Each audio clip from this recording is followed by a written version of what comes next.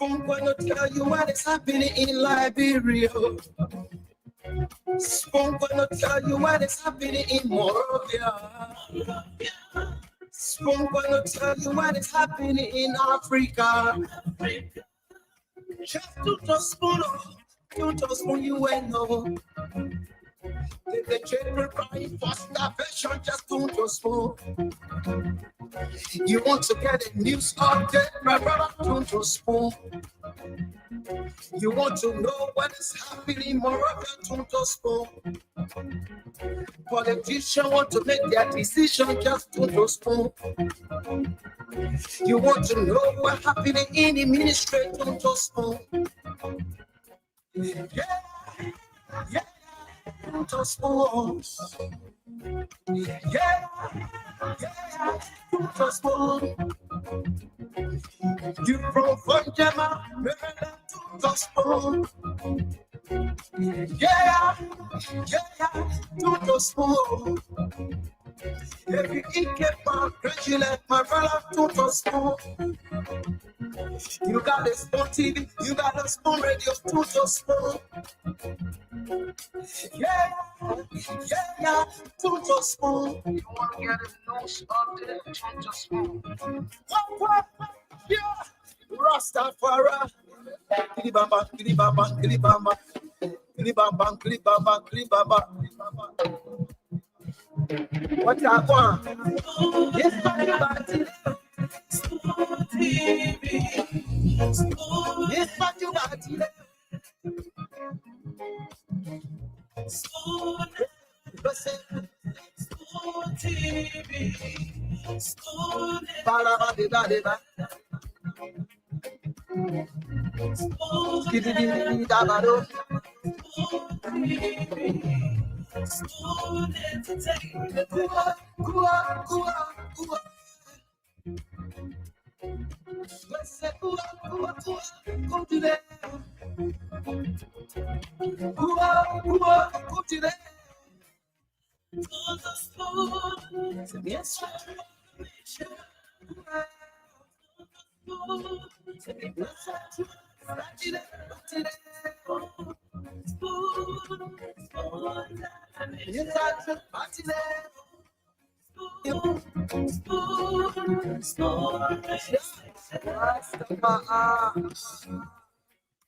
I'm gonna tell you what is happening in Liberia.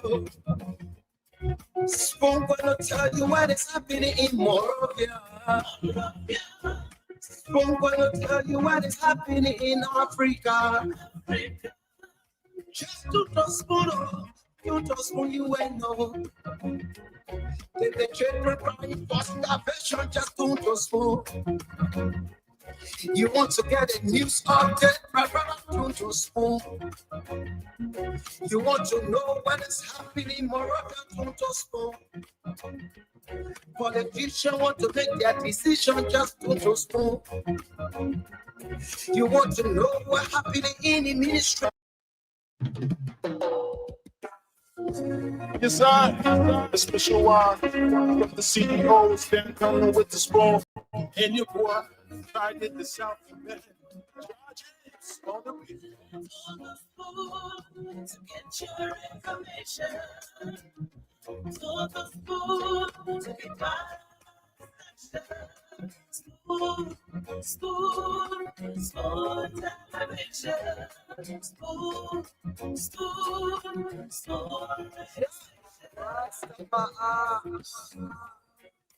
I'm going to tell you what is happening in Liberia. And this spoon is going to tell you what is happening in Liberia. What's happening in Morovia. What is happening in Monrovia. What is happening. Tell you what is happening across the country. Across the 15 counties of Liberia. Just tune to spoon and you will know. You will hear the voices of Liberians. You will get to hear Liberians express themselves on the trending national issues.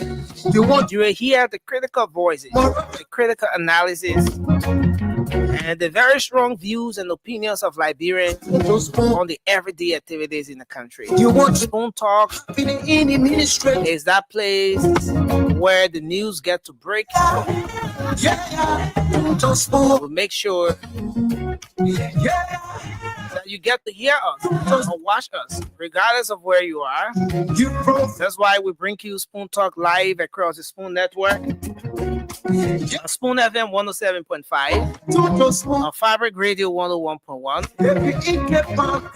and on several frequencies across the country as well. The latest partnership with the Voice of Liberia, a renowned media network in Liberia as well.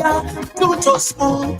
That enables us to bring you Spoon Talk now across the country. On Voice of Liberia 104.1, Baba. Voice of Liberia in Grand Baza County, in Bon County, in Margibi County, in Lofa County, and across other counties of the country. But not just that, Spoon Talk is also being relayed across the country on several radio stations.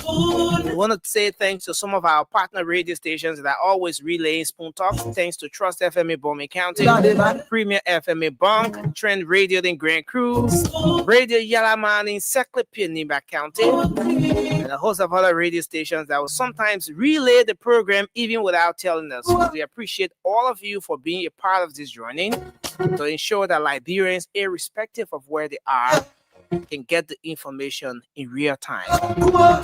Spoon Talk is live across social media as well. We're live on Spoon TV on Facebook, Fabric TV on Facebook, Super TV on Facebook. We're also live on Fabric Live on Facebook and also on YouTube, and our YouTube handle is Spoon Talk Live. I want to welcome all of you tonight. My name is Nelson Colette. This is Spoon Talk. As you join us, we ask you to kindly share the program as you come on tonight. It doesn't matter where you're joining us from. We ask you to share the show across your social media handles.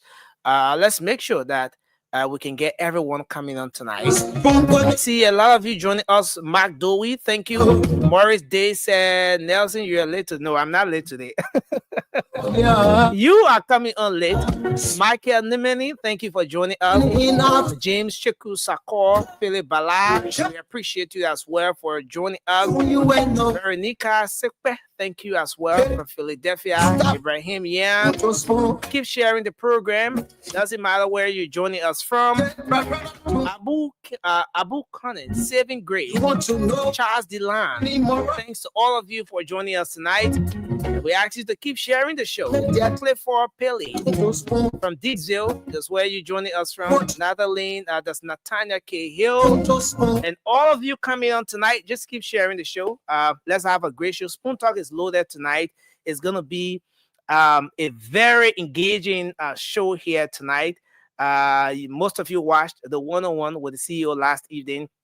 It was very forceful, from the pre-analysis to the interview itself to the post-analysis. But you're going to get even more here tonight because this edition of Spoon Talk promises to be very, very informative. Yes, we are going to take your calls, as we always do here on the show. We get to take your calls. The first segment of Spoon Talk, because Spoon Talk is for the Liberian people, we get to dedicate the first segment of the program to you, the Liberian people. So you get to talk, you get to express yourselves, and with no specific talking points, you get to say exactly what those issues are that are on your mind. So what's on your mind for the first 30 minutes of the show, that's what we get to do here. So I will start to take your calls now. Let's hear you. A lot of issues happening across the country, maybe some of the issues affecting you. You can talk about those very issues here tonight on the show. So the numbers 0555-101075 is the number to call, and you'll be live. Feel free to express yourself once you're doing that in a very safer manner. This is just a platform for you to do that.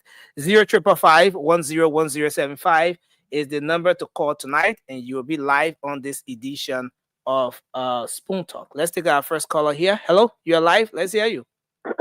Well, even to even cook from the brother, I come on this wonderful evening. I'm doing okay. It's good to have you on, sir. Let me say thanks to even cook from the brother. Nothing. This is the voice of Mohammed M. Kanajion, and I speak to you from the Buja Island Ever be Saturday, December 16 on the Buja Island in Douala. Okay. Nothing. My concerns tonight they have to be drawn to the attention of my own government that I'm supposed to, which is this current Unity Party government headed by President Bouakai. Nothing. You know what led, what made the former CDC government, what made former President Weah government was defeated at the time. Former President Weah came up probably said that what made his government was defeated because the way in which his government, with his former official government, was mean to his people or to the people. Nothing. This is the same scenario that occurring with this current ruling party government. Okay, look, we shouldn't boil and blow here. Okay, when I get some of our official government where some of them reside in most of the district, most of the community, and then they are hardly they are very, very mean. So even the party name. Nothing that be very honest with you. So okay. So your issue tonight is that so the government official and mean to the people. 99.8% of them very, very mean to the people. But what you want the government officials to be doing? Just quickly, then we take another person. That's it. Thank you. Look, but when you have but you think who someone can be defend here? Will I come defend Amos here? Why? Why? Why you can't defend them? No. You see it? What they do? They are only party member there when they very, very mean to them. Then you think who they will help. All right, thank you. So that the Mimi official and you just call so Jenna. You see me? Thank you for your input. We appreciate you tonight. Let's take another person. Hello, your name and where you calling from? Let's hear you. Yeah, good afternoon. I'm Ezra calling. Yeah, go ahead. Let's hear you. Yeah, what is in my mind? Let justice be done. Okay. Michael Bryan need to be sent betrayed. So that's what on my mind for now. Okay, thank you for your input. We take another person. Hello, your name and where you joining us from? Yeah, Maxine, good evening. This is Oscar Zigwen calling from Pasadena. Oscar, it's good to have you. What's on your mind, sir? Maxine, what on my mind have to do with the project the president is taking in Foya. Okay. Maxine, this president said he came to rescue the country. And when you see as a citizen of this country, Maxine, 89% of the citizens are living in poverty. For the president to take down overnight almost $10 million projects in Foya, which Banjama is the capital city, the city presidential party, Mr. Hamnesi, it baffled me. Okay. You know, it's good as an older person, when you want to do something to leave legacy for your children. So with tomorrow when your children are on the street passing, you say, yeah, when they met the children's father was president of this country, he do X, Y, Z, that he left a legacy for them. But next, President Bouakai is proceeding wrong way. When you got on the street, 9% of the citizens are crying for property because we cannot sustain ourselves. During CDC administration, I think we used to sustain ourselves with $2 per day, and we said CDC was not doing nothing for us. It was doing everything wrong. Then we voted the Unity Party because of the platform that came with rescue. But now they are not rescuing or they are rescuing. We are called upon the president. He said, "Give a rescue of Mr. President. So do what you can do so the citizens of this country can benefit. We are suffering. Our children are not going to school. Everybody are hijacking the tuition of every school in this country, and you are not saying nothing towards it." Thank you, Nancy. Thank you for your input tonight. 0555-101075. Hello, you are live. You want to walk away? Okay, good evening. Go ahead. Hello? Yeah, go ahead. Let's hear you. Hello? Hello, go ahead. Let's hear you. Hello? Hello, you can I can hear you. How you doing, Nelson? Yes, sir. Good evening. Let's hear you. Okay, too bad we lost that person. I see the CEO has joined us tonight. Very, very fast. Very fast. Very fast. Very early. Very early, very 50 minutes into the show. What we got? Listen, we got a lot to talk about today. Nelson, what's good? Somebody said, anytime you come very early, it can be fire. So yeah, but I don't know why they say it can be fired. What's going on, man? I mean, what's going on? What's going on, Nelson? Yeah, everything is good. The country is still talking about the interview from last night, and which interview, Nelson? Which interview? The most talk about 101 from last. Yeah. Seriously, we had an interview last night. You forgot. That's it. That's it. This thing. That's it. That's it. But that's it. I'm kind of surprised though. What happened today with CDC? I see Funatico for building the CDC. The CDC something about. It's kind of like what's going on? I mean, is CDC ready? No. I really want to know if CDC is ready. It looks so. Boy, you looking at right before you answer me. You scared? No, I'm taking note of the environment. I eat like very in America. Don't take note. That CDC not ready for prime time. Look at Mr. Cummings yesterday. What? Yeah. That fun. Look at Mr. Cummings. To tell you the truth, man, but CDC is not ready. I'm trying to find out that 10 lane, right? And to tell you the truth, listen, I want that 10 lane. I want something to push. Seriously speaking, people gotta understand where we are. This is. There you go. Everybody say you see my screen. Yeah, but this is But this is big. This is big. This is a big wahala. But are you looking at Musa Belete, Nelson? Yeah, I saw you. Musa is a bad boy. Musa is a bad boy. I think Musa gets something under his sleeve though. Nelson, do me a favor. You know what? I want to connect you with my earpiece, right? So tell the guys to come on. We're about to start this show early today without playing Yama. But I want to say to all Liberia, Musa is a bad boy, right? I got a breaking news. The amount of money Musa is willing to spend. Listen, Musa got to tell us whether it's true. The amount of money Musa willing to spend. And I also want to talk about the yellow machine today, Nelson. It's something about the yellow machine, right? That they have decided on it. So the whole yellow machine thing, I'm going to be putting out some documents that I got from the Public Work Ministry. I'm going to put it up. And I'm going to talk about the gang rape and the government fight against rape.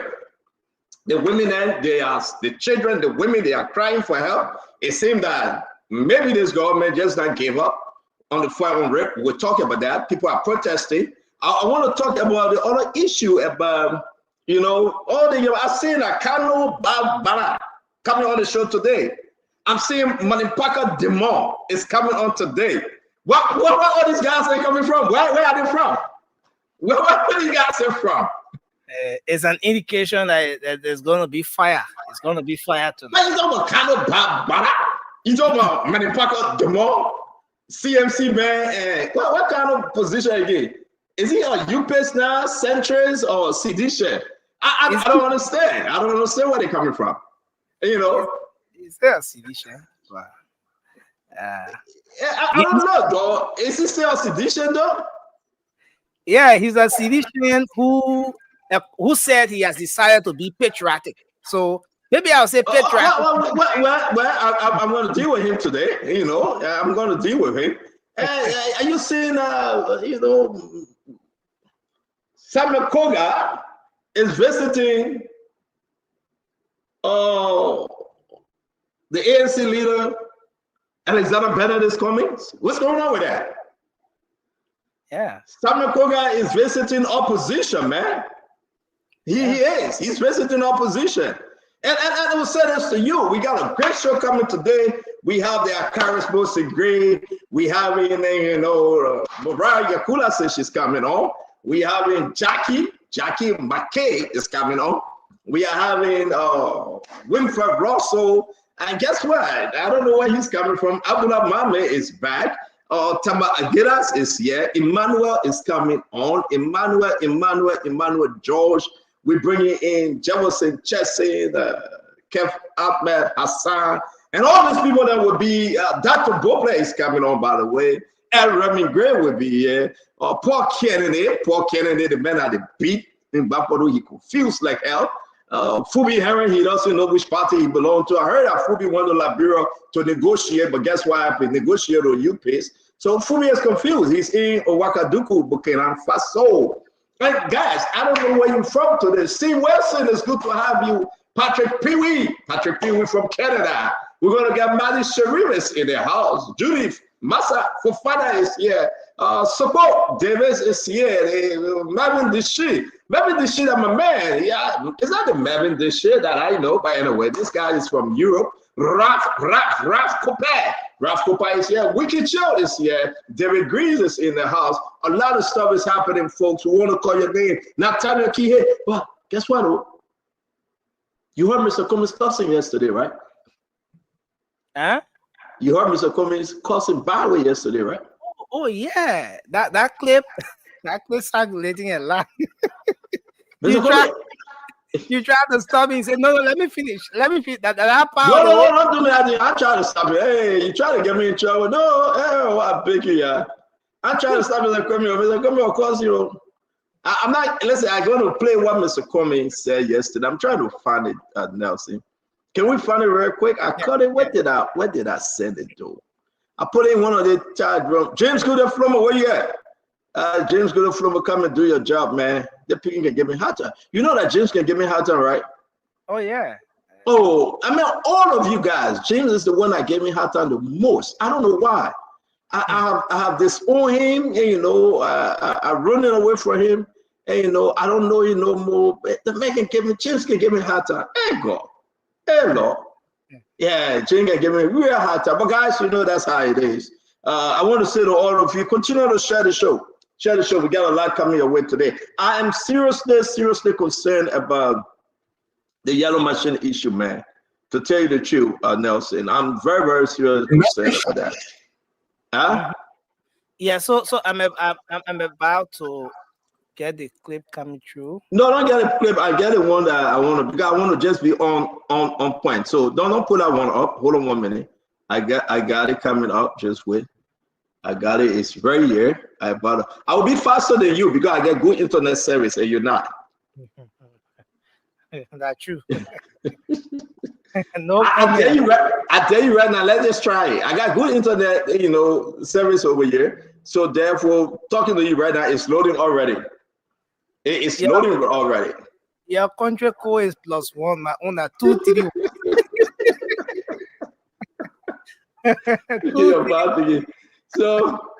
So my country code tells the difference, right? Yeah. Oh man, this is huge. Ladies and gentlemen, share the show. Let's make progress here. It's 4:24. Coming by, he said he's in the back. He's coming. I can see Kafiko. I've seen Manipako Dumont. They're all coming on right now. Once they are ready, I'm going to bring that on after this. But again, Mr. Cummings. This is funny though. For real. Y'all listen to Mr. Cummings, right? The message to Liberians: some things are going to be new and some things are going to stay the same. So there are things we're going to stop and there are things we're going to start. What's going to be different about me is that I am not going to let people define me. I am going to define myself. I was too legal. For example, when I was falsely accused by my colleagues in the CPP of forging documents, rather than understanding that it was political and not legal, and we needed to play the political game and the media game, etc., we were relying on the legal system, on the court system. I will not let that happen to me in the future. I will not be defined by my opponents, but I'll define myself and be more aggressive about that. This nonsense, and excuse my choice of words to you and your audience, this bullshit about me being gay. Complete bullshit, complete nonsense. I would not let anybody define me in that way when it's not. And when, let me finish, please. And when, many Liberians, unfortunately, were gullible in believing that stuff. So those are examples of what I will do differently going forward.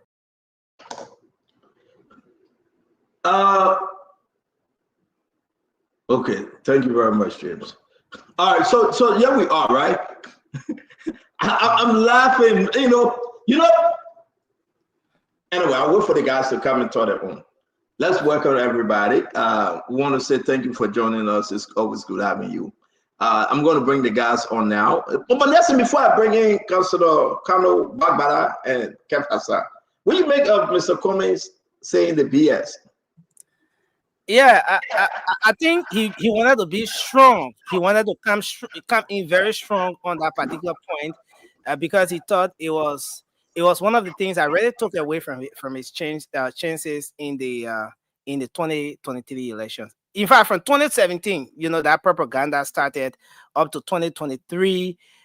In fact, it even helped even contributed. So my point is, right, I understand where you're coming from, right? And we discussed this, guys. I want to say to all of you, just give me 1 minute. I got to set this thing with my computer because it looked like it seemed to be I can be yelling and the audio is not. Are you hearing me well, though?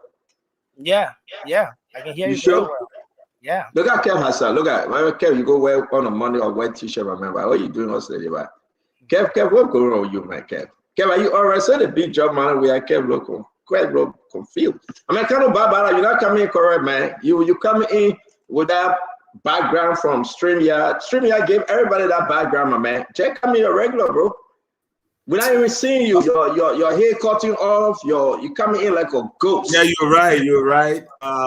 I try to do this from my bedroom, but I think I have to go back down to my office. But let me just come in regularly where I'm coming from, right? Yeah, that would be fun, my man. Because you look like a centric ghost. You know the centric. You look like a centric ghost, my man. CEO, they're starting off on a blast. No, go come back. Wait for you. Go come back. No, let me do that. I don't know. Let me figure out what the settings are here. All right. Thank you. All right. Thank you. All right. Thanks. All right. So we're going to be bringing Kano back. Kev, let's have you real quick. I know. Take the call, Kev. Somebody calling you. Take your call. You see, I know when somebody calling them, man. Seriously, I know when some.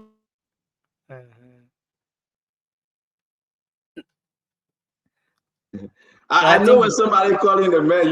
Listen, I have spot on everything I do. But ladies and gentlemen, Peter Toba is going to be a great show today. My brother Polara Moses Lago, you'll continue to share the show. Wicked Chili, Tose Bai is here. Get you that so favor. I don't know what kind of name it's that. Labrador first is in the house. We're going to be having a great show today. The guys coming on, but again, I want to say to you, I will be sharing some document with you, which is so important, and I really want you to know what's the story about the yellow machine. What's the government position on the yellow machine? We got a lot of information. One, let me put this up. The letter that was written to the Vice President Jeremiah Kwan-Kum, and this letter came from President Joseph Yeman Boakai, right? We have three companies here. Now look up there. The Sunny, the Chantua, and the Caterpillar. Now Sunny is up. Sunny wrote a letter and said they don't want to be part of it anymore. They are not interested because of all the technicality. So it was between the Chantua, which is evergreen, and the Caterpillar. Now it got interesting here. I really want to tell you that you want to stay tuned. It's a yellow machine coming, and who bring your yellow machine in? We got other documents for you to look into. Serious one, very, very important document. I want to share just one little document with you. You see this? The source of financing is very important. It's very important. But look up. What they say, we have the financial capacity to pre-finance the supply of vehicle to the maximum of 100%. So let's stay right there. Let's stay right there for a minute. Now, somebody said we'll do 100%. Why are you saying no, you're not giving them those machines for them to bring it in the country? We discussed that, right? There's a lot going on. What is happening in the government today? You remember President George Manawia? Hey, we're going to build our son, we will pay our place, we will pay, we'll be beautiful, we start. Find me that video. During President Weah's birthday, he announced that they got the money, they will build it. Hey, but we heard this from Fanati Kofa today.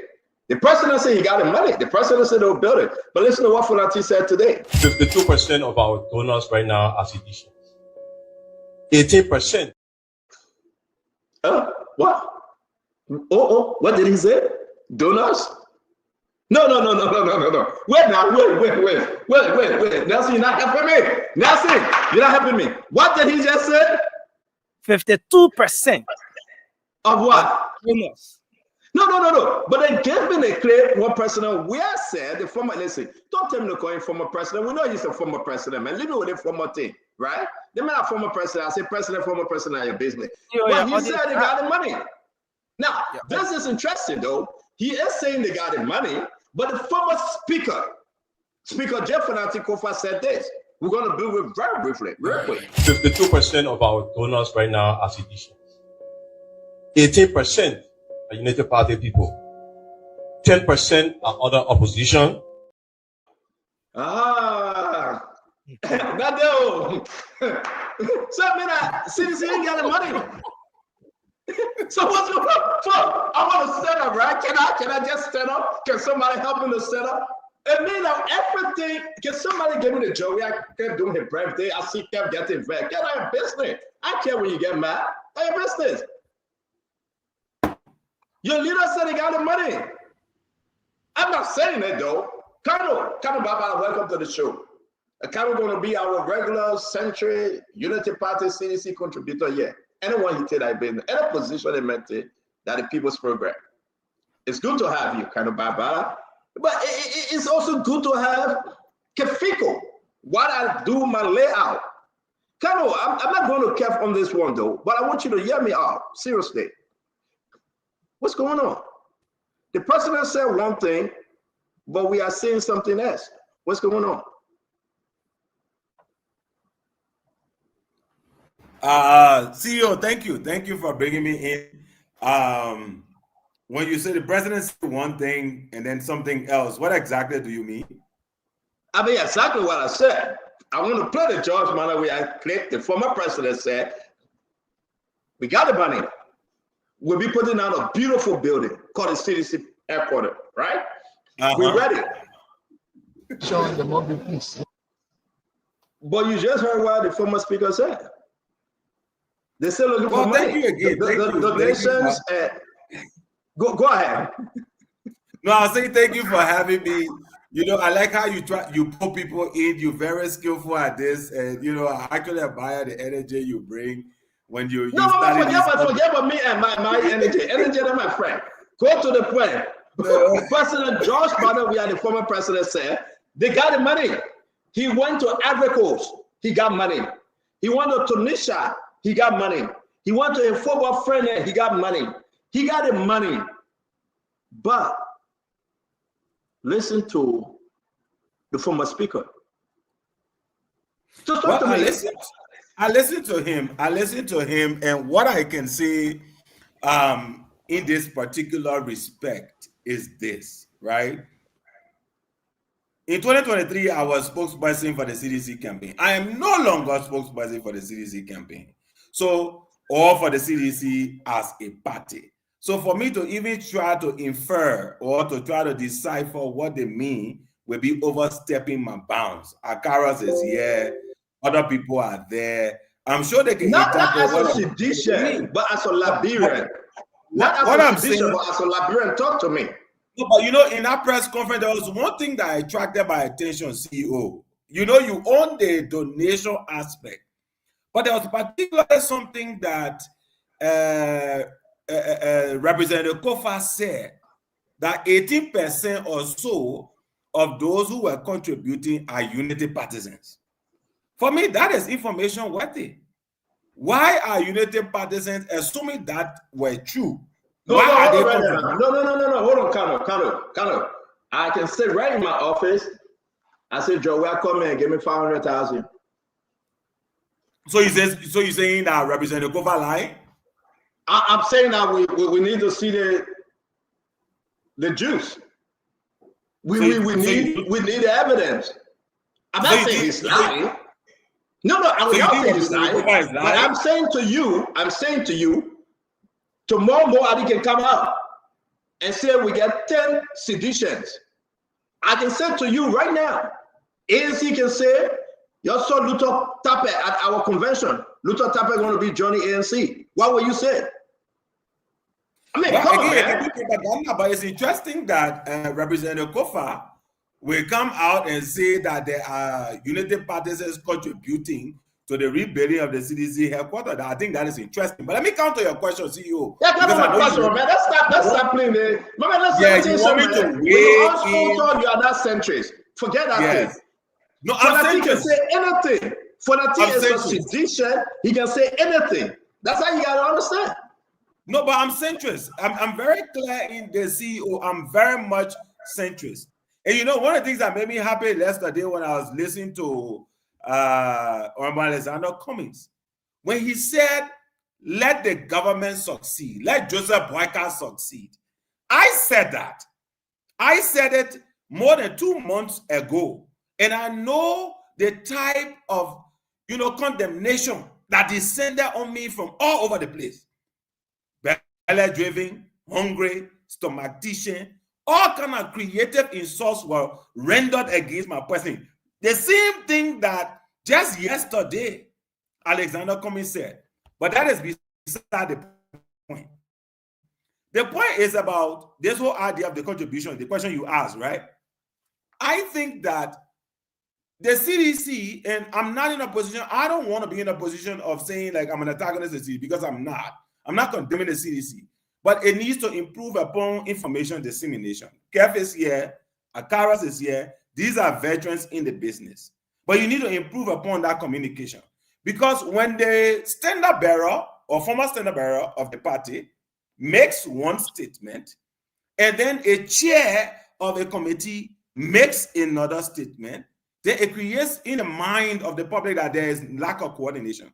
But maybe also, okay, so let me hold you there because we started the show officially yet. Let me bring in. Maybe also. Let when you read it, because let when you read it, we'll come back to this. I'm going to recognize here I'm going to recognize the Honorable Mayor Akaras Mosegre. You are working for him before, so show you some respect here. Let me recognize Akaras Mosegre. I'll recognize my friend and brother Kefiko. Honorable Gray, welcome to the show, Kef. As always, it's good to see you. This show going to be on fire today. We got Emmanuel Josh is coming on. Winfred Russell will be here. Abula Mame is coming. Mariah Yakula will be joining us. We're going to bring in the good, the bad, and the ugly. Vendetta Patrick, Uncle Sam Jackson, Dr. Bopla, and everybody. First come, first serve. Real quick. Kev, hold on 1 minute. Akaras Gray. You heard from your brother, Councilor Kanu Bagbala. Great man. All right, Gray is in something. Let's hear you, Kev. Talk to us.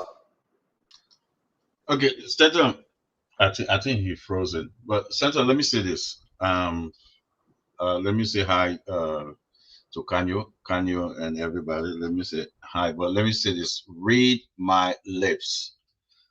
We have our 100% of our money. We have donors coming in. Also, people come in all over and putting it and bringing the money for us to build our headquarters. If we don't have our money, we will not break grounds. We will not break grounds. The reason we're breaking ground because the president, George Manawia, is 100% correct. And Speaker Kofa is not saying nothing different. And let me say this, he's a honorable man. He will not tell you 18% of Unity Party donating to our headquarters. He will not come and say something different. This man is a honorable man. This man is a decent man. He will never come. Speaker Kofa don't play propaganda. He don't play propaganda. Thank you very much. Are they all honorable men? I will go back to what Akaras Gray said yesterday. Are they all honorable men? Because Brutus said he was honorable men. Are they all honorable men? Come on, man. I agree. No if and or that. I respect Jay Fonati Kofa, a great counselor. I do. I agree with what you are saying. He is an honorable man. But are they all honorable men? That's the question. Akaris Mostly, great talk to me. Welcome to the show. Thank you very much. Stand on. You flag an issue. You said, President, we have the money to build, right? What did you say exactly, Stanton? Go ahead, tell your owner. You brought the conversation up. I just joined. My man, you just heard what Kev said. Kev said the president get the money 100%. So you are what Kev said. You said, what did you say? What Kev just told you, or Sidisha said the president said you're getting money 100%. I'm beating the thing what you said. I was not on air. Let me listen to what you said. I'm picking up from what you said. No, but okay, guys. And that's why, Kano, you read on the show, right? Her own sedition reaction, Red Lake reaction, just said President George Bernard said they got the money, 100% of the money.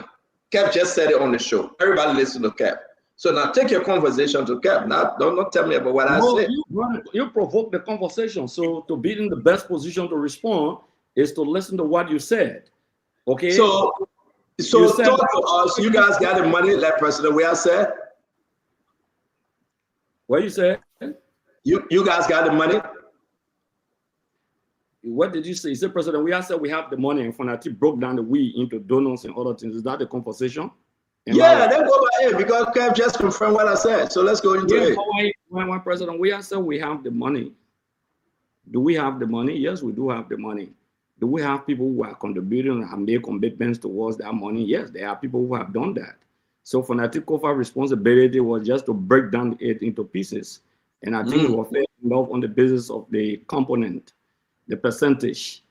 Okay, that's what he did. He said this percent of the funding coming from social and so thing, this other percentage coming from there. I think deliberately he said 18% from the Unity Party, to tell the people in the Unity Party that by 2029 they will be out. Their people are disintegrating. I think that should be the meat of the discussion. For me, that's what. Yeah. I mean, you can put it which way. You can put it which way. I got no problem with that, brother. But I would say to you, let's go back to what President Weah said on his birthday. Okay, so, it's very important. Initially, let's start the show, guys. Welcome to the show, Akaris Gray. Kev Hassan, Nelson, as always, thank you for producing. Councilor Kano Barbara, it's good to have you. I want to thank all of you that joining us, the rest of the team coming on. We got a lot of story for you today. We got a rape allegation. Women were protesting today at the U.S. Embassy. The gang rape again. The Labrador National Police spoke against the posted something. What's going on with rape issue on the increase on the rise in Liberia? We're going to talk about the yellow machine. We got new documents concerning this yellow machine. We're going to talk about whether CDC in a position now to carry on that project under the former Speaker Jay Fonati Kofa. Let's talk about the issue about Alexander Cummings, his message out there. And I have a breaking news on Musability. I can announce to all of you, Musability conversation with me, he will be spending $1 million in each county, which will be $15 million for the 2029 election. Now, we're going to dive into it. Musability is willing. He says, Stanton, I am willing to spend $15 million or more into the 2029 election, $1 million for each county. Imagine Musa is putting his own money or whosoever contributing to him, talking about $15 million in the election. He have increased the bar. Anybody go beneath or they will say below, I think that person have problem. And we will have that conversation tonight. Musa, every county he goes in, he found someone to give them car. Samuel Johnson will be getting a brand new pickup truck from Musa. From Bomi, you saw what he did in Bon County. You saw what he did in Ganta, Nima County. And he's willing to spend up to $50 million or more. That's the breaking news, and we will be talking to Musa. By the way, Musa is on his way here to the United States.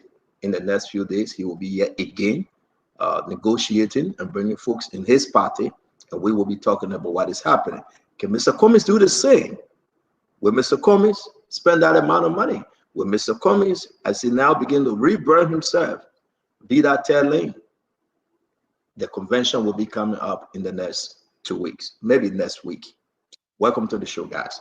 Go on Facebook right now, go on Instagram, go on YouTube, and share the show. Let's play what George Mannaway has said. Well, we still got but 14 minutes, but we're going to start the show now. This is what the former president said, guys. Let's listen. There must be peace. We want the peace, the development, the prosperity. Yes. So that what we hope for, and what we're going to do. Yesterday, we finalized the document that I told you. Now we are looking for a date to break ground.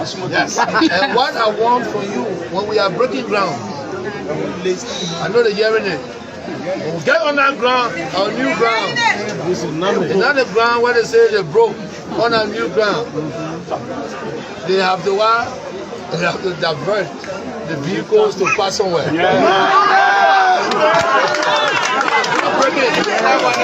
They got to do something. Our groundbreaking will be in our numbers to break ground to clean our site.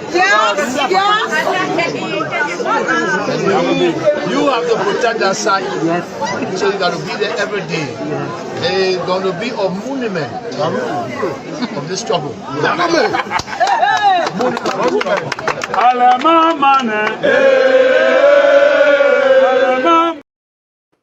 Hey, so alala.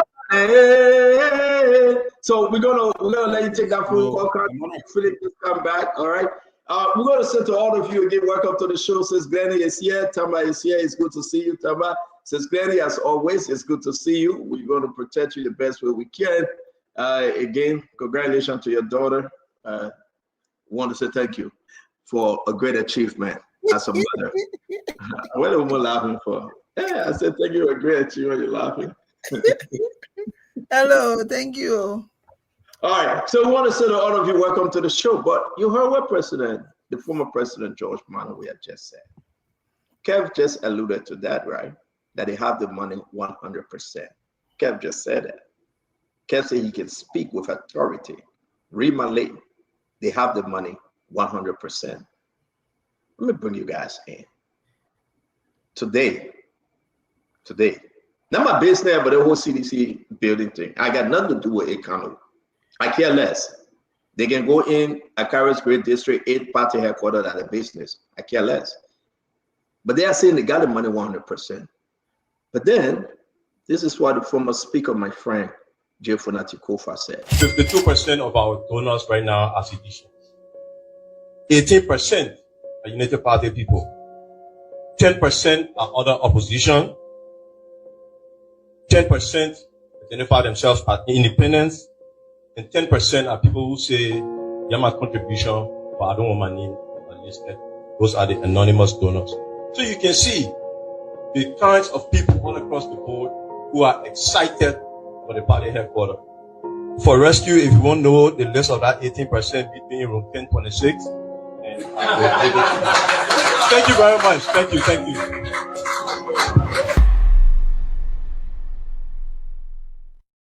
Lord, the man said, if you want to know the list, Glenny, go in room 1026, the famous room, you know that.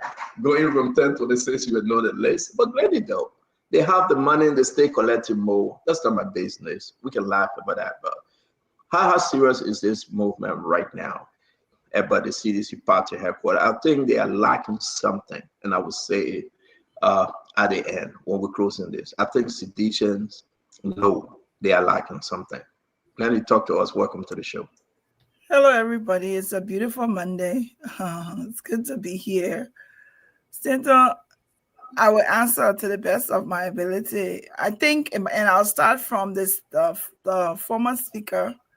I think he was alluding to probably Koga 1026 could be during the time that could be that. But I'm also surprised too that based on what he's saying, that they're still raising money and they don't really have the money right now. I think it's a good thing that ordinary that seditions based on the list, he said 50-something% the donations have come from seditions. That's a good thing. I think the fact that they are now trying to own their own place and raise the funding for that, that's fine. But clearly they don't have the money yet, because if they had the money, by now we would have known. There would have been groundbreaking and all of that. They're still raising funds, so we applaud them for doing that. It's a good thing for them to own their own headquarters. I think that's the fairest response I can give. And I like the fact because, Glennie, I like what you just said, right? You remember when they announced the first 31 name, and on that list you get Acid Doe, number 21. Since they announced his name, he stopped coming on Spoon. He's busy. But that's okay, right? Let's just understand something here. They said it's 17. We're going to get that big announcement. September 17 came. I think you posted. I think on one of your pages. 17. Yeah.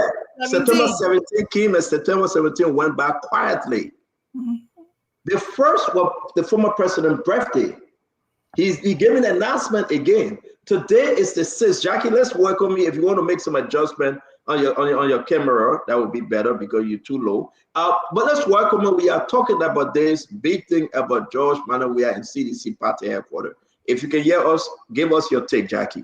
It's good to have you back. Thank you. Thank you, Stanton. Hello to everyone. The topic is CDC. Is that right? I'm just logging in, so I'm trying to. Okay, so make your adjustment and we'll come back to you. Yeah, make your adjustment. We'll come back to you guys. We are discussing the CDC party headquarters. There was a meeting held today, a press conference that was chaired by the former Speaker J. Funati Kofa. A lot of people reached out to me in disappointment and arrangement in which it was done, but that's something else. I just want to bring us up to speed. Kev Hassan said they got the money 100%. All right. Contribution coming from so many people, 18% from Unity Party. What say you? Glennie is in doubt. I'm in doubt whether they got the money. 2 postponement now. I'm still thinking. So we'll do this in Sackway again, and we'll go around the block. So let me come back to you at Carrisville officially now. Tell the Liberian people what's the story here. No, I want to be very clear. The CDC officially didn't announce a single date as a party in the past prior to today. The CDC. What was the 17 about? No, wait. I don't know what you're talking about. But I'm speaking. Oh. I said I don't know what you're talking about. Then they're talking about. But the CDC has officially announced its groundbreaking ceremony.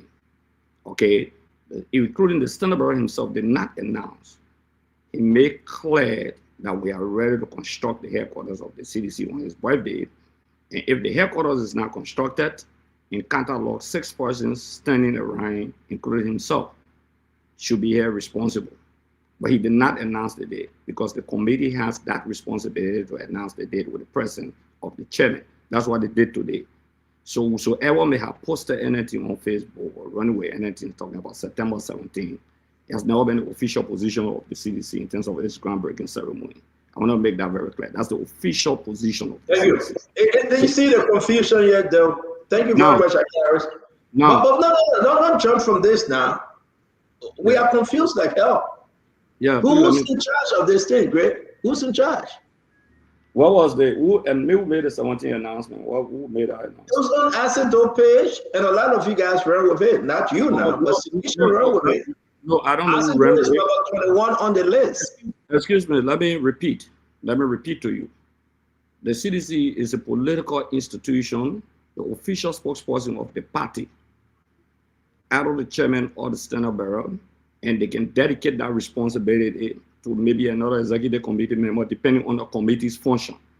So because there was a committee for the construction work, that committee was given that responsibility. That's why if you listen to the standard bearer birthday, he did not even give the date. Instead, the date will be announced. Listen to him very well. So the committee made an announcement. So any other thought or any other writing or any other thing is not an official position, was never has never been an official position of the CDC. But thank you.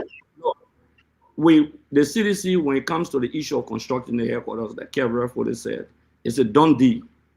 Do we have something in store as an element of surprise that may subsequently be announced? And we still need money in those directions? Yes, we do. Man, that move for you. You're not a disrespect move for you. Don't waste our time here. You're not talking to your people then here. You're talking to Greba. Waste more. But why you mean by your people there here? What I want me honorable your people there here? What I want me here? You know, put them we can talk to that. I'm a man. You know what I'm talking about. No, but you gave me honest, man. Stand on. Let me say this to you. You are on the show. I can assure you, and I can show everyone here that the CDC will make a pronouncement. When that pronouncement will be made, if the CDC will make another pronouncement, when that pronouncement will be made, it's not for me to say. So you can't say I cannot say it. But it will surpass and shock the foundation of this country. I can assure you. You were what? The foundation of Liberia, Jackie? Take it away, Jackie. No, before Jackie take it, let know what you call him. We'll surprise and we'll shock the foundation of the country. We in politics. That's $15 million. No problem. Let's bring in Jackie. $15 million to you. That's why I don't have to tell you what we're doing. It's not. No, we will get to Musa and his 15 million project for 2029. It's project 2029 for Musa. The man is spending nothing less than $15 million or $1 million in each county. This is of a concern. But Jackie, let's leave that for a second. Let's now talk about the CDC party headquarters. I'm going to play all of the video. Let's give it a one shot, and then we'll move on. This is George Manneh. We are the former president. There must be peace. We want the peace, the development, the prosperity. So that what we hope for and what we're going to do. Yesterday, we finalized the document that I told you. Now we are looking for a date to break ground. Yes. And what I want from you, when we are breaking ground, I know they're hearing it. When we get on that ground, our new ground, it's not the ground where they say they broke. On our new ground, they have to divert the vehicles to pass somewhere.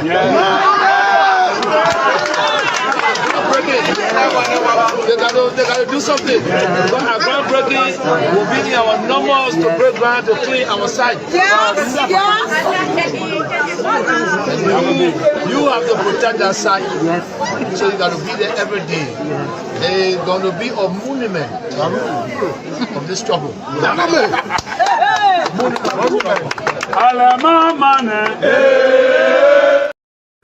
Let's listen to Fonatico for here, please. 52% of our donors right now are citizens. 18% are United Party people. 10% are other opposition. 10% identify themselves as independents. And 10% are people who say, yeah, my contribution, but I don't want my name listed. Those are the anonymous donors.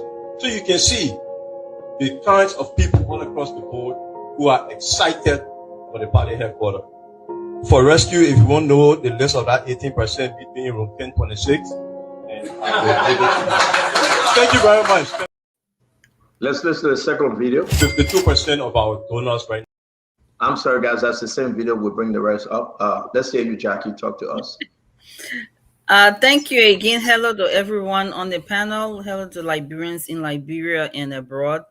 Actually, Sandra, I'm excited to see that CDC, a major party, is coming back with the headquarters, and this time they say that they're actually building the headquarters. That's good. I mean, that's good news.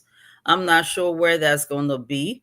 If maybe Akaras Gray can let the public know where the headquarters is, what part of Monrovia or Liberia the headquarters is going to be, that would be great. But to see them breaking ground and hearing the former president say that they're going to be breaking ground, that's good. I'm excited. Fonatico spoke.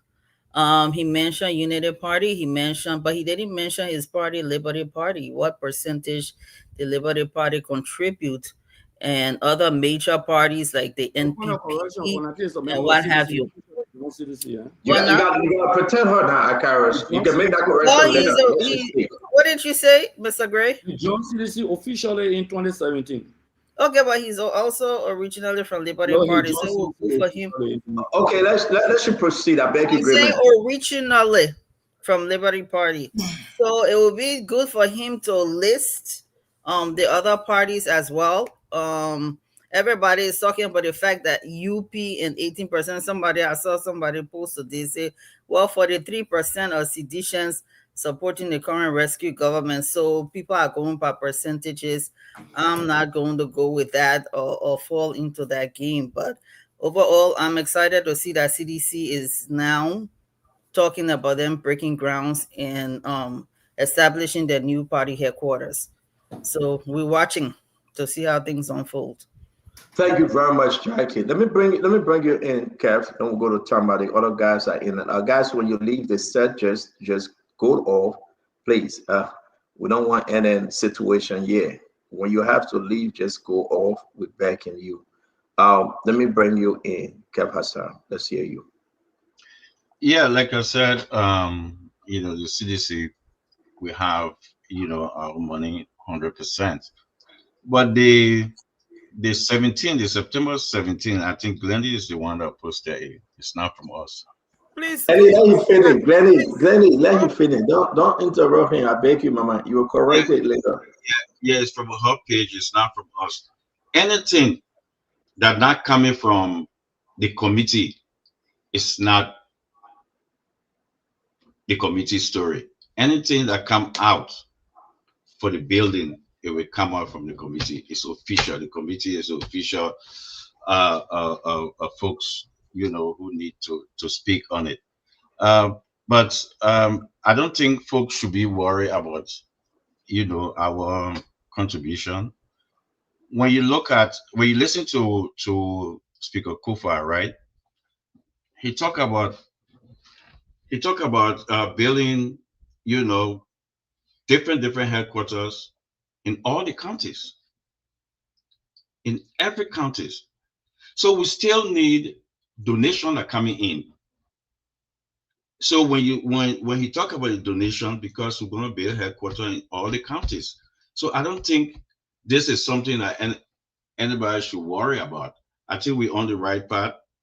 It's a great thing. No political party in Liberia, first in history, for a political party to own her own headquarters. No political party. So I think everybody should commend that, as Jackie commended that. So I think that should be the discussion.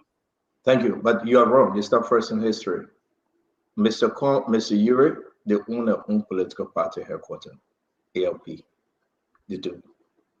Other political party in the country own their own political party headquarters. Which one? The UC party? I just told you, say Mr. Uri. Then you said that which one? You don't know Mr. Uri political party? You see other. Yeah, I'm gonna sit down and give you the list. You just said no political party. I just gave you one. Then you want me to give you 20 more? You say other. So MPP has it. I'm not even going to give him the list. One is enough for our brother Kev Hassan. So again, on August 25th, I'm going to post this as a do. It's not Glenny posted about the 17th. The biggest political news to ever hit the land of Liberia happens September 17th. About he went down to explain. I will share it with you. So let's go ahead. Facebook is right there. We got to check out Facebook. So Kev, I said it's right on his page. Just go there. I just read this from his page. I bet you. Let's go ahead. Let's bring you in, my brother Tamba. Welcome to the show. Yeah, thank you, CEO. It's a pleasure to be here, and good afternoon to the panelists on the show today, on the set. It's always an honor to come to discuss issues concerning Liberia. On the CDC party headquarters CEO, honestly, I wish that the party could come out with an official statement instead of, we have insiders here of the party and leaders of the party. You know, Gray, Kanyo Bagbala, who is also a member of the party. I know his sour relations recently with his statements and posts about the CDC, rather the Unity Party government. But this is where I always say leadership matters, right? Look, CDC should build a party because CDC has a grassroots segment of our population that believe in the CDC ideology. CDC has a blog about 17 to 20 something percent in the first round over the last 20 years in our ballot politics. And that's a solid base that they have. And those people are grassroots. You know, there are people from the communities like West Point, New Crew Town, Sonny Ware, etc., etc. And they were heartbroken when CDC lost their party headquarters. So they deserve a party headquarters. And I think this is where their leaders need to step up. Look, don't give your supporters, your members, a run around and create uncertainty. If former Speaker Kofa is coming up to announce contributions, he gave percentages, but what is the whole? Of the 52%, what is the whole of that contribution? How much has been contributed? How much has been donated? And he said 10% of the people don't want to be known. Okay, that's great. And then you protect those people's identity. But I think it was just political talk and spinning. And this is where I think I challenge the CDC to really come forward as leaders, step up if you want to be a viable replacement to the Unity Party and provide some leadership to your people, to your members. Don't take this as a criticism. Take this as a challenge. The people deserve to know. This is where you don't build an institution around individuals, where you build the institution around system and structures and processes. And this is why we are lacking in Liberia.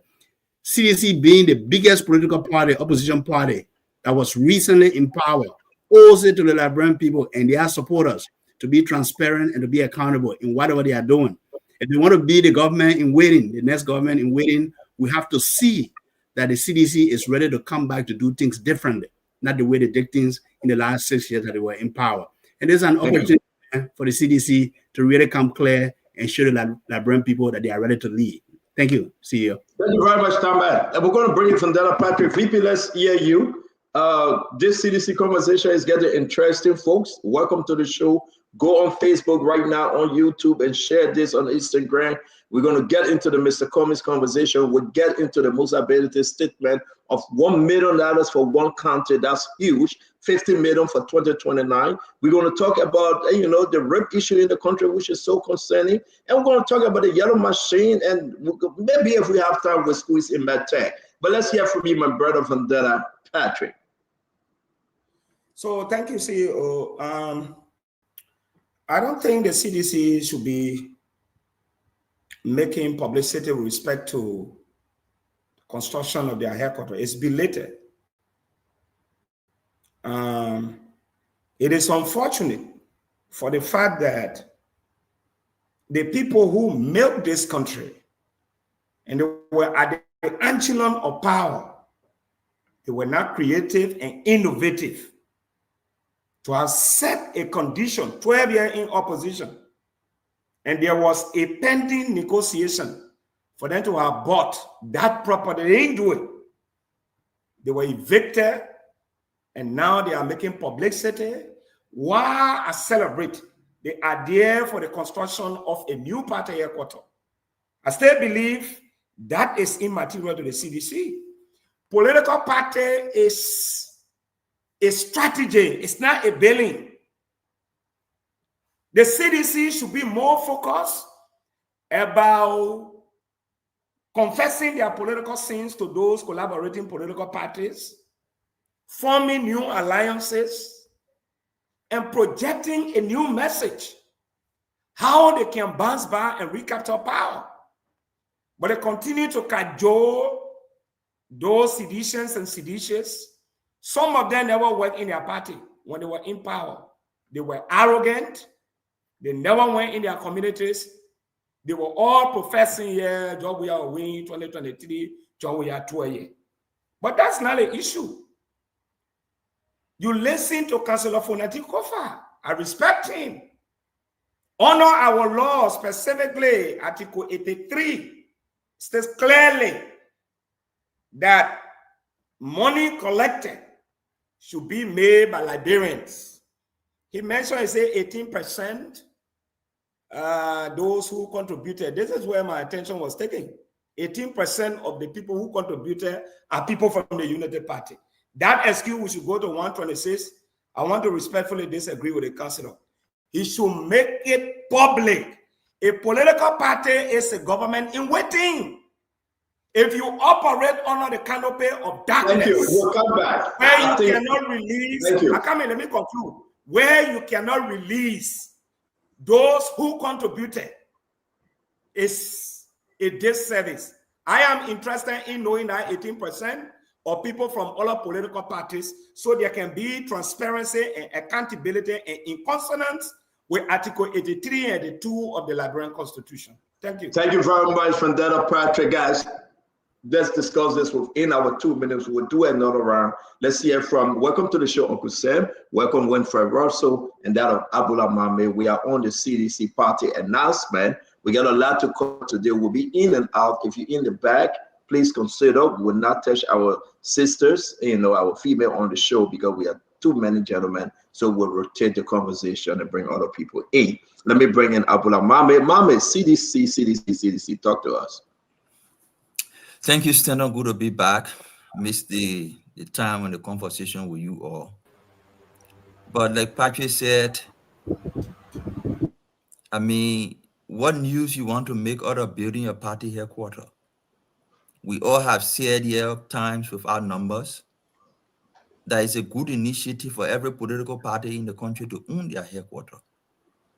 The misinformation that CDC is the first need to be corrected. NPP has its own party headquarters. ALP has its own party headquarters. CDC is not the first. What you should be talking more to your people is how you remain in power for 6 years, refuse to pay lease, refuse to enter into lease agreement, even when the party, when the owner of the property offer to sell the party to you, the selfish nature of your leader to procure it in the name of his son, and all the back and forth with that led to you being evicted and the place demolished. That is the crux of the topic. Mismanagement, selfishness, greed caused you to be here today. You will have owned that headquarters. The decision on the ownership was made ever since 2011. You started paying money to the owner when you took power claim in your heads. You decided to abandon your responsibility and felt that you could find other means to take the property from the man. Wickedness. Those are the things we'll be talking about. Greed, wickedness, mismanagement of political power. But we are happy that Dempster, by the law, is able once more in his lifetime to own his property when he was being fought by a political party. You come to raise money on the basis of lies and misinformation, that somebody contributed 18% to your political party headquarters. That's a responsibility. You don't do that. 18%, you put on Cash App, Zelle. So the people who were paying on Cash App and Zelle, they were paying with their political party ID card. The people were paying through mobile money, they were paying with a political party ID card for you to know that the person who paid the $100 here, that Unity Party partisan. You cannot launch your process of rebranding yourself on the basis of lies and deceit. When you do that, you lose credibility in the process. And that's why it's happening to you. But the crux of it is how you Thank you. It gets interesting. It will be interesting as we bring our brother Winfred Russell. Winfred, talk to us on the CDC party, Wulala and Wahala and every lala. Let's get into it. Then we'll bring in Kanu Barbara. We'll go to Uncle Sam Jackson, Emmanuel George. Again, like I said, we'll rotate our participation tonight, which is very important. My brother Russell, CDC, the party headquarters. Thank you. Thanks. And it's great being here. It's great seeing everyone. I'm looking forward to the lively conversation that is likely to take place in the next couple of hours here. I think it's a good thing. I think it's good that the CDC, as one of the largest political parties in the country, the CDC is coming up, and for them, it's news. It's making news for the members, for them to celebrate that they were finally breaking grounds or about to build the new political home. I don't see anything particularly wrong with that. But I had a question to now. Maybe Uncle Sam might be able to answer this. The E.J. Roy, wasn't it E.J. Roy? Chewy own their own party headquarters. Chewy party, right? Yeah, but anyways, I think it's a good thing. I think it's reason for them to celebrate. So we should allow. We are not saying that it's not a good thing to have their own party. The messaging, one, they should have said we're going to do the groundbreaking on the 17th of September. It never happened. Kev Hassan telling you and myself today that Joe will get 100% of the money. Fonati telling us they still collecting money. Different donors coming in. No time frame. My main argument is a unique one. You have owned that Dempster property, but for a reason of your own, they took you off. Not that you left willingly, but they kicked you off. They broke down everything. And my Sidician brother and sister will get mad, but that's what happened. We all watched it here on Spoon. When?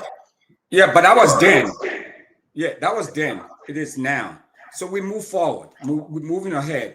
They were celebrating. They were laying out a plan. And I mean, I'll give it to them. I'll give it to them. I mean, yes. I mean, there are a lot of things that they could have done then. They didn't do. I mean, there are a lot of things we can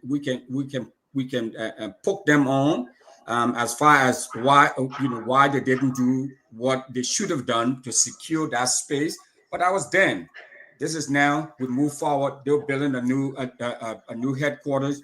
They're about to break ground, and I'm fine with that. Okay, thank you very much, Councillor Kano Babwada. Talk to us, my friend. Kano, you got to unmute.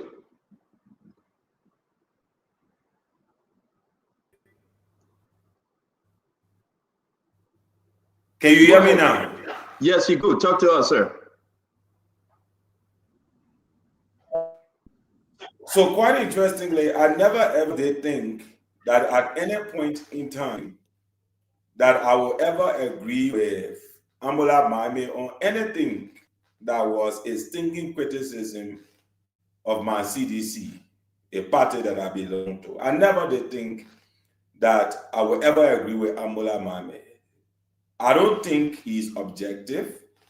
I don't think that his position is grounded in what is best for the country. But in this once instance, when it comes to the headquarters, I'm constrained to agree with Ambola Mame. As sad as it is, as hurtful as it is, I must agree with Mame that I think there was a monumental failure of leadership to preserve the party headquarters.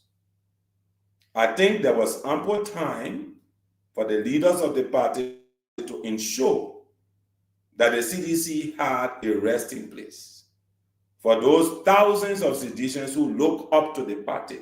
I know you want to discuss about whether the Standard has the money or there was 18%. No, talk your own. Forget that. Let's get into substance. Go ahead. Yeah. It's immaterial. It's immaterial.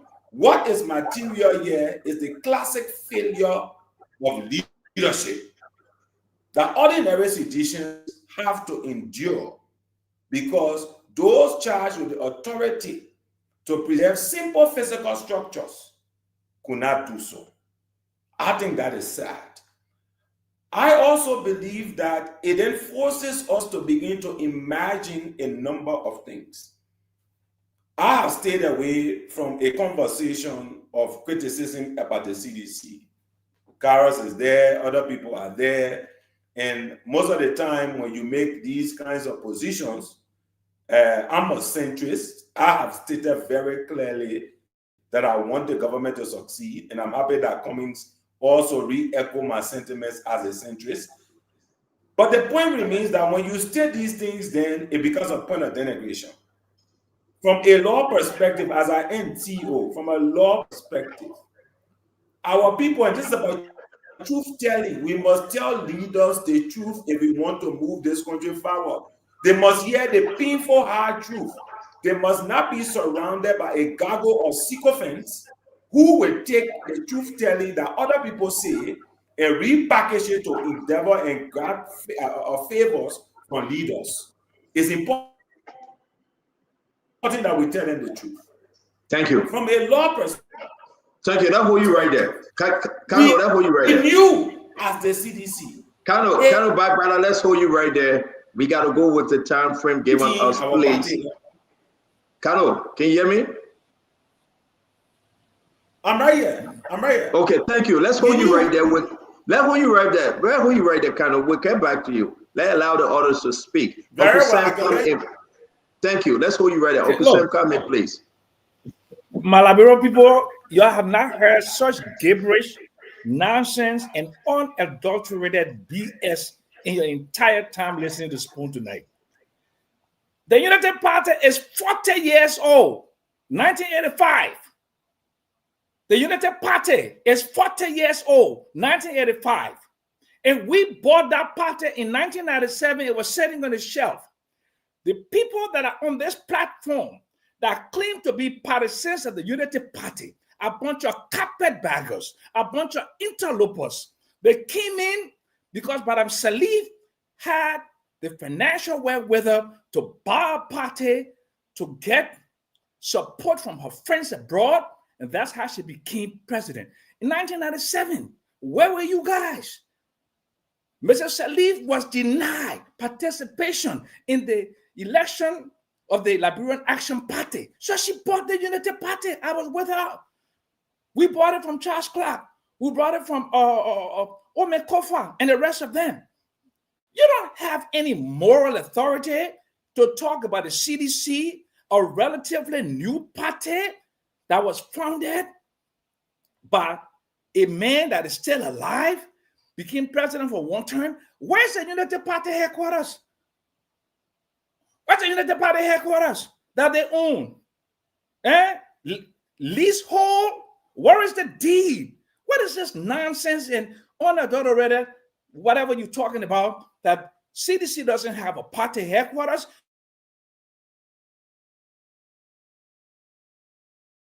Money, then the Unity Party, then the CDC, where I was still 66 out of 68 concession agreements. You did the Phil Alanito deal. You did all those oil blocks. Okay, ProPublica accuse you of corruption. Okay, Global Witness accuse you of all kinds of corruption. You had access to the public coffers for 12 years, and now another 2 years. That's 14 years post-democratic dispensation. And you want to come talk about the fact that the CDC doesn't have a party headquarters? What does that do to my water when it brings the CDC party headquarters? Thank you, Uncle Sam. Thank you. Stop this unadulterated BS. Thank you, Uncle Sam. Bachelor of Science at BS. We're going to welcome Money Parker Dumont from CMC and bring in Emmanuel George from ANC. Emmanuel, let's talk about the party headquarters yet. We're coming back to you at Carriage Gray. Hold on 1 minute, please. Emmanuel George, welcome. Thank you. Good evening, fellow panelists. Good evening, Stanton, and the Liberian people out there. So, Stanton, the grill that is frying here, we got fish to pull inside. Tonight, viewers, you are here, the Unity Party people fighting against the CDC people. Our own was just to be neutral. We want to congratulate the CDC for trying to build a political institution, and hopefully every other party will take cue from that we have to build institutions. We have to start paying these exorbitant rents to landlord that takes a lot of funding from our political campaign and take a lot of funding from what other things that our partisans have to do. Are you afraid of sedition? Have you been threatened? Are you afraid of sedition? That's why you try to play it safe? I mean, it's a fair question. Then you come out and say, you got fish to fry in this because it's about Liberia. How can you sit by and say we got no fish to fry? We got fish to fry in party headquarters fight. CDC is building a political institution. I want to congratulate them for starting what they did. There were mistakes in the conversation today that they made. I showed they will spin it and come back to what's the mistake? Tell us about the mistake. Oh, they are not the first, as Mame said, they are not the first to own a political headquarters. But definitely, the point of the conversation, Stanton, is that we should be congratulating the Congress of Democratic Change for trying to develop and build a political institution. Hopefully, every one of us who is in this political space will learn that. We pay a lot of money to landlords that could be used for political campaign and other. Does ANC have her own political headquarters? No, not yet, but we're working towards that. So you say you got no more right to speak when someone talking about owning their own, right?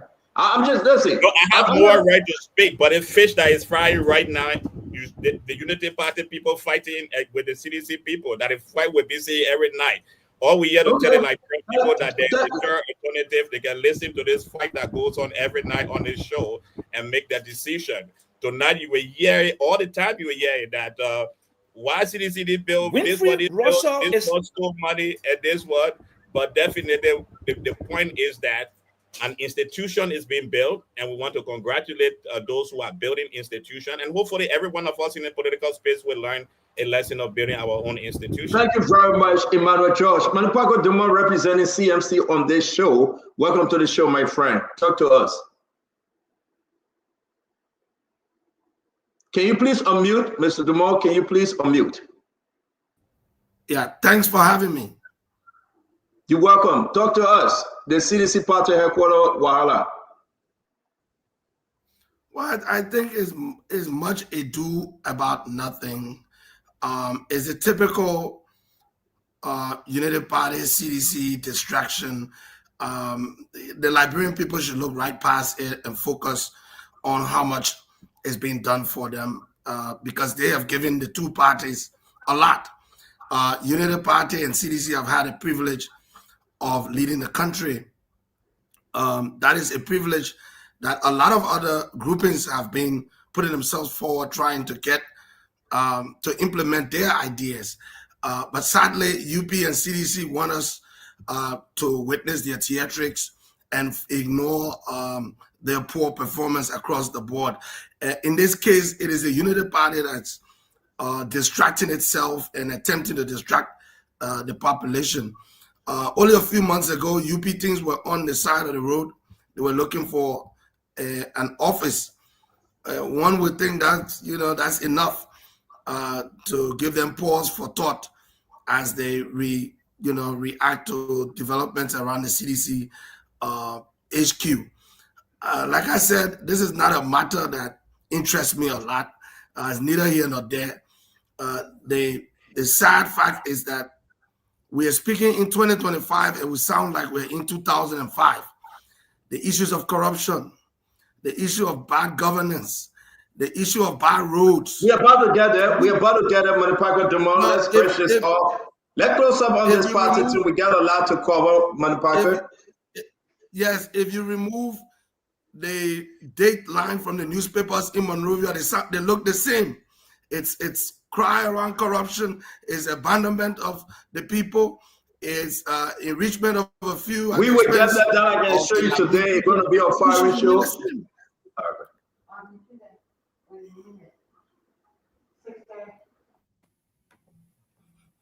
We're going to get there. Give us a minute or two, and want to say everyone has spoken on this, guys. The party headquarters issue, I will give Akaris the last word here because it is his party. Can I make a point of correction? Can I make a point of information, please? I beg you, like 20 seconds. Uncle Sam, go ahead. Uncle Sam, go Can ahead. we respond to Sam Jackson? Okay, then what we'll do, everybody will have the 1 minute to go around. That would be fair. Uncle Sam, you got to wait. Uncle Sam, you got to wait. Let's hear from Akaris Gray. Akaris, please. History has shown since 1877, there have been 5 ruling parties in Liberia. The Chewy Party was a ruling party and they built their own headquarters. The government charged them. The government said it was state resources. The government won the case. Today, the government should be owning the Chewy Party headquarters. The NDPL came to power. They didn't build their own headquarters. The NPP came while they were in state power. They got their own headquarters while in state power. People questioned on the source of funding. The Unity Party came. They didn't own their headquarters. The CDC came, the CDC did not own a headquarters.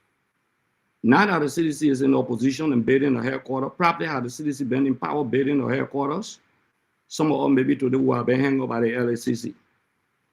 I think the CDC should be commended for being in opposition and not at the ruling party for constructing kind of the LACC. So probably who have been calling us by now, even who have still been with the LACC. So let's be fair enough.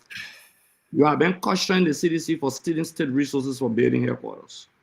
The masses have made a decision in opposition after state power that they want to build a headquarters. They are raising generating the necessary funds. I don't see what people are yelling. The Unity Party, while in power, Stanton is fully aware.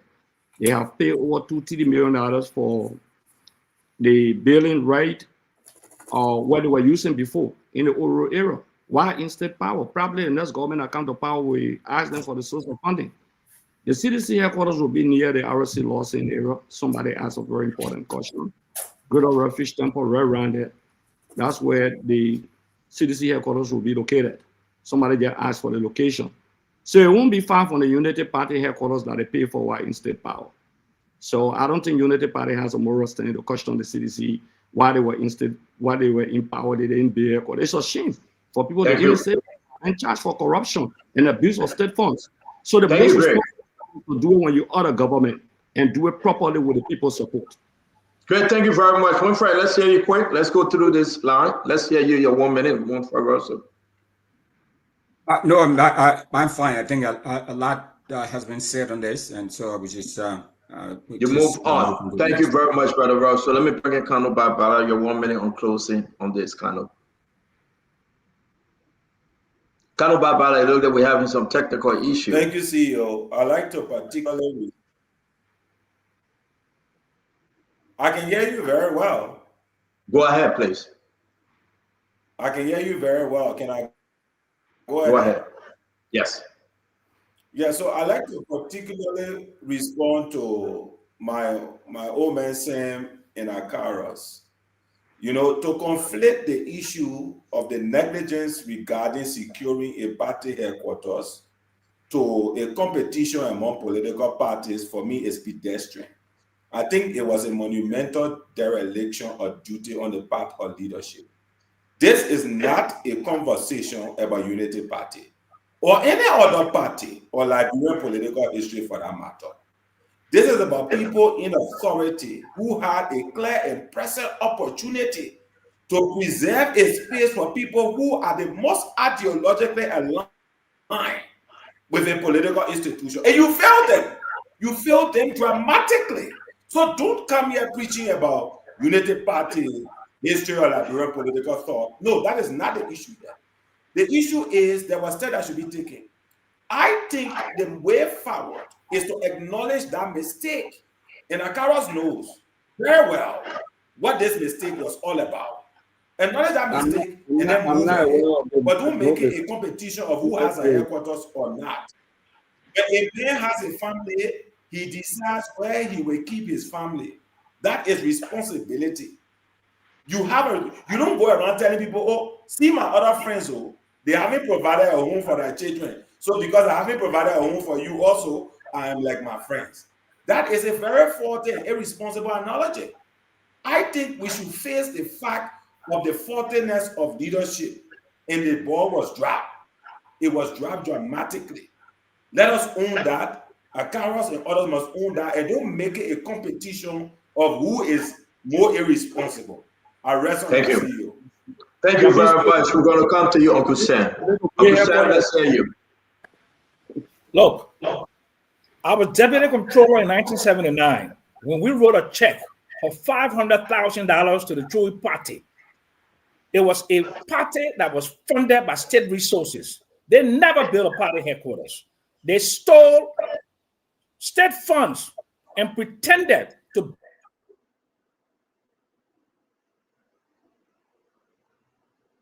We'll get back to you, Uncle Sam. Elia Vendetta Patrick. So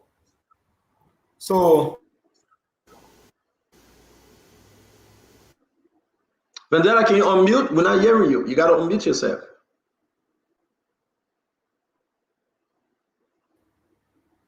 I think you muted me. I just unmuted myself. Vendetta, stop, man. You made a mistake and said so, nobody as I said earlier, the CDC must be commended for constructing their political headquarters, 100%. But to present it in a way that they are the first, that this is new to Liberia, I disagree. In fact, this is an undue relevance. Because as a political party, you be in power for, opposition for 12 years. You had the opportunity to govern. There was a pending lease. The owner said, pay my lease, buy the property. They gave you all the options. You did not do it. When you left power, they proceeded and evicted.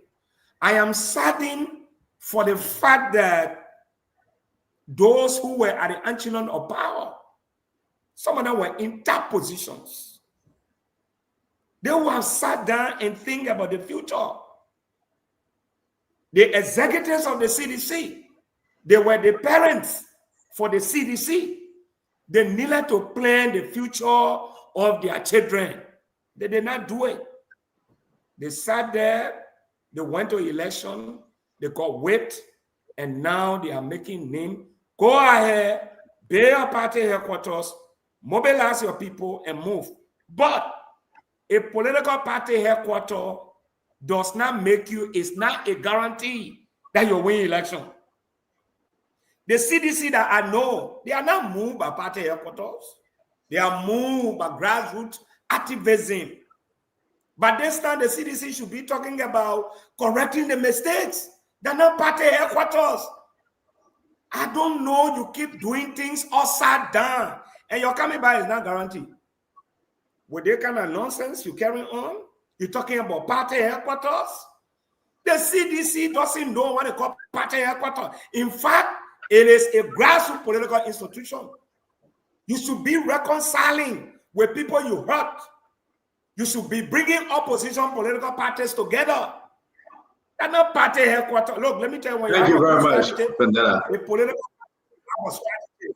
They're not party headquarters. You jump in here. You can even build Royal Grand Hotel. If you don't have the strategy, you're not coming back. Vandana, thank you very much. I'm going to bring him on the park of the month. Tamba Galas. Uncle Sam will come back to you guys. Don't go too far. We just got to rotate this. Then we'll go upstairs. As a matter of fact, Manipako, hold on 1 minute. Let me go upstairs and we'll come back to you. Emmanuel George, let's hear you. Are you still pleading the fifth? Oh, I mean, our plan is clear. And let us all remember, I mean, after every lamentation, there's an exodus.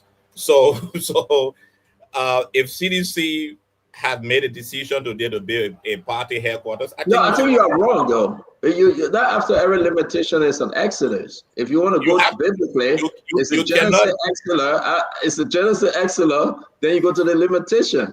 So I think you are wrong, my friend. There's a reason why you count in the books of the Bible. There's a reason why exodus came before the limitation, my brother. Don't do that. Look, I still not coming to a power video yet. Exactly. You counted the biblical, the Bible, the biblical alignment of the Bible. But when you lament, you have to move. You can't be at the same place. Then you got the numbers. Then you got the numbers. So if they move. Listen, so put it like this: they kick them out of the party headquarters. That's the exodus. Now they are lamenting. That's the limitation, right? Then we'll talk about the numbers, which is numbers before you go down to the end, which is Deuteronomy. But make your point, my friend. Okay, Stato. But we cannot continue lamenting about the CDC of the past. The party have made a decision to build a party headquarters, and I think every political institution should commend them. And every one of us in this political class, should also think about that. As I said before, the rent we pay, especially in election years, they are exorbitant. It takes a lot of funding from the prosecution of our activities. And if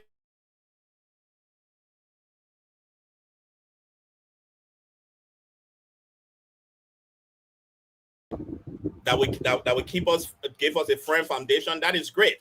Hopefully, we'll extend it to the other counties, because as you leave Monrovia to go to the various counties, most parties have nothing like a serious structure in the counties according to our election laws.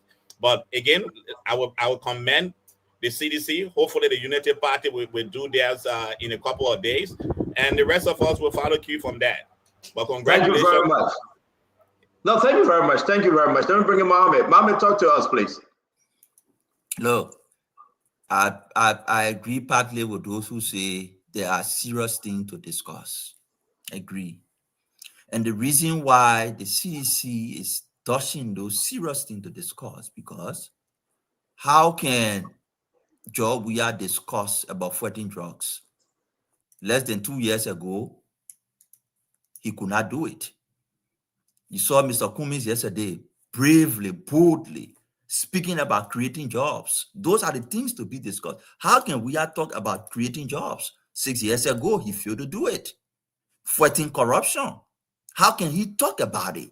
He did not do it. So they revert to party headquarters shenanigans and start to take numbers and percentage and put to them that this person contributed this person contributed that, to stir out a discussion around political party headquarters. So we go into it. That's why we're into it. We're into it because you want to use it as a conversation. The justification Gray is giving here. We were in government, we could not build headquarters because political opposition would be running behind us. But yes, George Weah were able to build over 20 houses. You are not concerned that somebody will go behind him. He was able to build, take state resources and other resources to build Clark Foundation, place for his wife. You are not concerned about that. You were able to break down his home on 9th Street and rebuild it. You are not concerned about that. Only when it comes to CDC headquarters, that the people who believe in him, the football people believe because he played football, then he said, no, we can't do it because government coming to run after us. But when it comes to building a unit, no problem. Building place for his wife, no problem. Breaking your house on 9th Street and rebuilding it, no problem. But when it comes to CDC headquarters, then you can say you can say that to seditionists. Probably they will listen to you. But the reality is that was selfishness, that was greed. You were trying to deny a man of his property because you felt you have power. Power slipped your hand. Justice was said. He reclaimed his property. That's the fact. Wow. That's what you read about, man. This is not what I expected today, but this will be so interesting. I'm going to bring you in. Let me bring Glenny in before coming to you, Jackie. Glenny, let's hear you. So, Stanton, I think everyone have said a little bit of what we're talking about. I think the focus is, the topic is very specific. It's specific to CDC and the headquarters. Whether Unity Party get headquarters, whether TUI Party board a headquarters, whether AFP get it own, whether RAP got it, that's not the issue. We should be able to stick to the issue. The issue is with the headquarters, and I like what the councilor who's not here, what he said. The CDC leaders failed in securing a home for their party. But something is very concerning here is that we're focusing on a party headquarters. We're focusing on a building like it's the most important thing. If you have a structure, it's not going to matter if you have your party and you have your rules and your regulations and people are dying hard. We're focusing on the fact whether CDC has a building or they don't have a building and who has one and who doesn't. They were in power. They could have done that. And the fact that they didn't do that was a failure. We should not ignore that fact. And like I said earlier, it's a good thing that they're not trying to own their own headquarters. This is something they should have done years ago. Now that they're doing it, we compliment them. But you're not doing anybody any justice by trying to compare and contrast who has it, who doesn't have it. The focus is on CDC. Now that Thank you. It's a good thing. Thank you, guys. Again, we'll be shifting the way. Let's give everybody the last 1 minute on this issue. Jackie will hold you for last. And when you speak, we'll move to the next conversation. I will bring in Kev Hassan. Kev, talk to us now. Central, let me say this. You know, this is shameful. It's shameful to folks who will come here and say, don't focus on the CDC headquarters. Well, folks on this platform, we're celebrating with CDC headquarters demolished. How can you come here now and say, don't talk about it because you're being ashamed? It's shameful. No folks who support this current government has the moral right to speak on CDC headquarters. Like Uncle Sam said, 40 years. 40 years. 40 years party, no headquarters. And I'll repeat, CDC is the only post-war former ruling party to own her own headquarters. Period. This government, nothing. Nothing. You should be talking about this government who 40 years old man get grandchildren now. That you saying to us here, we're talking about, you made it an issue. Exactly. Mohammed don't have any right, no moral right to speak on our headquarters, because he was the guy that was running around town and talking about the CDC headquarters. Now we're building and say, oh no, don't talk about it. Let's talk about this. Let's talk about that. But guess what? Let's do it one at a time, guys. I beg you. Kev, finish up, please. But we gotta hear you guys one at a time, please. On the 18th of this month, come out in your numbers. And can you are surprised? I'm not surprised because you're going on the other side. No, I'm not surprised at me at all. You go on the other side. Guys, enjoy the show. Kano, hold on 1 minute. Kano, hold on 1 minute. Kano, hold on 1 minute. No. Kano, wait 1 minute. Kano, he's free to speak. Just wait.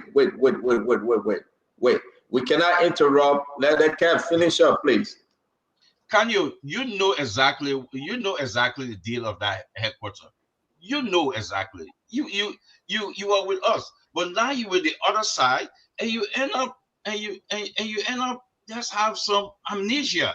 But you know, to come here to condemn us to condemn our headquarters thing, and you know very well what was the deal. We cannot take people property from there. You know that. Thank you very much, Kev. We gotta go. 30 seconds, no more 30 seconds. Be fast now. Back in sir.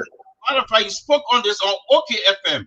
Why doing this thing? You spoke on it and you defended the party. Why are you flipping now, my brother? Thank you very much, Kev. We're gonna hold you right there, guys. I beg you. Everybody had the time to talk. We beg you, Kano. You gotta wait. Let respect each other. Kano. Let me have my 1 minute now. No, I'm coming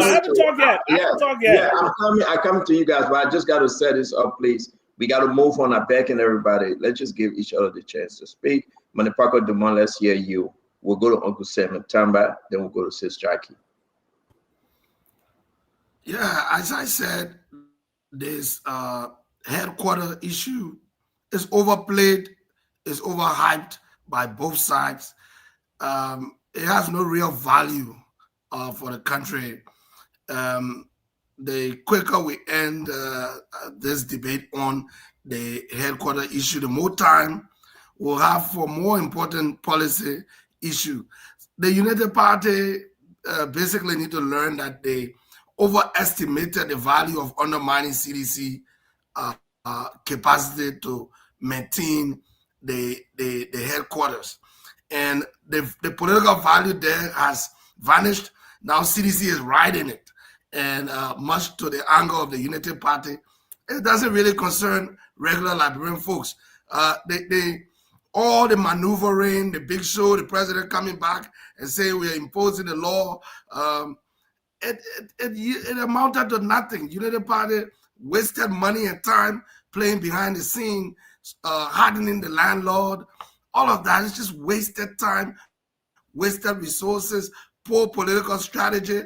The CDC is actually benefiting from the attention and the sympathy and everything. So the net loser here is the United Party on this HQ politics, because they are left without an HQ, or we hear that they're spending money that they cannot explain the source of to get an HQ overnight.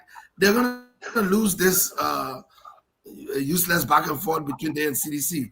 And they spend too much money and public time trying to push the CDC out of our headquarters and got very little political dividends to show for it. Thank you very much, Kano. Uncle Sam, let's finish up, Uncle Sam, please. Look, Liberian people, 40 years as a political party, 14 years in power. In power. And you want to compare yourself to a party of grassrooters? They're only 20 years old, only 6 years in power. And most of the people who funded the CDC are still alive. Their political leader is still alive. They had the opportunity to build a campus full of party headquarters all around the country. You're 40 years old. You were shameless. You should be ashamed that you have not built a party headquarters in 40 years. Now, last thing, somebody was talking about, well, let's discuss job creation. You want to speak about the 12 years of jobless growth, the 12 years of jobless growth of the Unity Party with 17,000 armed troopers, 100,000 or more UN-related activities in the country, right? The full support of the international community, 66 out of 68 concession agreements, and you did not create jobs proportional to economic development and economic growth, and you have not written a labor force survey under your watch in over 15 years. Show me one jobs report from the Unity Party in the last 15 years. I dare you. One jobs report. And on that note, I close. Thank you very much. Thank you very much. Tamba, let's hear you. Yeah, thank you, CEO. Look, I think the discussion and the debate about the CDC headquarters should be lessons learned for those who were in power yesterday. You may disagree with your detractors or even people who were once, hierarchy, who made up the hierarchy of the party, who are now coming out to speak these bold facts to the leadership of the CDC. But if I was in the leadership of the CDC, as I always say about leadership, I will first go back and acknowledge that we made a mistake and apologize to our partisans for the mistakes we made and say, look, we will be better, we will do better, and this is how we're going to go about it. And then you begin to set a roadmap. You see, the problem about Liberia is that, when our people find themselves in political leadership, we think that this power is not going to go away. We forget that power is transient. And this should be a lesson to not only CDCians, but those who are on the stage today and those who aspire to be on the stage, like Emmanuel and the ANC. And I disagree with Dumoy when he said this is a loss to the Unity Party. I think this is also a loss to the rest of the opposition who are yet to find their footing, to find their own messages to say, this is what we're going to run on in 2029 against the Unity Party-led government.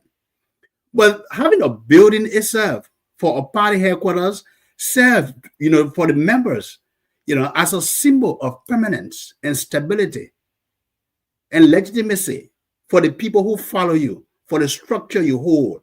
That's what a political party headquarters is important. So the symbolism in that, it shouldn't be lost. And that's why the 17 to 27% voting base that have voted for the CDC over the last 20 years, they care about this party headquarters. So there should be a lesson for the CDC, for this leadership. Take tonight's show. If you want all the advice, tonight will give you the best advice and the best criticism you can have as a leadership to move forward as a party. With that being said, I rest on this case. I have nothing else to offer the CDC. Let's move forward, Stanton. Thank you. After Sis Jackie, we'll move forward with the next conversation. Jackie?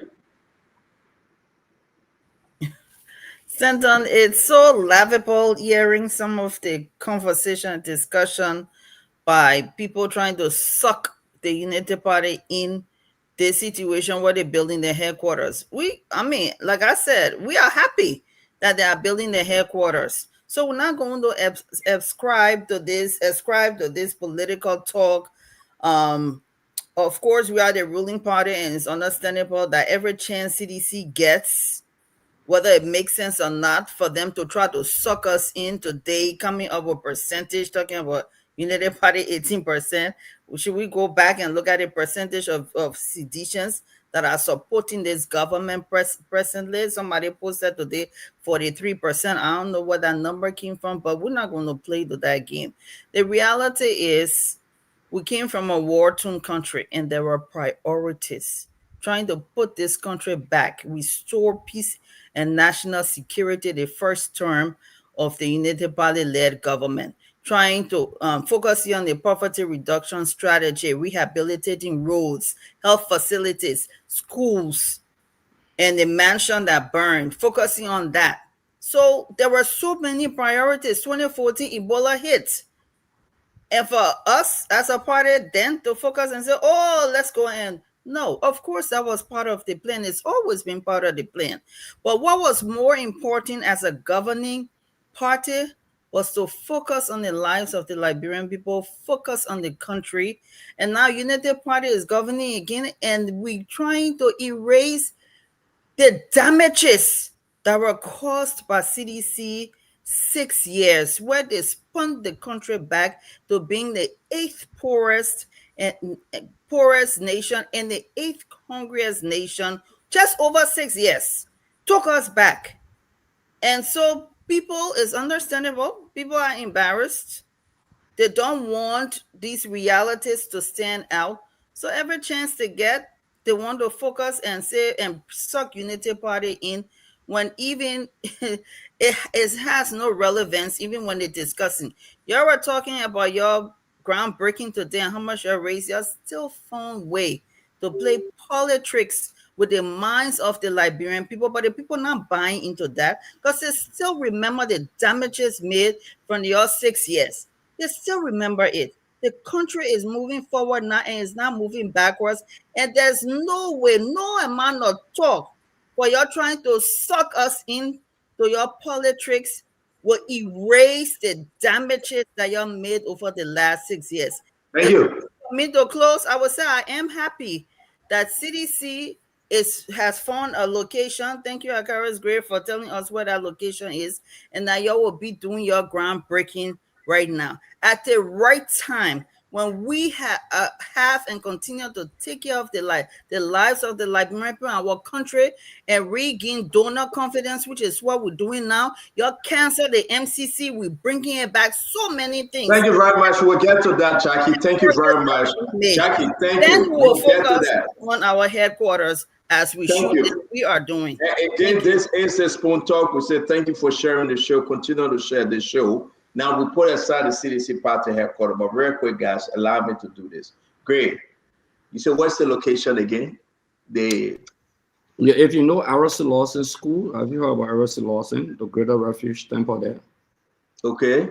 Yeah, when you pass by the old Unity Party headquarters, just less than 2 minutes, let's just say 2 minutes walk. Okay, so that's where it is now. Yeah. The date, do you guys have any date set yet? I even kept saying the 18th of October. The party has officially announced the 18th of October to be the groundbreaking ceremony. Thank you. Thank you very much. He just came in time before he went off. R.C. Lawson, around that location, 18th of October 9. It's not Glenny announcing it. It's coming from the party. We want to say thank you to all of you guys. Let's talk about this issue very quick. Let's go back to Mr. Cummings. Everybody heard Mr. Cummings. I want us to brush this off and talk about some bread and butter issue. From the interview yesterday, Sam Koga went, he met Mr. Cummings today. Mr. Cummings posted likewise. But you watched the interview. If you didn't, well, sorry. Hope you had a chance. What's your take about the interview yesterday? Sis Glenny, let's start with you. Glenny, are you with us? Glenny, can you hear us? I can hear you, Stanton. Good. Let's talk about Mr. Cummings' interview yesterday. Talk to us. So I think I listened to the interview. In my opinion, I think Mr. Cummings did very well. I welcome Mr. Cummings back into the political vineyard. I think some of the things that's a little bit disappointing is that we are very bad at doing away with stigmatization. And I think it's so wrong that people continue to ask Mr. Cummings for some of those things that he has addressed previously. Maybe it could be the political landscape in the field, so those things will come up. But I was very happy with the interview. And I don't have any, Mr. Cummings is a Liberian. And if he feels that he is what is going to take to be the president of Liberia to make the changes that's necessary, then I welcome him. And I think it was a good thing for him to come. People listen to him. I have nothing but kudos to him yesterday for the interview and trying to put his party back together. Thank you very much. Again, let's hear you, Jackie. Cummings interview yesterday. Hi, Stanton. Unfortunately, I had a function, so I didn't watch the interview while it was on live. I did see maybe a few minutes of excerpts from the video. But I've been listening to some of the things that Mr. Cummings been saying lately in the press or in the media. And I think, I'm not going to comment on the interview yesterday because I really didn't watch it. But some of what he's been saying lately, he also, I'm sure, said it during his interview. He, for one, first of all, since he's going to run again and made it clear that he's participating in the 2029 elections, we welcome that. He is a familiar face now, Cummings from Georgia, returned home to run for office. But what I want to say is this. I listened to some of the ANC people in 2023 after the elections, and some of them were rightfully so angry at what happened within the party, within the CPP. Mr. Cummings needs to take responsibility for that if he really wants to move forward. He's a leader. He must take responsibility for those mistakes, for those things that happened. Some people still feel today that he's not relatable. That is something he needs to work on because he went, of course, from 7% to 1%. So if he wants to make progress going forward, perhaps he needs to look at the advice, some of those comments, the good that he did, that he continue it, but also the constructive criticisms that are out there. I think if he wants to make any progress or try to even regain some of that 7% that he lost in 2017 is to listen to some of those constructive criticisms that are out there and take responsibility for whatever happened to his party in the past.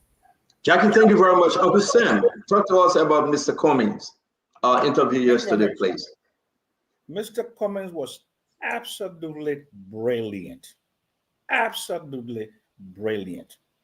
He spoke with conviction. He had a passion, and it seems like it's a rebirth of a man who I've known for most of my life, a man who can, if can develop and create a proper organization, can be a major, major player in the political field in 2029. The fact that it's coming out so early, he smells something, because if you notice what he said, he mentioned the bread and butter issues. The bread and butter issues that the Unity Party is failing to tackle, but instead tackling George Weah and the CDC and all the other extraneous things they are tackling, not tackling the Mawata. When I look out from my balcony here in Gaytown, I see the shanty town. I see people bathing in zinc round with little cloth. Those conditions to exist in the capital city in a 178-year-old country says a lot about us, and the Unity Party is not tackling that. I just want some of my colleagues from the Unity Party from the other side to begin to just tell me fundamentally and foundationally 3 basic things they have done to improve the lives of the ordinary people in this country. Just give me it. Just give me it clear in simple terms. What you've done. All you've done is, George Weah did it this way, George Weah did it this way. The entire conversation is binary. George Weah versus the Unity Party. This is not what this country was built upon. This is not what this country is all about. It is not Unity Party versus CDC. It should be an administration in power going after to create the conditions to begin to solve the challenges of development in this country. With the number one is hunger. Hunger. Hunger is number one. Okay. And I just dare them to start to tell me the 3 basic things that they have done in their 21 or 22 months in power that they have begun to. Thank you, Augustine. Let's hold you there. Let's hold you there. It's Thank you simple, very much. Sam. Oh, hold on, no. Jackie, you spoke already. I'm begging you. This will be the very, very interesting round because it's about individual political party. I hope you understand. Our brother Winfred Russell, let's hear you. Thank you. I thought I listened to the interview. I participated in the pre-interview conversation and the post-interview conversation. I thought it was great. I thought Mr. Cummings did himself and his party justice. I think he answered, a lot of the questions that you posed to him. And Stanton, you were also brilliant. That you and Diamond did a fantastic job in teasing out a lot of the information that a lot of people wanted to hear. The bread and butter issues. I mean, he talked about it. I mean, he focused on 3 things: jobs, jobs, and jobs. He talked about the economy. I thought he was exceptional in breaking down the economic challenges that we have and what he's going to do to try to change that around if he were to be elected president. I like the analogy that he used relative to business and economic development in the country. You cannot milk the calf, the baby cow, the calf before it becomes a cow. So people come into the country to do business, and already they were being asking for handouts. They were being pressured to give a handout. I think he spoke to that clearly. I like the fact that he took ownership. I mean, he talked about the challenges that he received, that people, were defining him and they'll define him, but he's not going to allow that to happen now. I mean, he talked about all of the issues that they faced, the bogus lawsuit that was brought against him. They caricatured him. I mean, they tried to call him names and said a lot of things. And he talked about the party's own shortcoming. The shortcoming of the CPP ANC, and they did not have, the machinery in place to go after the Unity Party and the CDC. I like the fact that you talked about engaging youth. I think there's one demographic group that we often miss, how young our population is. I mean, he talked about that, but maybe another interview or so, he might be able to get him to address some of the other critical issues. But with all of this, it's great to see him coming back. It's great to see that they're trying to retool and do some after action analysis and all of what may have happened to the ANC then. But I must warn the ANC and Mr. Cummings that it's going to be very difficult for them to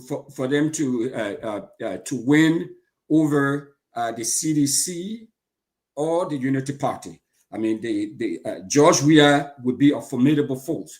So they have to think about that. They have to think about how they come around to doing that.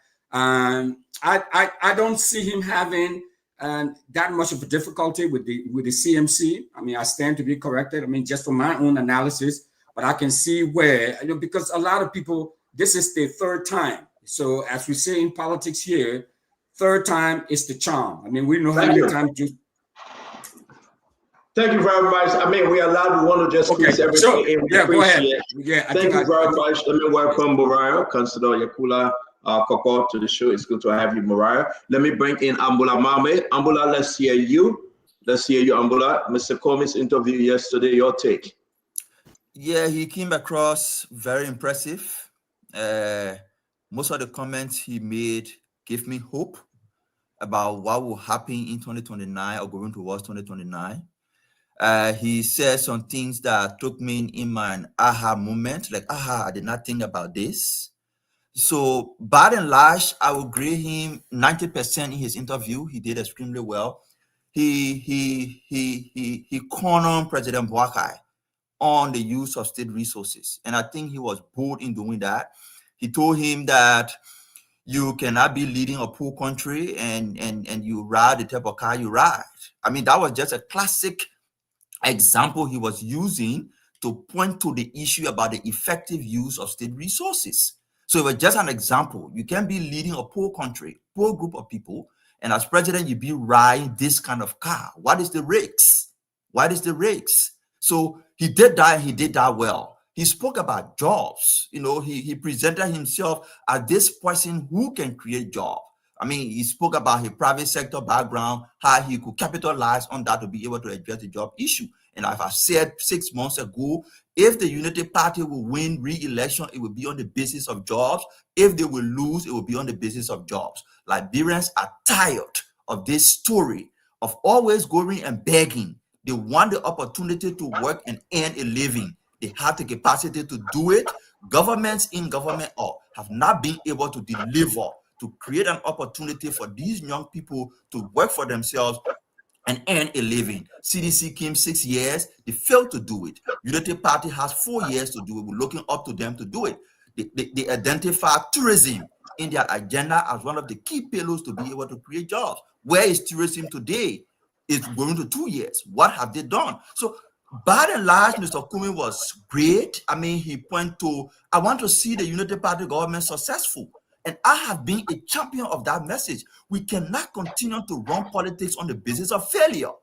We have to move from the failure mentality to the success mentality, where one government comes and succeeds, but then when you come to campaign on how you can do it better, what better things you can do, rather than just waiting for somebody to fail.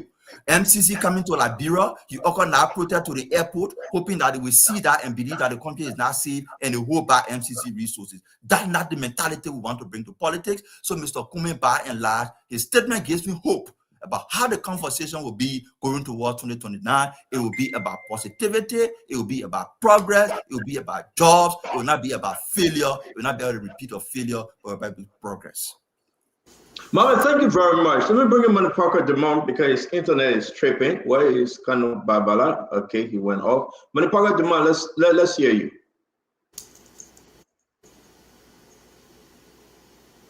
You always have to unmute, sir.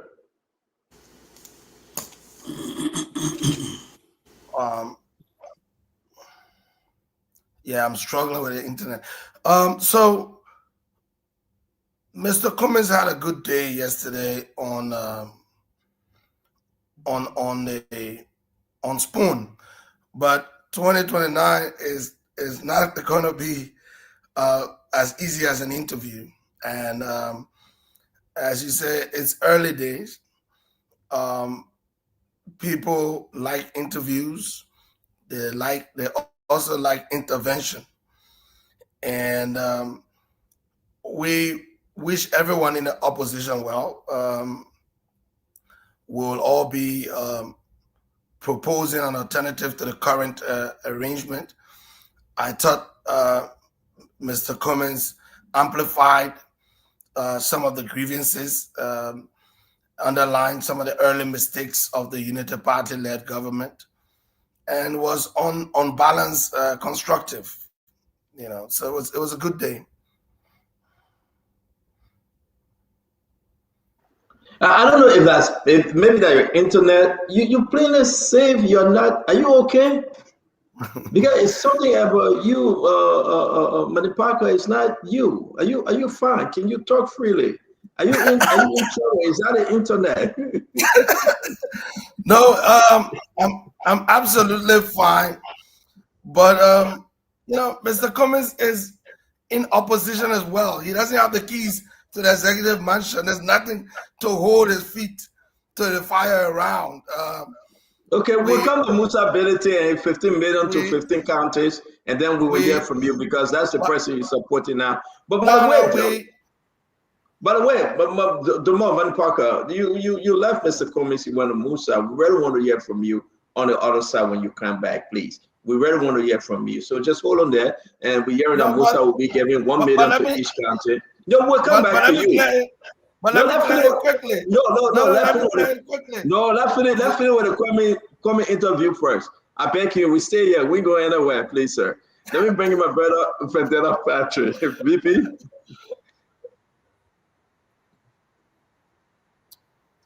So, CEO, yesterday I had a time to critique and give my assessment with reference to what Kumi said. But I know people from the ANC will not agree with me, but it is a moral thing to do. Kumi is not going to survive 2029. He's in a hot zone. It's almost that the Lone Star of Liberia qualified for the World Cup and they are paired with Spain, France, Brazil. Obviously, you will know Liberia will not go quarterfinal. What am I saying that? CDC was the most dominant political party at the time, and the Unity Party was in power. Kumi did not survive with all the sophistication. What happened in 2017, it is going to play in 2029. Whether you like it or not, oh God, whether you like it or not, let me say this, CEO, the CDC is the most formidable opposition political party now. And the Unity Party is in power. There is absolutely no way that Cummings would defeat the Unity Party and defeat CDC. It's not possible. And guess what? The opposition, they are waking up. The government is also regrouping. And I know this is a fact that people will not agree, because when you are in a political context, you can't say I will not win. But Cummings is in a hot zone. Very difficult one to qualify for the second round. It's not possible. It is absolutely not possible. You know why? Why even made it very difficult? He got 2017 when the UP was the ruling party and CDC was the main opposition party. 2023 from 7% to 1%. So Cummings is running in deficit. The message has not changed. You can only make a political progress when there is a transition on moving from 7% to 20%, but you can't go up, you retrograde. If this was a corporate entity, the board of directors would have asked Kumi to resign with immediate effect for taking the corporation from 7% to 1%. They will try to say, go. Politically, we don't have that authority to do that, but Liberian people will decide. But the political variables in our country, it is inexistent. For 20 years, these two opposition, these parties, they have dominated the political landscape. Cummings, if I will say this to you, don't ballot, you will spend money, you're not going to win. I'm not God. But the variables are there. Patrick. Thank you, VP. Thank you very much. I'm going to bring in Emmanuel, who represents ANC, and Councillor Mariah Yakuda Popo represent ANC. Then we'll go on the other side. So, Emmanuel, let's hear you on this argument. Before we go to Mariah, we'll go to Akara's grade 2. Go ahead. You. Yeah, I'll give you a point. I will make one point and then pass on to Mariah. Mandela, you are an example of the challenges we have in this country. 30 minutes ago, you were in complete darkness. 5 minutes ago, your internet was fluctuating. But yet, still, you are staying on this national radio and television station, supporting the ills for which you are in darkness tonight. Hopefully, your mentality will change. Because if you are struggling right now for your internet to work and for you to have electricity, you should be speaking something else than what you are saying. Well, just what I'm saying, that's what happened. Mariah, I yield the rest of the time to you. Thank you, Emmanuel. Mariah, come in, then we'll go to Akara's grade, please. Thanks, Stanton. And, I'm quite surprised. I thought Ambula Mame and I would disagree a lot today, but I tend to agree with most of what he said, and not necessarily because he supported Mr. Cummings in his speech, but I think he was very to the point about what the interview was. Now, as to Vandalek, where is he? He's gone. Vandalek, we will recruit Vandalek is in the back, by the way. We just got an alternate. Yeah. All right. So I'm sure he's hearing me. We will recruit you. We will come to get you. We will bring you on board. We need you. We need your expertise. We need your feedback. We need all of what you have to offer Liberia, and I'm sure you have more to offer. But I do want to disagree with you when you say that Cummings cannot succeed in a race with Weah and Boycott. And I think that is part of the problem we're having. And you're correct. If Liberia is playing against France or Spain, yes, Liberia will not have a chance. But who makes the players? Who makes the team? The players. So if you took the same players from Spain and France to play on Liberia team, Liberia will win. And that is why we're going to work with everyone that we can work with to ensure that Cummings is able to win and will win 2029, regardless of who's in the race. But let's be clear, Liberians love Weah. And I've always said that the grace that President Weah has, they're not from around here. And as a matter of fact, nobody is competing against his grace or his love that the people have for him. But you can love Weah and you can love Liberia more. Or you can love Weah and you can love yourself more. Liberians also have a great deal of respect for Ambassador Boycott, President Boycott. And nobody is competing against Liberians' love for President Boycott. But both President Boycott and former President Weah are set for life. They've served their country, they've given their quota, they've done what they can, and it is time that Liberians move on because they've realized that the issue that affect them, which is the economy, which is the hardship, which is creating jobs, which is working to expand the private sector, neither President Weah or President Boycott has been able to address that issue, and Liberians want something different. They want something new. They want a better life. We all can sit here and agree one thing. It is Liberians who make the president. It is not the president who makes Liberia.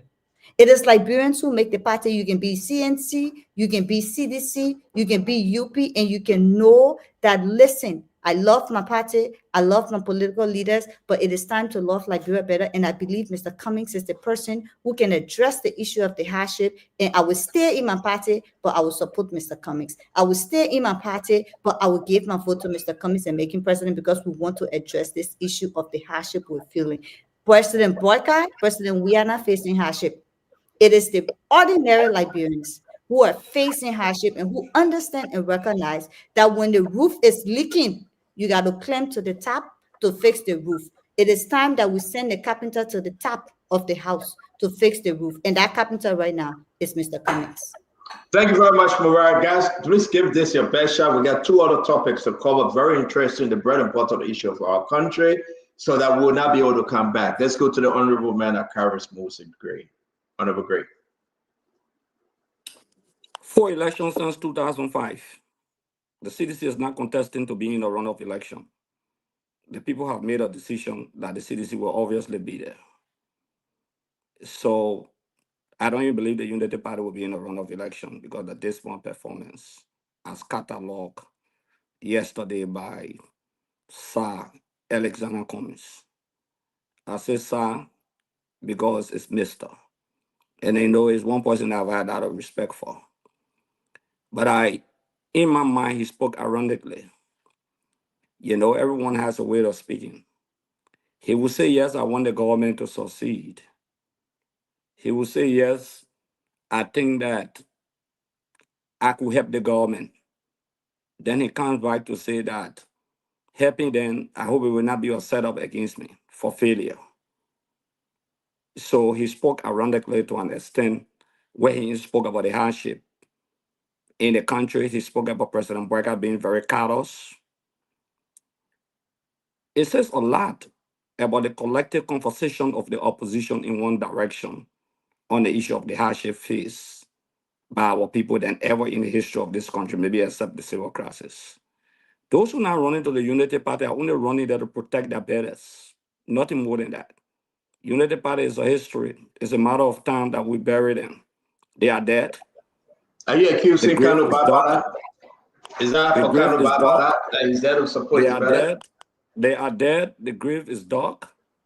It just remains to put the casket, the corpse that will be placed in our casket, and just put the die oil. That will remain of the Unity Party. No, I'm serious. The man is not talking about me, but he's talking about Kanu. I mean, and I'm going to Kanu Babala next. That's the remains of the Unity Party. Look, you go here when you come down. Mariah said something very important. President, we are grace enough from around here. You like it, you don't like it, oh, on the 18th. When we bounce right in front of Unity Party headquarters that they pay for, you will see what will happen. That human magnet, that one, that debate. We even debating that today on the show. The people will decide whether you get 14 years in government, you accept 14 years in government from 2006 all the way to 2018, that 12 years, then you come by, you add another 2 years, that are 14 years. You know that the people suffering. You know that you're supposed to create job opportunity with the experience you come to the table with. And you're talking about we got experience, we mature. What mature? You mature the people hungry on the sidewalk. That's why Alexander Cummings was talking about. You mature, you cannot tackle the issue of drugs. You don't even have rehabilitation center. That's why Alexander Cummings was talking about. You mature, the prices are fluctuating and very high in the rate. We will get there. That's a bread and butter issue topic. No, on I the just next told you one. what the man was saying. Let's finish with the comments. Give me 30 seconds now. But let's finish with the comments interview that will I'm follow telling for what the he was general saying. issue. What he was talking. I'm telling you what Cummings was telling the public yesterday. And that's the uniform message of the opposition. Even on the show when we're talking, that's the thing. So for me, to be frank with you, I would not beat on Alexander Cummings. Even if people in the opposition criticize the CDC, I mean, I would not want to go after them because we have a target. The target is to diminish and destroy and deconstruct the capacity of the Unity Party that yet Barrow waiting for now. The funeral ovation is very soon. But Thank you very much. But you took us snap off of Kano. Let's bring Kano in because it's not you alone, but Kev Hassan went after him. So let's be fair, though. We're talking about Mr. Cummings. You listen, you can use your time in a which way, Councilor Bagbara. I didn't talk to Kano because I know Kano to be a member of Unity Party. Okay, well, yeah, whether you talk to him or not. Welcome to the show, Councilor Bala.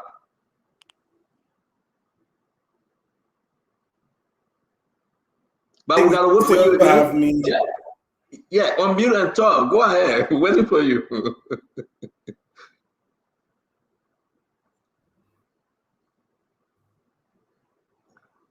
No, you muted me. Okay. Now, can you hear me? Yeah, go ahead. You ready to Island for Dana Patrick? Go ahead. CEO, can you hear me? You're good. You're good. Go ahead. You're good. Yeah, because you muted me first, and now you muted me. No, I won't respond to Akaros or Kev because I think that would be a wasted effort. They are just overflogging issues that are known by the Liberian people, so I won't go there. What I will focus on is raising a couple of issues with Mr. Cummings. I think he is a very solid guy, experienced guy, likable guy, and I think the highlight of his interview yesterday for me particularly was when he said that he wants the government to succeed. And as a centrist and from the centrist movement, our disposition is clear. It does not matter who sits in the executive mansion. It does not matter who leads the country. Where we want this country to move forward, irrespective of who is sitting in the executive. Point out, I think it's something for us to visit.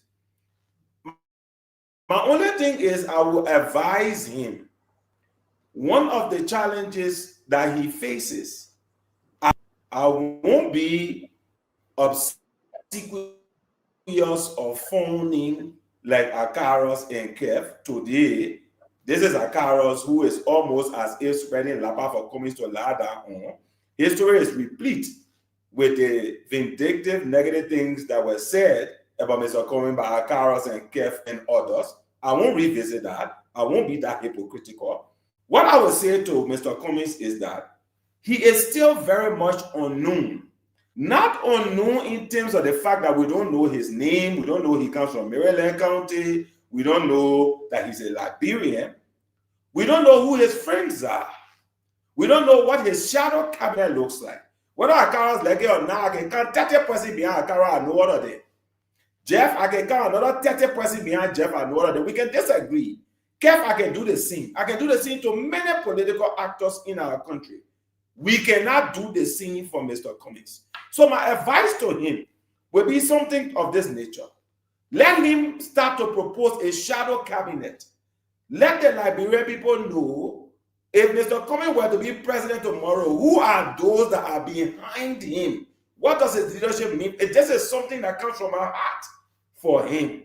If he really wants to succeed, he is still seen as a one-man army, and there are a lot of gray areas. So I won't do the hypocrisy with Akaros and Kev, because now it's about consolidating the opposition. So I won't say anything bad about Mr. Cummings. So let's just get him around us. But at the end of the day, as the centrism movement, our mantra is clear, and a lot of that was reverberated in Mr. Cummings' statement. I will applaud him for that.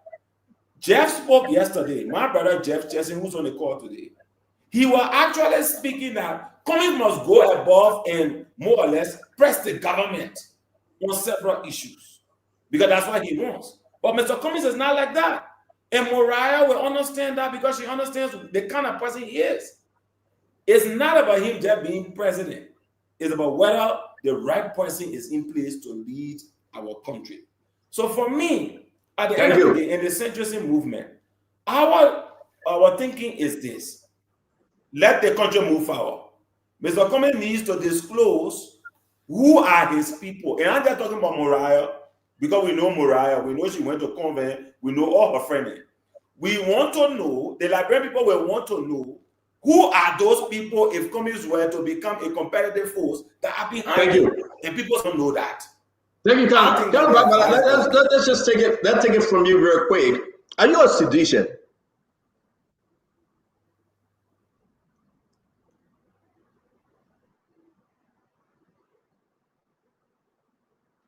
But you gotta unmute. You're muting yourself. Don't touch it. Just leave it open. Are you a sedition? Sorry.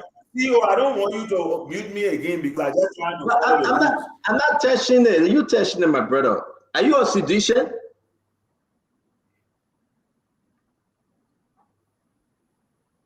I'm absolutely a sedition. Oh, okay. So you're a sedition / centrics. No, we are pioneering a new way of thinking. And that new way of thinking is that we must speak truth. So I understand the centric position. I'm just asking you. The CDC is not a one-man army. And unfortunately, Akara, after all these years of being in Abu Dhabi, look, I'm coming for Akara particularly.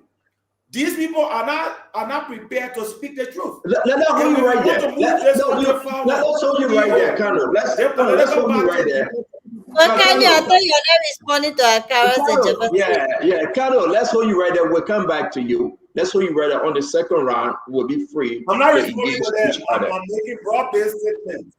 Okay, thank you, Councillor. Let's bring in Jefferson Chesson. Let's hear you on this one, Mr. Cummings. Thank you, CEO, and good evening to the panelists. It's good being here.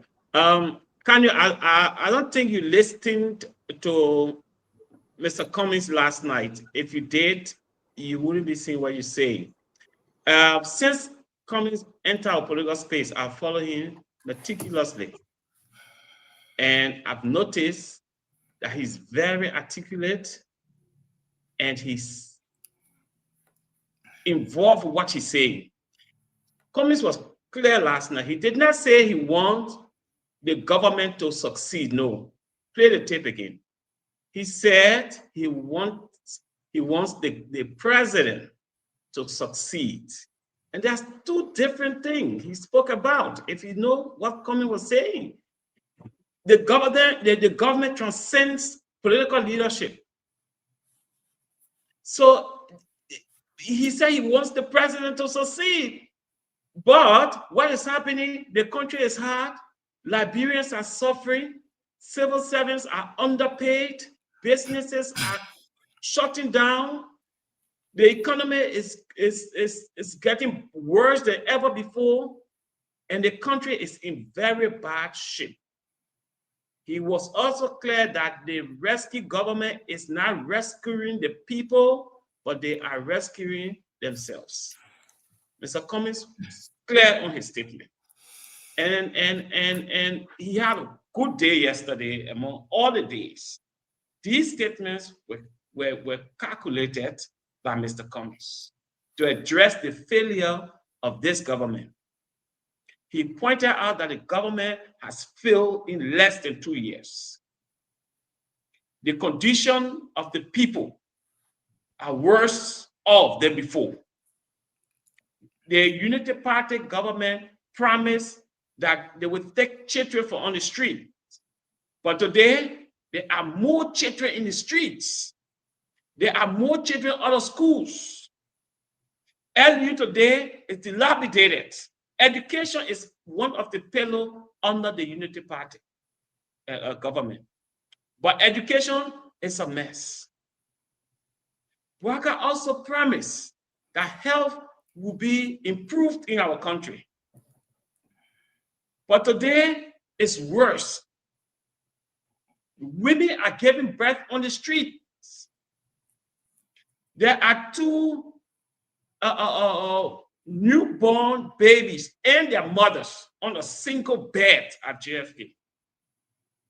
Mothers are held hostage, falsely imprisoned at the JFK because they cannot afford the cost at a public hospital when the president stated that the health system will be almost free.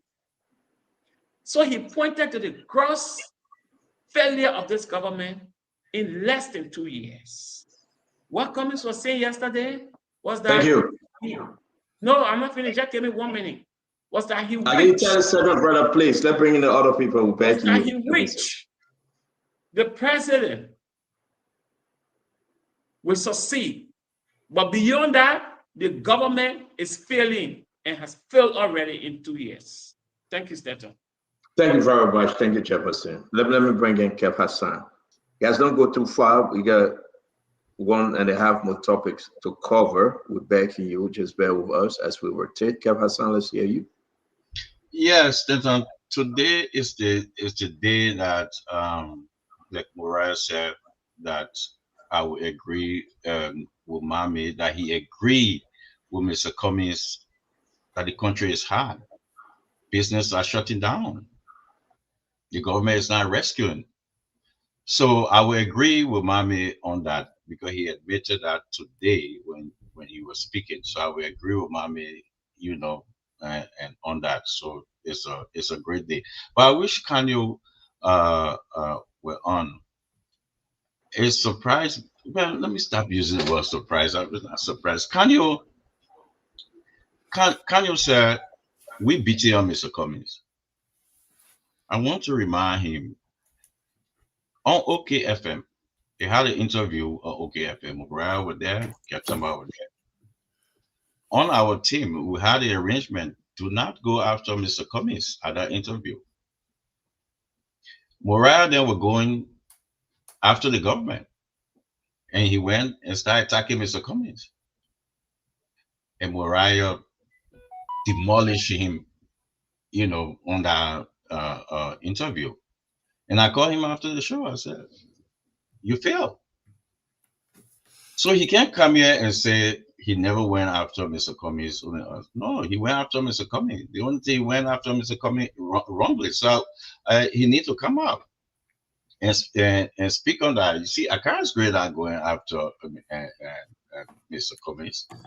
Well, we were going, you know, at that time, Mr. Cummings were in the opposition party, the CPP. After the CPP broke apart, and we knew that, you know, the Unity Party wronged Mr. Cummings, and some of us, you know, came out and supported Mr. Cummings. Were happy to be Mr. Cummings. We did that. The records are there. So that's one of the reasons we told him do not go after Mr. Cummings and Moriah demolish him on that thing. So I think he's wrong, but to see, you know, mommy, you know, including my sister Jackie said was what she listened to, it was good. So I think the Unity Party to agree, Stanton, that the country is a supporter, Unity Party supporter, Unity Party sympathizer like mommy, then to agree that the country is in a hole right now. They agree with Mr. Cummings. I think we're telling a new page. I think it's a good thing. It's a good thing Thank for you. them to agree.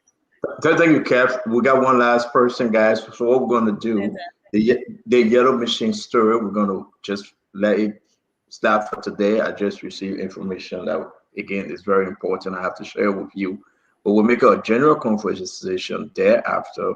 You are here representing your party. You are here representing the Liberian people. You can speak on any which side because it's 6:41, 10:41 in the country. For the next 30 minutes, give it your best shot and talk to your people, convince them in your own position. So we're going to go ahead with Tamba first. Tamba, you have not closed on Mr. Cummings yet. Let's hear you.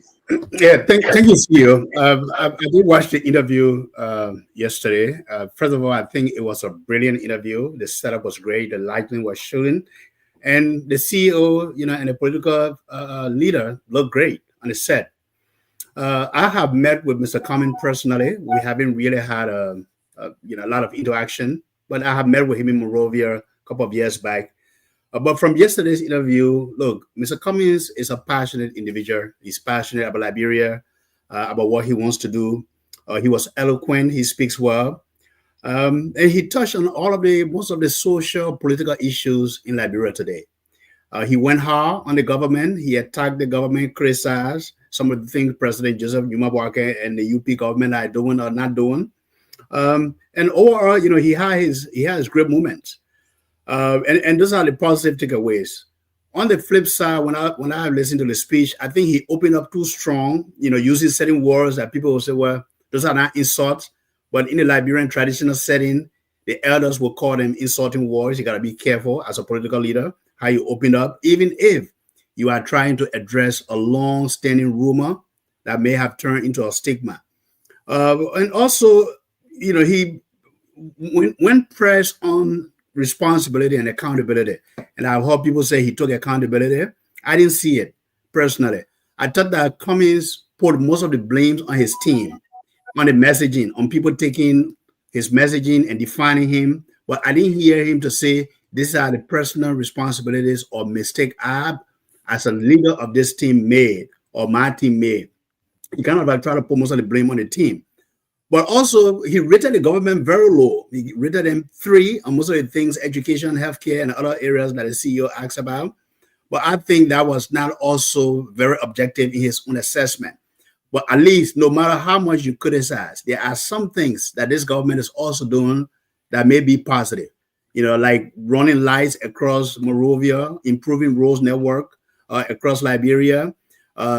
President Boakai is also known as cracking. We will get into that, Tamba. Let's just close on Mr. Cummings. I beg you. Everybody will have the time to talk about their own affiliation and political party. So, all right, let me just conclude here. Very good. Yes, so overall, for me, look, the interview was a great setup. It was good. It was, you know, he spoke well, but I don't think Cummings, and take this as a criticism and as a suggestion, I don't think Mr. Cummings was clear enough to articulate his vision for Liberia in yesterday's interview.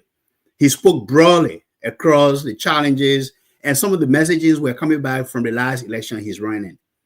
What Liberians are looking for, they want clarity on vision on what you're going to do for the country. And that's something that you guys should take back. Secondly, Mr. Cummings, as a political leader, is a brand. His brand is attached to his political party. I didn't hear any kind of catchphrases or statement or, you know, to say, this is our vision statement going forward as a party. And that's what we're going to be running on. So I think these are some of the things that really Cummings and the ANC can think about, and the rest of the opposition party. But overall, look, it was a very good setup. And look, God got patience. This is Cummings and Moriah back on Stanton Spoon Network. God got patience. So it was a great interview. Thank you, Stanton. What I mean? Just say you happen to see me back. What I mean? So we are happy to see them. We are happy to see them back on the show. Look, I follow you guys. You remember when I went in my room and was having your studio, Stanton? I don't just want to go there. I like us to focus on the positivity tonight. But it's glad to have you back on the show. Mariah, it's good to see you on the show tonight. Stanton, God got patient. Thank you. Thank you. That's the People's Program. We appreciate each and every one. It's good to have Kano Babala. He will be regular. It's good to have Manipako Dumont on the show as well, representing the CMC. We got a Charisma Great, Jefferson Cherson, Kev Hassan, maybe Uncle Sam, I don't know, representing CDC. We got Jackie fully supporting Unity Party. Winfred Russell, an independent like myself, I believe. Abla Mame, I don't know where he stands, but everybody comes with their own taste and their own gravy. Not to forget Emmanuel George from ANC. I want to say to all of you, as we move on, we have to set a standard that we have different, maybe the first 2 hours, one group, the next 2 hours, another group, to enable everybody to give the clear participation. We'll work with that in the chat room. Most of you in our chat room, nearly all of you, with the exception of Mariah and Manipako Dumont. I want to say to all of you, it's good having you now. Give it your best shot. It's up to you. You can take any wish topic to discuss. When you're done, we'll ask someone if they have a question for you, then we'll move on. For today's topic, the yellow machine, we got to pause on it. We want to have a clear understanding because the government is taking another position on the yellow machine. So I don't want to go through without having the full context. I really appreciate each and every one of you. Let's get into it. Now, we have 1, 2, 3, 4. Go ahead, Mariah, you go first. Anything that is on your mind concerning the bread and butter issue in Liberia. Yeah, I just wanted to close on the comments thing and very good feedback from Tamba as well as Kanyo. But, you know, Tamba, I wanted to say, I'm glad you listened to the show. I just wanted to clarify a few things. Yes, Mr. Cummings did take responsibility. And one of the things he took responsibility for was not connecting enough to the people. And if you listen, he did say he would not have gotten the results he did if he had connected well enough. He also did speak about the government making some progress in terms of roads and that the travel time to the southeast had gotten shorter. He acknowledged that. So to say he did is not clear. And he was very clear about what his focus was, that it was on fixing the economy, expanding the private sector and providing jobs for the people. He was very clear as to what his focus was on. So I just wanted to provide that clarity for those who may not have listened and listened to the show tonight. But to Kanye, you know, it's funny when people say we don't know who's around Cummings, and I'm glad he did say that Cummings's name recognition is there. People know him, but they just don't know who's around him, who's going to be his cabinet. And it's interesting how Liberians always focus on who's going to get what job or who's going to be in government if this person wins or that person wins.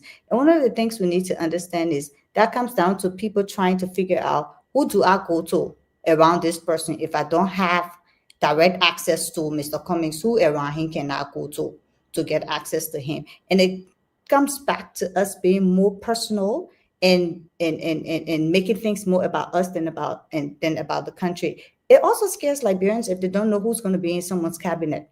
Because who am I going to get IOUs from? You can't go to the person and say, I did this for you, do this for me. Or I did this for you, you can't do this for me. And part of the problems we've had are presidents appointing people who they have IOUs for. Either they supported the campaign, they were financiers of the campaign, and then they appoint them to positions when they get to power, and they can persecute them, they can't go after them because they owe them something. These IOUs are part of what's affecting how presidents are able to have the political will to make hard decisions. And so when people tell you we don't know who this man's cabinet is going to be, or we don't know who are the people around this man, it's part of that fear speaking because they know that this person does not have IOUs with anybody. But let's be clear. Mr. Cummings' cabinet is going to be inclusive of all Liberians regardless of political party. This is not a one-party-takes-all scenario. He's very clear that he's going to have an inclusive government across the political spectrum, and that is why you cannot say everybody in the ANC will say, oh, Mr. Cummings wins, I'll be this. If Mr. Cummings wins today, I don't even know what I'm going to be or if I'm going to be in his government. Let's just be clear.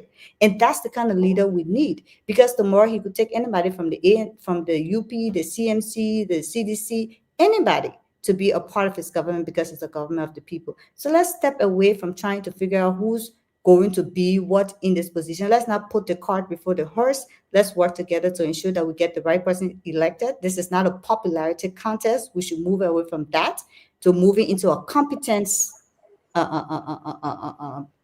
contest where we elect the most competent people to get the job done. And that's what Mr. Cummings focuses on. So I wanted to close on that aspect of it, and I hope I've been able to address Kanye's concern. But Kanye, don't worry, when Mr. Cummings wins, you definitely will be considered to be part of the government and work for your country because you deserve to. Is there anyone on this set tonight have a question for Mariah concerning ANC and Mr. Cummings' interview? Is there anyone, or should we proceed? Yes, that would be question for the person that spoke. Then thereafter we can move to the next panelist. So your question went for Russell. Okay, so my question for you, Mariah, is a lot of folks that have said, at least we've been reviewing some of the comments on social media across the board. So there are a number of folks who said that Mr. Cummings' message is constant. It's been the same since he started running, or since he was introduced to Liberian politics since maybe 2016, 2017 or so. Why is that the case? If you think that is the case, and has anything in the country changed that will necessitate or change or a variation in Mr. Cummings' message? I think that's a very good question, Winfred. So one of the things we have to agree on as a people is that regardless of what political party you're in, the issues are the same. We don't have any ideological differences. The issue of Liberians being able to afford to take care of the families, the issue of healthcare, the issue of education, the issue of good road network, the issue of constant electricity, the issue of safe running drinking water. These are all issues every party has to address. So it is not an ideological difference in platforms or whatever. That is why when you're coming to the people, you have to tell them what you're going to do and how you're going to do it, because everybody's trying to do the same things. Now, Mr. Cummings was very clear yesterday that some of his messaging will change and some will remain the same. The issue of the economy will remain the same because the economy has not changed.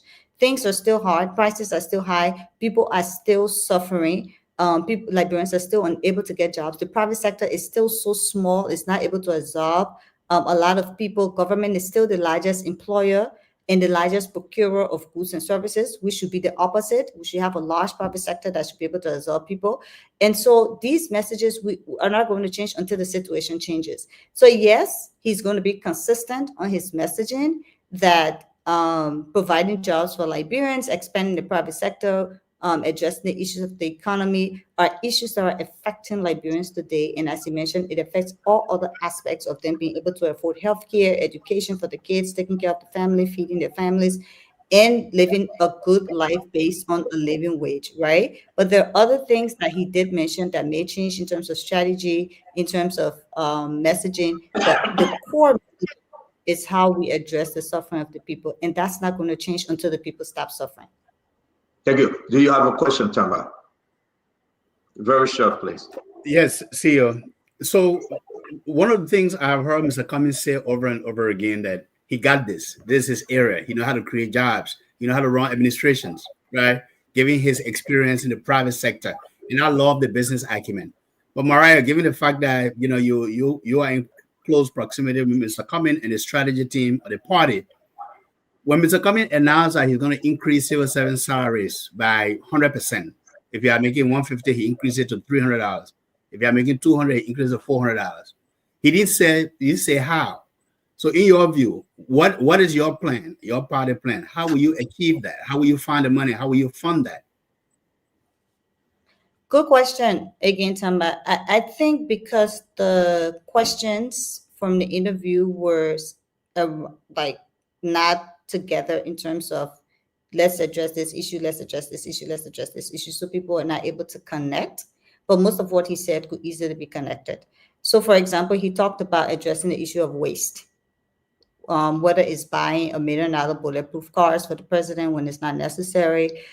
He also talked about how when you cut down waste, he talked about how we're buying cars for lawmakers every 3 years, and to cut that down and probably give them a stipend to buy their own cars and reduce the cost and use that money for other priority areas. So he's looking at how you're cutting down waste in government and using the monies to be able to put into other priority areas, like increasing civil servant salary. He also talked about how we get more money out of concessions.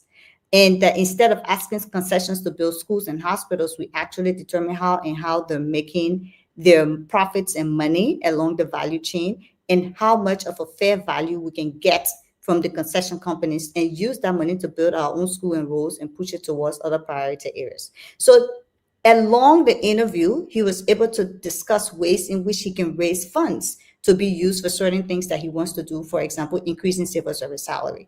And as he always says, no Liberian should be living on $150 a month, or less than $150 a month, or even $150 a month, because if you take out just buying rice, for example, or paying children's school fees, sometimes before you reach the 15th, the money finished. So basically, he's creating the avenue to raise more revenue from other areas by reducing waste, by renegotiating concession agreements and getting our fair share of these concessions, profits and money coming in, and translating that to improving the lives of Liberians. So when you say he's increasing he's promising to increase civil servant salaries by 100%, yes, he is, because it is possible. Remember, Mr. Cummings was the first political leader to talk about increasing our budget to $1 billion. And at the time in 2016, 2017, a lot of Liberians and even politicians doubted that. Today, we have both the CDC and the United Party government trying to reach the 1 billion, and our budget is almost to 800 million. It can be done, and he knows how to get it done. So when he speaks about it, he knows what he's talking about. Thank you very much. I'm going to bring in Abula Mame. Abula, you're going to speak. From there, we'll take 1 or 2 questions. If there's any, then we'll go to our sister Jackie. You have any which way you want to pose, do your comment after that. Take any topic. It's up to you. I will speak on Mr. Cummings' statements he made, and I will say something about this whole thing about opposition. It will be part of our responsibility to unpack the opposition. We will be pointing to President Weah specifically, who was president for 6 years, failed to create jobs, failed to address the issue about drugs. Uncle Sam talked about the 66 concession and all the things that happened. When Global Witness did our investigation and submitted a report to President Weah, he threw it in the carpet. So we'll be telling Liberians that don't just bundle everybody into an opposition for change. People were in leadership having the power and authority surrendered to them to transform your life. They failed to do it. Do not make mistake to give it back to them. You are not short of leaders to come and repeat failure with failure. So what you see, and the next place I will go is to give a caution to Mr. Cummings and his team. What you see CDC trying to do and all the praises they're giving to Mr. Cummings is to launder their failure of 6 years under him and use him to be the one speaking. Because Joe, we again come there and tell about the fight against drugs. Nobody will listen to him. He failed to do it. But Mr. Cummings can talk about it. Councillor Gonglo can talk about it. He can't tell about creating jobs because he failed to do it. But Mr. Cummings can make an argument that he can do it. Councillor Gonglo can make that argument that he can do it. President Bouaka can say, I get 4 years, I will do it. It left for us to judge him. But we cannot do it. You're talking about rape. Mr. Cummings can beat Joseph Bouaka administration about accountability on rape or allegation of rape. Councillor Gonglo can do it. George Weah cannot do it. Because when there were allegations of rape under him, he took no action.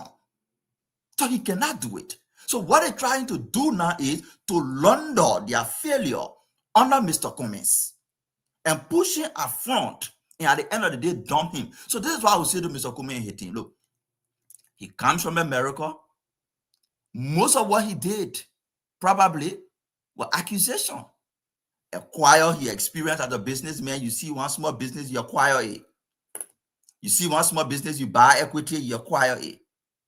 Mr. Kumi's in Liberia politics, you will not acquire your way to the presidency. You must establish your way to the presidency. Accusation will not work. I see on his birthday, supporters of Kumi posting he and President Weah's picture. And on President Weah's birthday, posting he and President Weah's picture to show what? That he and Weah working together. Weah cannot be vice president to you. You cannot be vice president to Weah. So what's the message here? You're trying to acquire CDC? What Mr. Kumi needs to do is to establish his way to the presidency and not attempt to acquire his way to the presidency. You cannot acquire CDC. Go in the butches, go on the grounds, establish yourself and launch your campaign for the presidency. An attempt to want to acquire your way to the presidency, you will experience what most of the other people experience with CDC. You will fail. Establish your way to the presidency. Do not attempt to acquire your way to the presidency. You did it in private sector, probably acquire some businesses, they grew, they were successful, but in politics in Liberia, this time would not be successful. And CDC is happy with that. That's why they're praising him today. They're singing all the songs for him because they believe they can have Weah, who doesn't have any moral to speak on any governance issue, in the back and use Cummings to attack the government and praise him for that. Thank you very much. But I see something. Allow me, if anybody have questions, we'll take 3 questions. But I want to ask Mami the first question. There will be 2 other. Mami, you always have very, very high on George Manneh Weah. Why? President Weah was president for 6 years. President, all powers, all resources delivered to him to address the country's problem. He failed to do it. I am saying, going towards the future of our country, we should not repeat failure with failure. We are not short of leaders in our country. We should pick from the best to solve our problem. When we give it to you and you fail, you pack and wash. He failed. Okay, so let me ask my second question. I beg. Wait, first of all, anybody have a question for Mami? I don't have a question. Uncle Sam, we'll come to you. Uncle Sam, wait. I beg you. We will take 2 questions after. Is there any question out there for Mami? We won't give him the due time. Can I provide some clarity to some? Yes, let me ask Mami a question. Wait, guys. Uncle Sam, you'll provide your clarity when it's your time to speak. I beg you. We come to you next. Just hold on. Somebody you see that question. Yes, let me ask Mami a question. Wait now. Mariah, do you have a question? Is there anyone else with a question? Okay. I have a question about my second question, Mami. Mami, my question is that let's go back. I like to be fair. Mami, I like to be fair. Former President George Manneh Weah has 6 years. Granted. You and I and others, over 800,000 took him out. Are you excluding the current president 12 years as vice president? Stanton, we've had that discussion before. President Boakai was vice president. He was not president. And we have established that when you are vice president, you can be different from the president. Okay. The way Ellen ran her government is not the way President Boakai is running his government today. Completely different. So let me ask you a question. Mami, answer that. Let me go back. So if this government failed, will you put the blame on Jeremiah Kun, or Jeremiah Kun is different? President Boakai would take full responsibility for the governance failure and success of the administration. He would take those responsibilities. So Jeremiah Kun have nothing in it. It will not be a contributing factor on Jeremiah Kun if he's running. It left with how people explain it. But what I am explaining is President Boakai is the president. He promised that when he takes over, he will review concession. Up to now, most of the concessions have not been reviewed. That is his responsibility. Jeremiah Kun cannot pass behind him and go review concession. Okay. So President Weah was the one who was president. Unique answer. President Weah was the one president. He said he would provide jobs. He did not do it. He said he would fight drugs. He did not do it. He said he would address the issue about rape and domestic violence against women. He did not do it. He was the one who was president and saw our international image ruin with the sale of diplomatic passports. You spoke well on the issue. Thank you very much. So you can't blame Joel. You blame Weah. Thank you very much. Tamba, your question. Yeah, thank you, CEO. Absolutely, the buck stops with the president. So, Mame, in your expose, you did talk about bringing in new breed of leaders and not people who have already failed this nation. So, if you are looking at the candidacy of Alexander Cummings today, based on his interview yesterday, will you say he provided enough reason and rationale that Cummings will be able to create jobs to move this economy forward and do better than this presidency under Joseph Numa Boakai? I don't want to judge Cummings' ability to create jobs based on the interview he had yesterday. That would be my answer to your question. Thank you, Bora. Do you have a question? Yeah, I do. I don't want to sound long-winded. Maybe I'll have an opportunity to address some issues, but Mame spoke about differentiating the opposition, and the CDC government having failed should not be considered as part of the opposition and change this country. Did you have the same view in 2023 after the Unity Party government was out of power? Were we to differentiate the opposition then and not include Unity Party in the opposition, especially with the CPP? So the first thing is to understand what I said. That will help to reframe your question. I did not say CDC should not be part of the opposition community or opposition framing. I said I will be specific with President Weah, who was president for 6 years and giving all the authority and power to lead and feel to lead. It is possible Samuel 12, anybody in CDC could make a better argument that I can provide this based on what I know and my track record of doing it. I did not say CDC. I said President Weah because he was president for 6 years. So with that clarification, you can reframe your question. I did not say CDC. I said President Weah. And I'm saying President Boakai. Somebody need to bring some sanity. Wait 1 minute. Uncle Sam, wait 1 minute now, right? And that's what we got. Uncle Sam, we come to hear you on sporting. Uncle Sam, we coming to you. You giving him 10 Uncle minutes? Sam, Uncle Sam, that's not Uncle Sam, that's not right. We did the same thing for Mariah. So individual asked Mariah a question. You didn't interrupt. Go ahead. Use your time. Use your time, Sam Jackson. No, but you got to make 10 minutes. Uncle Sam, use your time. Use your time, Uncle Sam. First of all, let's use logic and syllogism here, right? You said somebody has 6 years, but somebody had 12 years. So logically, if somebody Ellen had 12 years. Ellen had 12 years. Yeah, my man, that weird, man. You talking about Unity Party logic in context now. Ellen had 12 years. That no logic. I said Unity Party versus CDC. That wait. I'm not doing that. I'm not doing that. My man, Mama, let him make a point. Mama, allow Uncle Sam to make his point, please. JMB from the Unity Party. Are you serious? Are you serious? To try to differentiate JMB from the Unity Party, to truncate that, to make that a cartoon here tonight? Like people the message JMB is not part of the Unity Party. All the man is saying. Let's look at it logically. The argument is always that the CDC destroyed the country. The CDC, there was some retrogression. Let's look at the economic indicators. The simplest thing, human development indicator. To the human development indicator, the HDI, human development index. Did it decrease over the 6 years of the George Weah administration? The answer is no. Did the economy contract during the George Weah administration? Yes, because of COVID. The last year of the CDC administration, the economy grew by around 4%. And if you look at the first page of the budget of the Unity Party 2024, it recognizes that. Were there decreases in the labor force for the 6 years of the Unity Party administration? Of course not. There was a growth.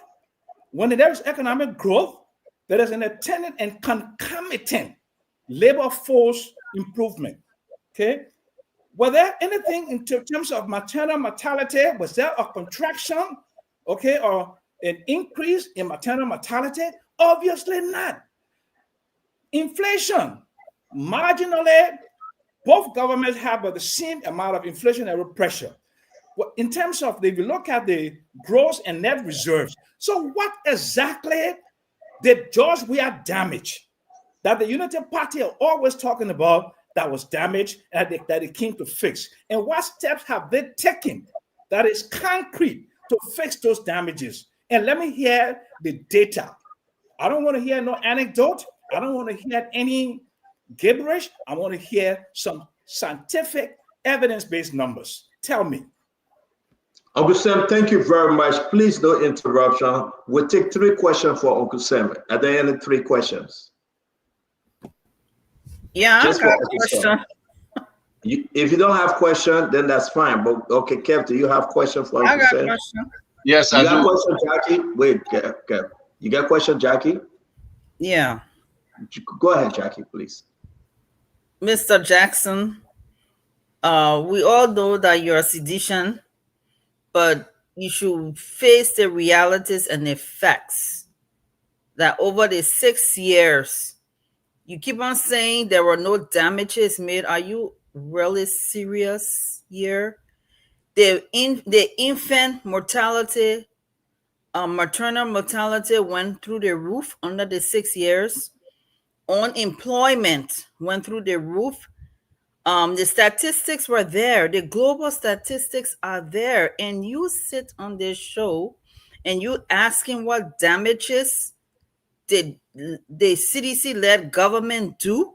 We lost the MCC. We dropped and became the 8th poorest nation in the world, the 8th hungriest nation in the world. The global statistics are out there.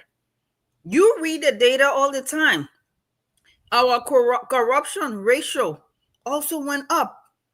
The global statistics went out there under the 6 years.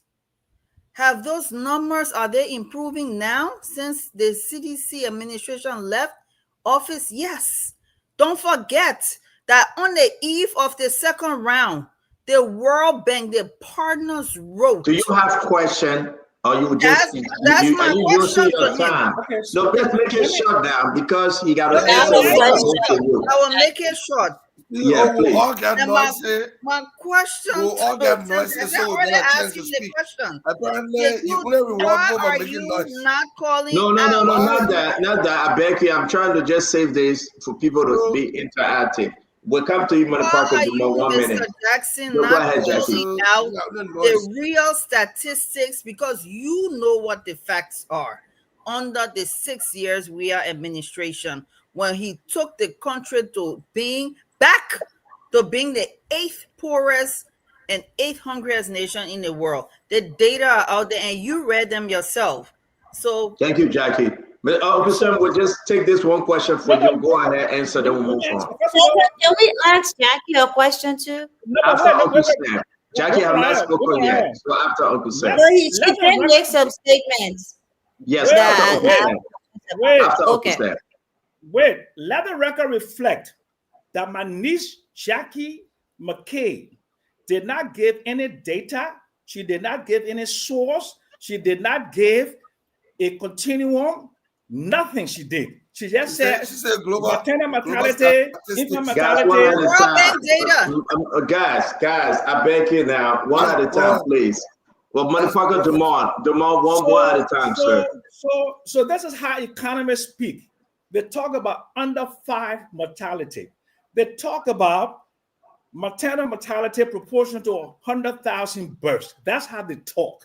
They don't come and talk gibberish on a talk show to try to impress little infants out there. You have not given any data. Okay, let me get you the data now. No. You wait, done. You did not. You did not. You're done. Somebody else need to come. You did not give a data infant mortality. I did. I said 8 poorest. Jackie. Wait, let me finish. After Sam, we come to you. You will have your time. Just wait. When you say the 8th poorest, right? What do you mean in terms of per capita GDP? Is that what you're talking about? Are you talking about purchasing power parity, or what are you talking about? Give me that. What are you talking about? Yeah. Jackie, wait 1 minute. Uncle Sam, thank you for answering. We got to move on. Jackie, we'll give you your 2 minutes to speak. Maybe others have questions for you. So it's your turn. Talk to us. Yes, thank you so much, Stanton. I love Sam Jackson to death, and when he comes on do here, not patronize me. Just go ahead and give your data. Sam, be quiet, small now. No, Be quiet. Uncle Sam, okay now. Uncle Sam, we are not forcing Uncle Sam. Allow her to speak freely, sir. I don't just want call no me your nonsense. niece. Let I me give didn't the come data. back to you. Thank you. I Go didn't ahead, say you are Jackie. patronizing me when you call me your niece. So just enjoy me talking and listen. So my point here is Sam Jackson is a very smart man. Give us And the he data. knows Give the us the data to data. his fingertips. Give us And the he data. knows very Give us well the data. that Maternal the mortality. CDC Infant administration mortality. took this country back to being the 8th poorest, erasing some of the gains of the Unity Party government. Sam Jackson cannot deny that. But on the public sphere, he will. But behind the scene, he will say that truth because he knows what the facts are. He reads the data. The GDP per capita dropped. Unemployment rate went up. All the statistics were up there. The inflation rate went double digits, sky high. You want to put it on COVID? Really? Really? When the IMF, y'all thought money was growing on trees and you said y'all didn't need the IMF until you had to beg the IMF. Spending off budget, and you saying the data and the statistics are not out there? Sam Jackson, please. And thank God that the Liberian people made a decision, and we see the KPIs, the key performance indicators. We see a positive changes now in these KPIs for the country now. Thank you very much, Jackie. Okay, Mariah, you have a question for Jackie, your question, and then we'll move on. Only one will take that for you, Mariah. Yeah, one is fine. Jackie, you mentioned the maternal mortality rate increasing under the CDC. In 2023, the World Bank reported that Liberia's maternity leave was 628 per every 1,000 deaths. What is 1,000 deaths? What is the 2024-2025 maternal mortality rate? When CDC left government, when that number went back to over 1,000. What's your source? Wait now, Uncle Sam. Mariah question. Uncle Sam, wait. Jackie, that's because it's 628 to 100,000 live births in 2023. You said it has increased. You said that it has gotten better, but that the CDC made it high and it's gotten better. They took it back up to over 1,000. What is the current? The 2024, 2025. What is the current? Has it gone from 628 to below? What is the current? Yeah, but we cannot skip over 6 years and say what's the current. When CDC Jackie, when CDC took, but let me answer the question, Mariah. Mariah, you have to give her a chance. Mariah, give her a chance. Mariah, wait 1 minute. You still asking question, but give her a chance to answer. Then you can come in for further. Okay, clarify. When CDC left in 2023, it was 628 to every 100,000 deaths. You claim that it has gotten better under this government. The question is, what is the current maternal mortality rate 2024 or 2025 under this government? That's all. Right now, it has dropped. It's around 600 from what the Where? data What's shows. your source? It went up. It went up. Wait, guys. Uncle Sam, There was you're not health. doing well. Listen, Morale, there was a hold health on a minute. demographic survey that was done under the WIA-led administration.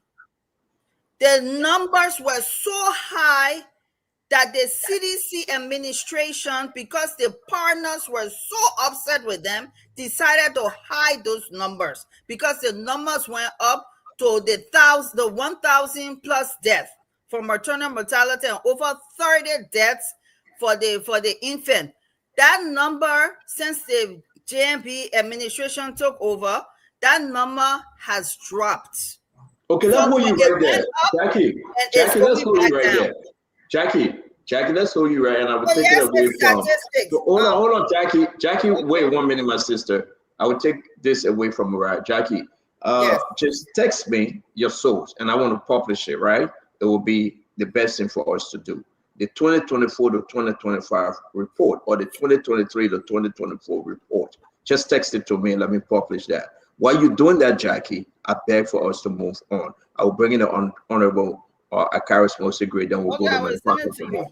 Thank you, Stanton. Yeah, thank you. Now we'll go to Manipako Duma there after Honorable Gray. Yes, Stanton, thank you very much. From the same World Bank. Please, I beg you. Says Jackie. Thank you, Jackie. All the opportunity. We just waited for you because I enjoyed the conversation. But you know, Stanton, you said we should give you our best shot. There's the conversation. Jackie said we didn't employ anyone. We employ the Ministry of Health. She wanted the employees that we had there. We initiated. Oh, are they working with the government? And completed. Oh, hold on. Jackie, please allow him to speak, please. That employment, whether private sector or the private sector, you were employed by us and you praise us. That's not the issue. The health ministry you're talking about, that people talking about health, what did we do? The first thing we did was that we initiated the construction of 5 referral hospitals across the country. In Granjide, in Riverses, the Redemption Hospital, the 14 Military Hospital, and the Emirate Hospital.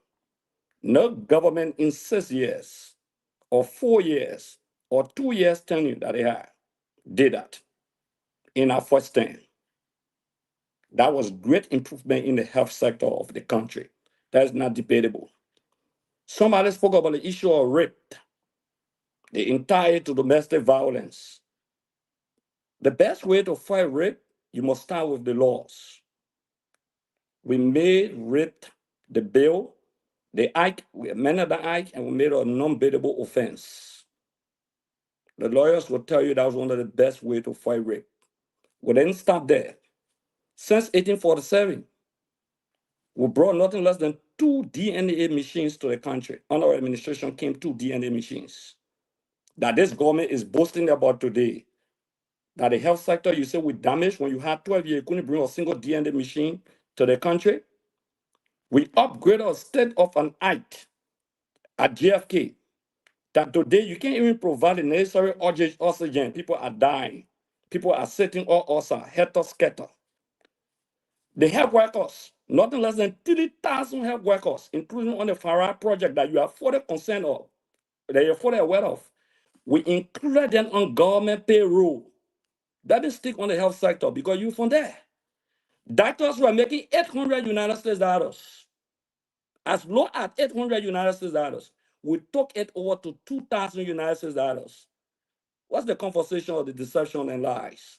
When people cannot even tell you what the infant mortality rate at this critical juncture in 2024 and 2025. That's the kind of lies that will expose them further. You want to talk about the issue of education. You promised 150 schools, you have not dedicated one in 2 years. The only school you dedicated, whether in Nimba or going to Bon County that the one CDC bill, that the only school. The University of Liberia have been consistently closed. Consistently under your administration, unprecedented, the highest. Under the 2 administrations, the highest. We digitized the University of Liberia. We make public tuition free across the country. What is your contribution to education? as a government and people zero. Show me, pinpoint 2 things. I will say was. I will tell you with digitized. I will tell you we provided free university, public education. Did we build schools? Did we rehabilitate some? Yes, we did that. You've done nothing. You only running head to scatter the beheaded rooster. Not only that, rule of law. You criticize the CDC on the issue of rule of law. You came back, you stopped the rule of law when the Supreme Court made a decision, the highest court of the land. Your president butchered the law, slaughtered the law, that you're killing a cow in cow factory and dishing it up for consumption, for people to buy it. That's how you destroy the rule of law of this country. You could not protect tenure positions.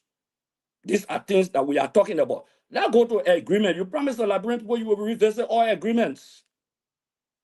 Or when you revisit agreements, you will submit those agreements to the legislature for ratification. I'm not talking muff talk. You have revisited no agreement for ratification. None have you shown. All you have done is to pillage the resources of the country and press meter steal. The agreement that we rejected is the agreement that you are clapping for, your president. Somebody say, President Weah is not speaking. CDC is an institution. It says there, President Boyga never spoke over system. He was the standard bearer of the Unity Party. But did the Unity Party speak? Yes. Did other opposition political institutions speak? Yes, they spoke. The CDC is an institution. Does the CDC criticize and disagree with issues, including Akara's Grow on the show today? We are an institution. That's how institutions function and run. So when I listen to people, you criticize the issue of private jet. The issue of foreign travel budget, you criticize it. In 2 years, you have spent almost $7 million on domestic and foreign travels. You bastardize the economy of the country. You fly in private jet and you defending. We didn't know that private jet is so important. What are you saying here today? You have no moral standing. You talk about inflation. Do you know the inflation rate we inherited? And what we left it at? No, you're joking. You people don't know. You come on this talk show, you go around, you run nasty propaganda that you have no ground to defend, and nothing at all to say about that. These are the things that we are talking about. Somebody Thank you, Greg. that under the CDC administration that will pass the domestic violence bill. Greg, we got to move on. Domestic violence. You got to hold on. Maybe some people here got questions for you. Honorable Karis was a great way. Jackie, do you have a question for Greg? I'm going to ask only those that are opposing to Greg, yeah? I beg you guys, because we got to go. Jackie, do you have a question? Everything Greg just said. Do we have the Jackie source here? I'm still waiting on the Mariah. I'm still waiting on it. Jackie, if you don't have a question, we got to move on. No, I got it from the World Bank. I was sending it to Stanton. Thank you. Yeah. Like I said, okay. Let me bring it. So, guys, thank you. One minute, guys. So you're asking me if I had a question for... Yes, real quick. For Greg, real quick. Yeah. It's more like a statement because... Just make it short now. We got to go to the rest of the guys. Disagree. Just now respond. Yeah? Yeah, disagree. All that little glorified conversation that you just had,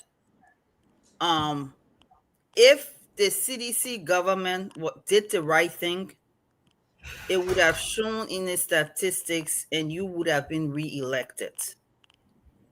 The fact that you were not re-elected and the Liberian people, you had the chance for a second term, a second 6 years.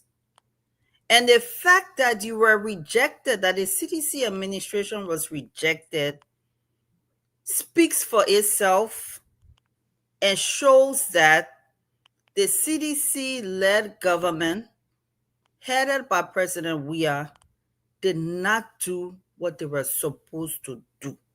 If you did, Liberia was not going to go back to being the 8th poorest nation in the world, and among the 8th hungriest in the world. So those statistics speak for themselves. So that means what you just said and try to tell the Liberian people. Thank you very much, Sis really Jackie. happy in reality. Thank you very much, Sis Jackie. No, guys, 1 minute back. We got to bring in Kanu Barbara, Manapako Duman, Kev Hassan Tamba, and we got to go to Rice on this one. We have 2 other individuals in the back, actually 3. We got to bring them on. So respond quickly to Jackie Akara's grade. Quickly. Yeah, when Jackie said. Can I give information? Once go ahead, Mariah. So just Hold quick on information. Mariah, go ahead. And the reason I'm on Jackie providing the statistics is key to this discussion, because I think we should discuss the facts, because Jackie just made a comment about the CDC not doing well because Liberia was the 8th hungriest nation. But just 2025, under the UP, Liberia became the 2nd most hungry nation. So I'm trying to establish here, how are we having this conversation on facts, so that we use the statistics and whatever reports we have. You're asking for statistics. Can you send me that? Can you send me that, Mariah? Can Jackie send us the statistics on what Liberia hunger rate is right now as compared to what it was under the CDC, so that we know which government is really not doing well? Okay, I agree with you. Center already has it. He has it as of 4 weeks ago. Wait, guys. Wait. It was information. About a month ago. Information. I don't have it, Jackie. We got over 1,000 Now of I have stuff to in look that for it. chapter. Resend it, but Let me back on with that information. When I finish making my statement, you bring information. Kanu Barbara, go ahead. Yeah, no, I had to say something. Thank you very much, CEO. Thank you, Nathan. Yeah, Kanu, I'm sorry. I'm begging you. Let's give a great 30 seconds here. He wants to respond. Yeah, it's not on Then Mariah came in. Go ahead. Yeah, I don't want interruption. Jackie, it's unfortunate that you don't even know how hungry Liberia is at this juncture. I don't think you're even reading the statistics around the world. If you are reading, that would be a shame. You say if CDC had done well, you said the CDC, the people were not going to vote CDC or the power. You like saying a Unity Party had done well in 12 years, Joseph Bogawa had become president. I don't know where that logic is coming from. I don't know where you're dreaming from. But Jackie will be a disservice to the people of Liberia. Somebody in the medical field cannot provide or regulate in this public domain as an expert on the issue of the infant mortality rate in 2024 and 2025, but you only know 2023, it's a disservice. And this show is not the police people come and lie. I'm sorry, but you lied. Because you can't say it. If you lie, say it. Jackie, can you say it? 2024 and 2025, the infant mortality rate. If you're lying, can you say it? We have to move on. Great, thank you very much. Great, thank you very much. Great, thank you very much. Honorable Akara's Gray, you make your point. Honorable Akara's Gray, you make your point. We'll move on. Jackie, hold on 1 minute, please. Let's give others the chance, please. Kanu Barbara, please. Manapako Duma will come next, and the rest of the guys. If anybody have the data, if anybody have the World Bank report, please send it to me. I'm still waiting on it. Thank you. Councilor Bala, go ahead. Thank you very much, CEO. And I think in my opening statement, I will sprinkle a bit of comments on this whole competition of data and reports and statistics and what it is and what it should be. Because unfortunately, after close to 170 plus years, we've been having all these data and reports. And quite unfortunately, the country still struggles. So I can understand the whole challenge with Akaras and Jackie and Mariah, show me your sources. But ultimately, we must still double down with the fact that there's a requirement for improvement in our country. The ordinary people, the poor people in our country, they're not very much interested in these reports and paper documentation. They want to see material changes in the conditions of their lives. I don't know to what extent these documents reflect the materiality on the ground. So let's have all of those conversations, but let's be reminded that ultimately poor people listen to this program and they want to see actually tangible changes in their lives. Having said that, I mean, there's a particular issue that Mariah raised that I think is important not to let to settle, because it creates the wrong impression about a statement earlier that I made regarding Mr. Cummings, when I asserted that in many ways, despite knowing his name, despite the fact that he had contested, and I say this without any ill will to Mr. Cummings, that the Liberian people still struggle to know who he is. And I say this as a candid advice to Moriah and all of the political handlers around Mr. Cummings. He needs to start to disclose, maybe adopt something that the UK and other countries, will do. What is a shadow cabinet, for example? He could name a shadow cabinet. One of the issues that Liberians are particularly concerned about, and we've seen this play in many spaces of our country, is this whole idea of state capture from abroad. People troop in, parachute resources, don't disclose what their alliances are, win elections, and then at the end of the day, I'm not saying that on the ground is the best, but there has to be that kind of disclosure. And Moriah, no, this is not about me and my own, personal pecuniary interest. It doesn't matter who is in power. At any point, Itakana Bagbala will be an entity you move forward. Doesn't have to be about me. But we were then critiquing what Mr. Cummings had to say. And that was my advice regarding Mr. Cummings. I'd like to close on this point, CEO, that, like I said before, I like the fact that despite the egging on from all of these other rabid political oppositional actors, Mr. Cummings chose to be measured in what he said. And more than that, he went on to say that he wants the country to succeed. Whether you want to disaggregate it and say it is the president that must succeed or it's the government that must succeed, is up to you. But at the end of the day, he said the country must succeed. And I am in a space, particularly, CEO, where all these political actors come on this platform, mouth platitudes, and we know them intimately. I know Akaras, I know the rest of the guys who come on here. We know what we think, we know what we know. We shouldn't deceive the Liberian people that this is about repackaging something new. We need to get honest. And at the end of the day, we must get to a point where we say it doesn't matter who leads the country. Do we have a credible, independent civil service so that when President Boyka leaves tomorrow, whoever's in the civil service continue to perform at an optimal level? These are the things we need to be talking about. Do we have a judiciary? And you don't have to agree with the decision of the judiciary. I've seen of late, whenever there's a decision from the judiciary, you find people second guessing, slandering the head of the judiciary. In the case recently, and I had a very, I would say, an unpopular opinion, but that was my opinion. When the issue of the appointment of the Chief Justice's son, you had a whole judiciary, which is the whole branch of government, and the Chief Justice's son is appointed by the president, not the Chief Justice. You're claiming a question of conflict of interest and nepotism when the Chief Justice did not appoint. It's as if you're saying that the president's son can work in the executive because it's a whole branch of government. And I disagree with that. These are the kind of things we should be talking about. How do we make the judiciary independent in such a way that it can make unpopular decisions and we don't have to agree with those decisions? That's how we move the country forward. But at the end of the day, what I see happening and playing out before you, CEO, and it's something you should be mindful of, is this quest for naked power. I was there before, I want to come back. And by any means necessary, whether I agree with the political actor or not, whether we share common values or not, because that's what people may be pushing, even somebody like Cummings to do. Whether you share values or not, I want to come to power. So therefore, let's form alliances to come to power. And I think that's wrong. And I think that's why the country should not go. That is why at the centrism movement, yes, earlier you started off, CEO, you were saying, I don't know what kind of Bagbala is centrist, whether he's UP or whether he's CDC. My political membership is still very much with the CDC. But as we stay ideologically speaking, we are thinking centrism. Because no CDC member, at least Akaras and others, will tell you they want the country to succeed. I would say a carte blanche that I want President Boyka to succeed. Mr. Cummings said it. He said he wants the country to succeed. That is patriotism. This is what we need to engender.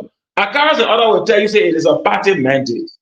And beyond a party mandate, I'm in a space where if it works well for the country, if it is good for the country, we go for it. Whether the party mandates or does not mandate it, we'll follow what we believe by good conscience is good for the country. We must go beyond all of those constructs because we want to build a good and solid country. And I will just end on this note.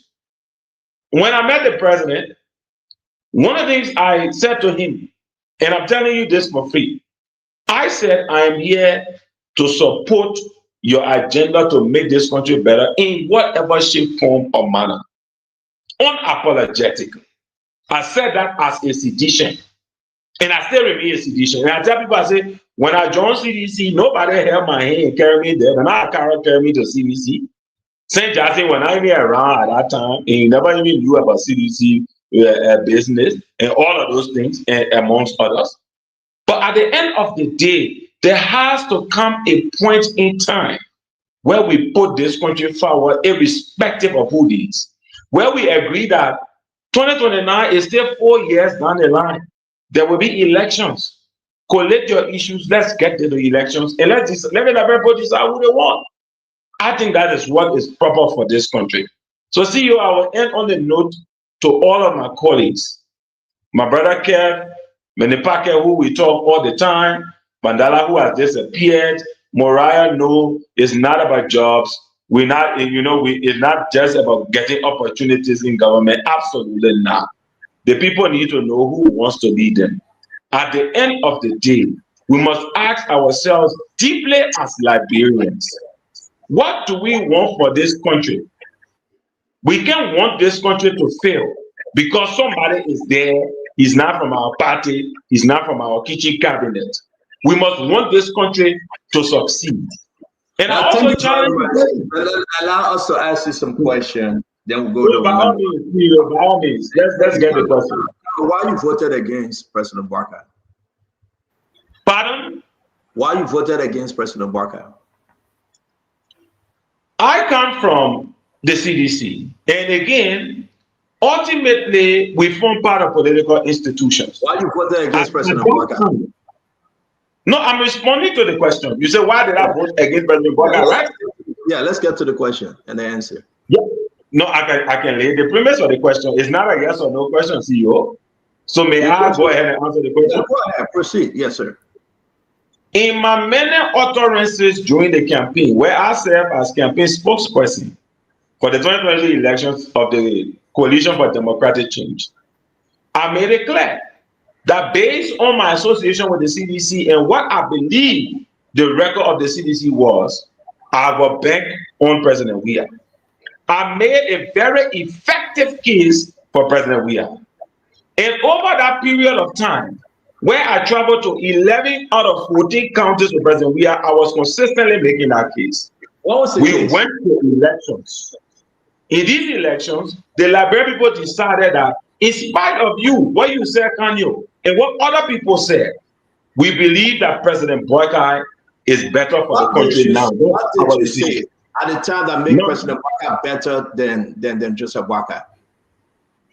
It is not about Kanyo Bagbala, and that's why we need a deep personalize. Yeah, we want to personalize it because you saw a message out there. Listen, Councillor, you saw the message out there. You were telling the people they should vote for George Manneh Weah. What did you tell them? What made George Manneh Weah better than Joseph Yeman Boykai at the time? That you were championing what we want to do is to re-prosecute the 2023 elections, which I will not do. What we should be talking is that President Boykai is president. He's president, and we should want him to succeed. I agree, and I voted for him because I want him to succeed. But you got to answer the question. The past will always be our history to remind us what Joseph Boykai did to you at the time. That you voted against him, you championed against him, you spread a message for George Manneh Weah against him. What changed at the time? President Boykai did nothing against me personally, and that is a problem with Liberian politics. We should not make Liberian politics about the personal, because on a personal level, President Boykai has done nothing to me. If you understand what I'm saying, don't try to spin this thing. Your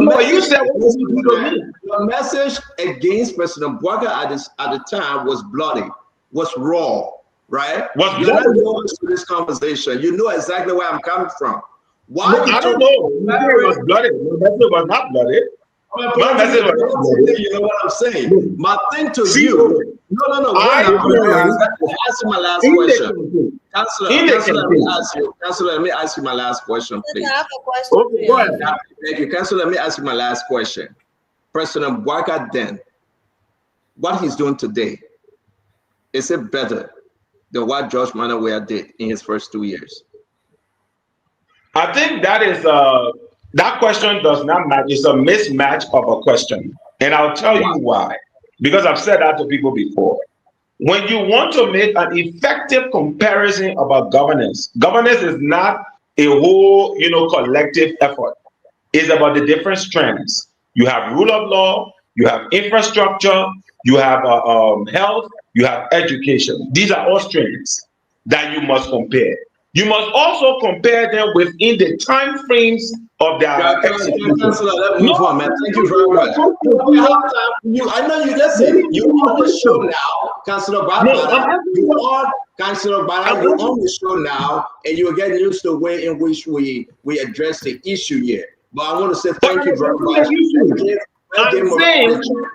My man, I'll get my answer for you already. You will not answer it, but forget it. You want me to answer the question, let's give Morale the chair. My man, you're not answering. I beg you, man. Morale, go ahead, answer the question. Yeah, let Morale answer the question. Go ahead, Morale. Thank you. So, Stanton, I sent you the report that says Liberia is the second hungriest country in West Africa, and please let us know when Jackie sent you the source on the mortality rate, because I found it myself and I will share it, but ask your question, Councilor. Okay, so my question, Kanyo, you are now pushing the centrism movement, and as much as we would want the government to succeed, as you mentioned, Mr. Cummings said, he was also very critical of things that the government were doing wrong. The question to you is, has the centrism movement, or have you, as head of the centrism movement, been critical of any actions the government have taken, or anything that has happened that you think the government should be held accountable for since you began this movement? And if so, can you cite some examples of you being critical of the government as the centrism that wants the government to succeed? Thank you very much, Morai. I think that question is very well placed. Yes, we have been critical of the government.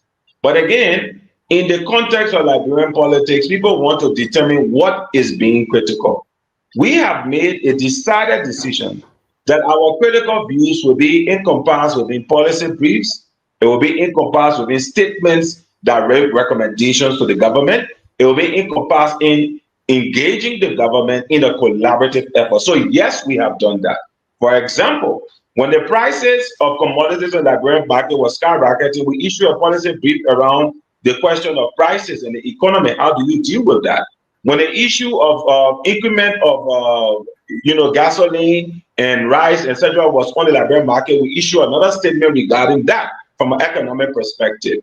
When the issue around recently, this may not be a policy issue, but it's a national security issue around the burning of the former president's house, we issue a statement in that regard. The challenge here, Mariah, which I believe Mr. Cummings firmly understands, is that opposition actors want you to condemn everything in a very uncouth manner. That is the only way they understand that you are being critical. We are not going to do that. As a centrism movement, our modus operandi is not to just be obscenely critical and condemnatory. That's not what we're going to do. We are intellectuals. The head of our secretary holds a PhD in agriculture. There are people on our steering committee who are engineers. These are supply chain specialists. These are very educated people. We're going to do things absolutely differently. And that different way means we're going to advance views to the government in a way that the government is CEO. So now, you and I am by beg you, but we got to bring other people. I beg you, sir. Okay, I'll tell you things and continue the conversation so I can tell you how we're engaging. Mariah, when I call you, thank you very much. Just understand that it is important that this is the Spoon Talk. We're going to have these great men and women yet again every week. We're going to really do this for the sake of our Liberian people, where you have people of all political parties coming on. Just to go back to the record before we bring in our brother Monopaka Dumont, let me put this up. This record. Liberian infant mortality rate for 2025 is 44.40, 44.40, a 2.72 decline from 2024. Liberian infant mortality rate for 2024 was 45.62, a 13.23% decline from 2023. Liberian infant mortality rate for 2023 was 52.60, a 2.41 decline from 2022. Liberian infant mortality rate for 2022 was 53.90, a 2.71% decline from 2021. So I'll leave it right there. Question, please. We're speaking of maternal mortality, not infant mortality. So the Jackie sent the source for let me maternal. bring Uncle Sam. Hold on 1 minute. Uncle Sam saying something. I beg you. Maybe that's the same thing. It's my It's infant mortality. In 2013, under the Unity Party government, maternal mortality was a Wait, Uncle Sam, we don't want people saying that we want the information. So I'm they giving send it to you. so Uncle Sam, hold on. Send it, let's pull it up. No, send it, let's pull it up. Let me say it first. No, Uncle Sam, before you say it, let's make the correction here now. No, let me say it. I will put it up. Liberia Demographic and Health Survey of 2013, the maternal mortality rate was 1,072 per 100,000. In 2020, Uncle Sam, Uncle Sam, we're gonna hold you right there because we will understand this argument. We just got to share don't hold me. Let me information. finish. Uncle Sam, no, you're not finished. Uncle Sam, you're not finished. Send us the information. We will post it and then you'll talk about it because we already have time on this. So let's hold it right there, right? I'm telling what I can read. Uncle Sam, you will say it when you send us the information. Let's just stop reading for ourselves. And thank you for that correction, Mariah. I understand it. Let me pull this up again. It's in the room, Spencer. It's in the room. Uncle Sam, I'll pull it up. Give me a second. Uncle Sam, give me a second. I will pull it up. Kanu Babala support for George 2023 election for George Bana. We are, again, this is just something we do here on Spoon. Campaign spokesman as the official campaign spokesperson for the CDC. Councillor Bala, publicly champion. We are re-election bid. He admitted to that defense of we are record here. Admitted to that false claim that CDC won the election in 2023. Again, you say your own, I say my own. The record speak for itself. CEO, I think you said, I said, what did you say? Why are you laughing, CEO? Why would you say that? Wait, why would you? No. You are bringing Manipanga Dumont. We need to move on. We need to move on. Did Jackie send you the source? Wait 1 minute, I'll bring you back on. Kanye, 1 second, Stanton. Did Jackie send the source for maternal mortality? Because what you posted was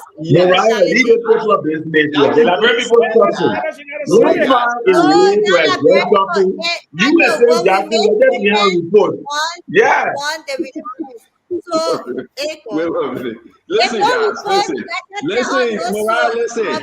Jackie didn't send me. Mariah, listen. Jackie didn't send me that. It was from our team. All right, Dara sent it because he saw you talking about information. She did. I am about to find her. Let me bring it. I agree. She did. Motherfucker, talk to us. See, it's your turn. You are teaching me.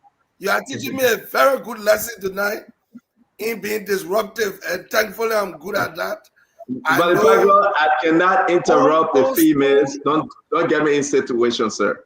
On Spoon, you get further by being disruptive. Thank you. I understand. We will apply that knowledge as we go along. Clearly, Jackie is a great propagandist. The CMC will do well to bring her to our corner away from the Unity Party. I know she's an admirer of JMB, and JMB is wrapping up. So we would love to have her. She's a very good propagandist, and she kept Uncle Sam very busy with the broad stroke World Bank report. World Bank does not give a single report. Stop the baloney. She did not. She could not produce anything. Stop it. That's Uncle Sam. Jackie. Uncle Sam, that's my opinion. You can't be expressing it. It has to be my opinion. You don't give an opinion without data and facts here. But allow me to complete my thought. You're entitled to your own opinion, but not to your own facts. Entitled to your own opinion, but not your own facts. Okay, but I have entitlement to my time, and you ought to let me speak. So Jackie, I think, did a good job propaganda-wise.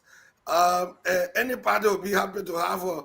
She basically buried Uncle Sam with all kinds of reports, World Bank report generalities, and Mariah pinned her down, but she's still surviving. So Jackie is a wonderful propagandist, and she goes on regardless. No, that source thing will go down as one of the unresolved issues. But seriously, we just listened for 2 hours to United Party and CDC failures. The precise reason why Liberians need to move on to the CMC. For 2 hours, Akaras Grace supplied us everything that United Party failed to do.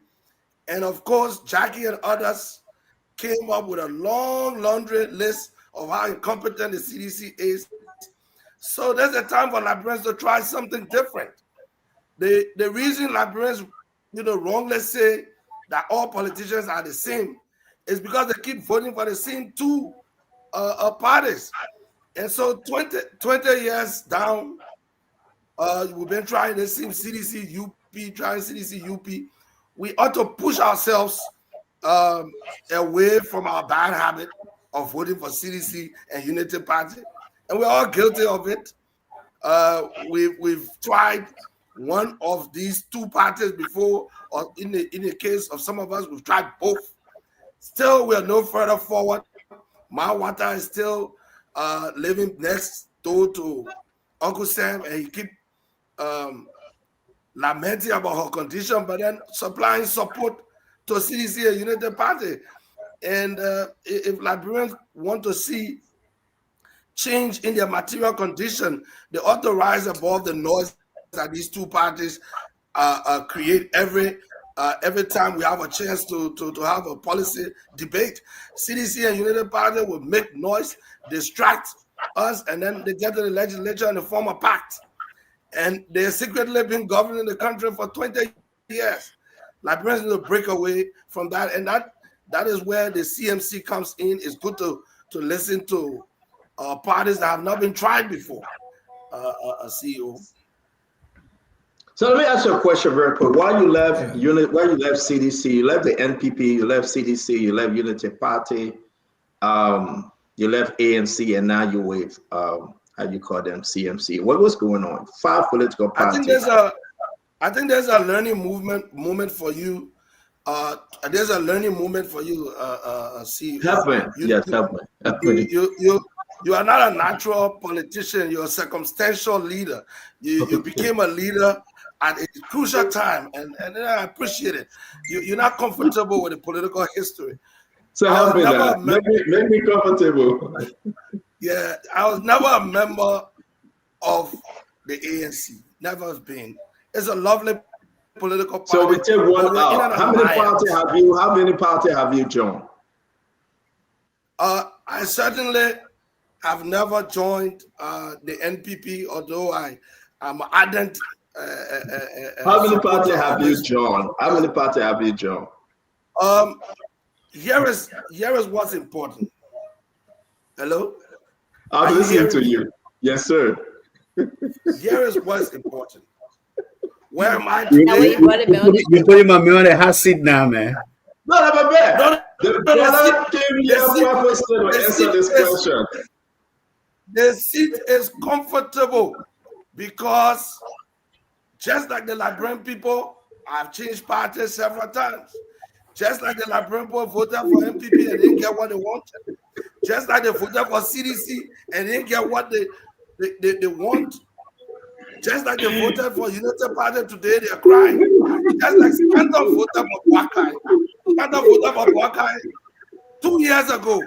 Scandal told us when Joe Boakai comes into the executive mansion, the lives of the Liberian people will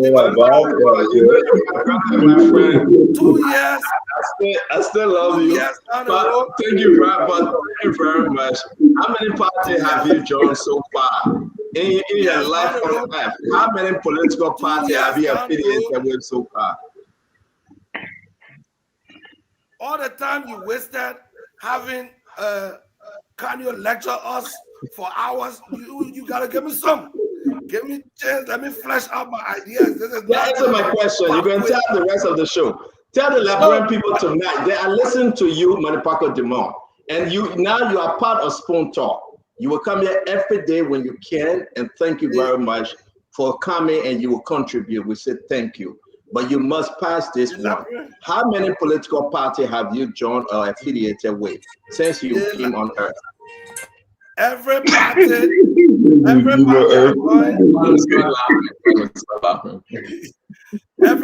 I joined and the Liberian people told me to join, so they are well. The man MVP. The man is MVP. I did that. You know what you did to me. Just forget it. They buy you. So you buy it to pay a debt, and not for it. I think that the New Jersey people asked that question. The Liberian people told me to join the CMC. So, and the New Jersey people said that question. Like I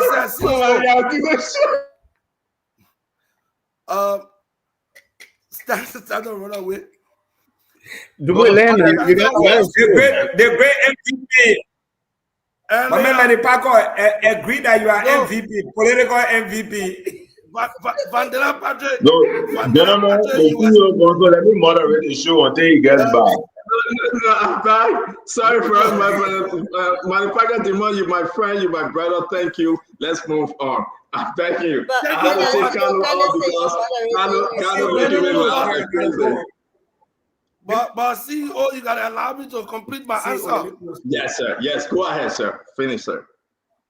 I think you're not doing the listeners justice.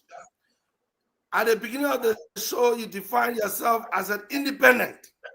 When you started Spoon, you were independent. Then you became United Partisan. Now you back to independent. All of those are movements in accordance with political development in the country. So I won't ask you the question if you will ever bring Charles Taylor back. I will pass that. I will just allow us to move on. Thank you very much, my dear brother and friend. You my super friend. You know very well. You're my friend. Every evening we have conversation. I love you, my brother. Let's move on. Keep the friendship for later. That question was answered. That question was answered by the voters when they didn't vote for me. So that question has already been answered. I think we should spend our energy. Okay, but this is what we do on Spoon Talk. We have fun and it's good to have you. It's good to have you. Let's move on. We should do a little bit more than having fun. Vandela Patrick, come in. Manipako Dumont, thank you very much. Manipako Dumont, thank you very much. Let's move on. Yeah, let Vandela speak. Let Vandela speak. Let Vandela speak. My man, Manipako. Gange will still come back. Don't worry, Gange will come back. 30 seconds to close properly. Yes, sir. CEO, all jokes aside, the reason I moved on to the CMC was when I came to the conclusion, just like you did, that the United Party is not the answer. The CDC also not the answer. So you may laugh at my political movements, but we are all doing the same. The entire country is doing the same, including you, because inevitably people will have dissatisfaction, they will have differences, in how they see the world. And those differences inspire you to try something new, which is what I want the voters to do. Change your voting habit if you want to change your living condition in the country.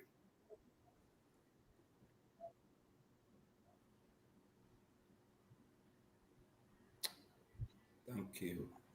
Yeah, thank you very much, Manny Parker. You know we love you and thank you for being an addition asset on the show. We do appreciate you.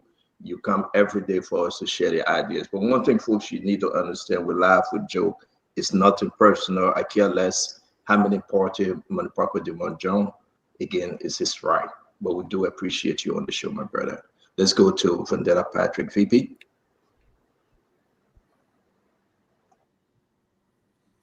Well, thank you, CEO. A few things. I'm sorry the councillor left.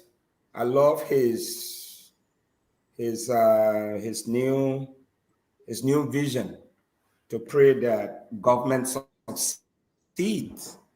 And I like the question Moriah asked, so whether he has been critical of the government in recent time with respect to its missteps. And fundamentally, I had a problem with him when he defended the action by the Chief Justice, which I respectfully disagree.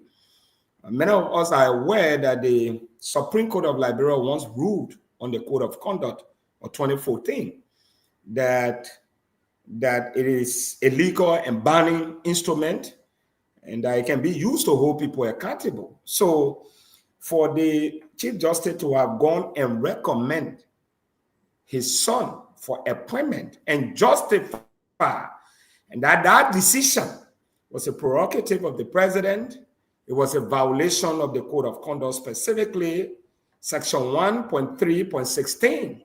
It states clearly that no public official, shall recommend family members to work in any agency of government. Inasmuch as it's a presidential decision, but the president will not have made that decision to appoint if the Chief Justice had not recommended his son to fit in that category. So for me, I'm happy that he declined the nomination, even though people say resign. You can only resign if you serve in a position. He declined. So in as much as the central movement is meant to appreciate government, it has to be holistic in nature. I also want to state clearly that the fight against corruption should be holistic. Right now in Lofa County, I think few executives of the Lofa County University, the president own time, they were indicted by the LACC. They served them court warrants. They were to be dragged to court. They are currently on bond. Today, a press statement was issued by some individuals in Lofa County asking the president that these people should hold on pending the completion of the case. Nobody knows the duration of the case. There is already an indictment. So the fact that they stay in power undermines the fight against corruption. And personally, I must say clearly, unlike the past where our brothers, when we say these people were corrupt, they say we were not clear. We say this thing is wrong, they say we're not clear. The president has taken initial steps to prosecute certain people, to suspend and fire certain individuals right in his backyard. I think it should be holistic that this president, now that the LACC indicted and served these individuals from the Lofa County University warrant for depleting state resources in the tune of $400,000 and 3.6 million, 13 million Liberian dollars. They cannot be holding on to their positions while the matter is still in court. All our people left. We beat on LTA boss. He left. MCC, they left. Amin Moda, they left. These people matter. They not even go to court. So we want the fight against corruption to be holistic.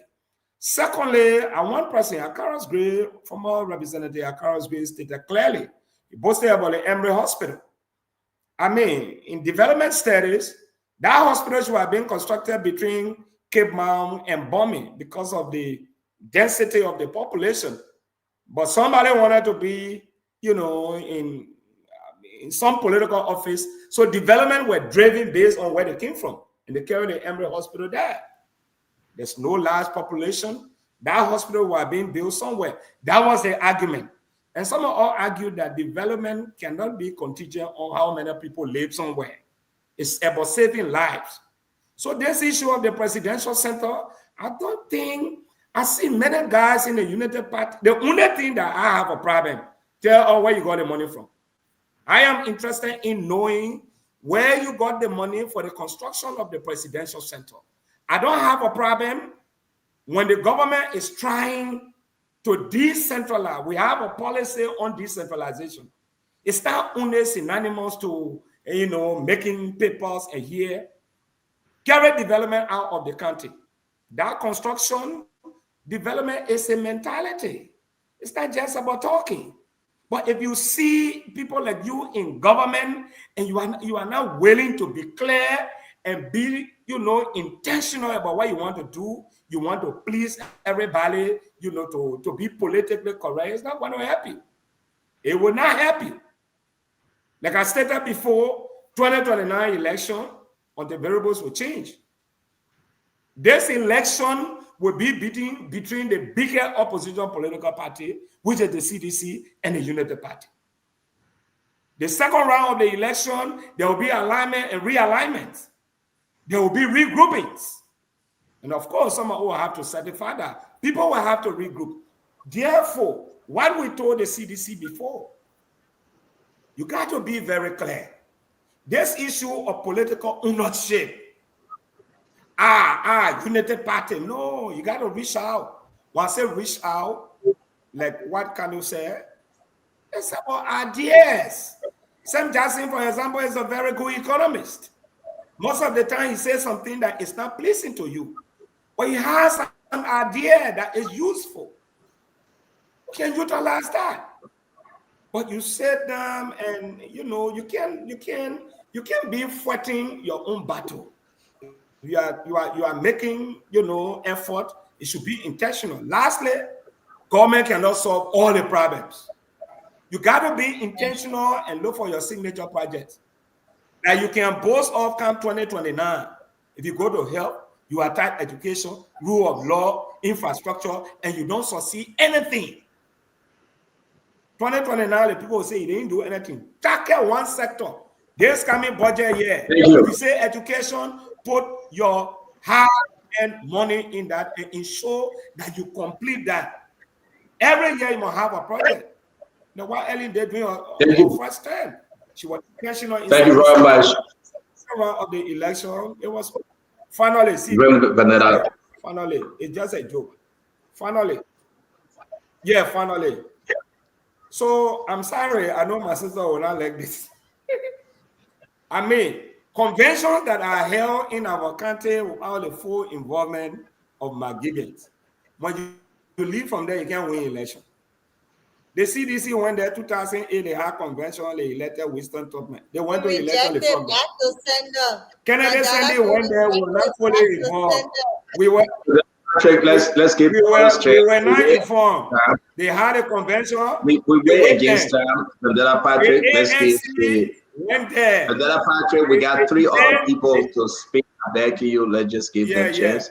Let me put this up real quick. I think this is what we're talking about. We go to Kepasan, Tamagadas, and Jefferson Chelsea. But this is it. I believe it is. The latest data indicates Liberia maternal mortality rate for 2023 was 6 to 8 deaths per 100,000 live birth, according to the World Bank. Is this true?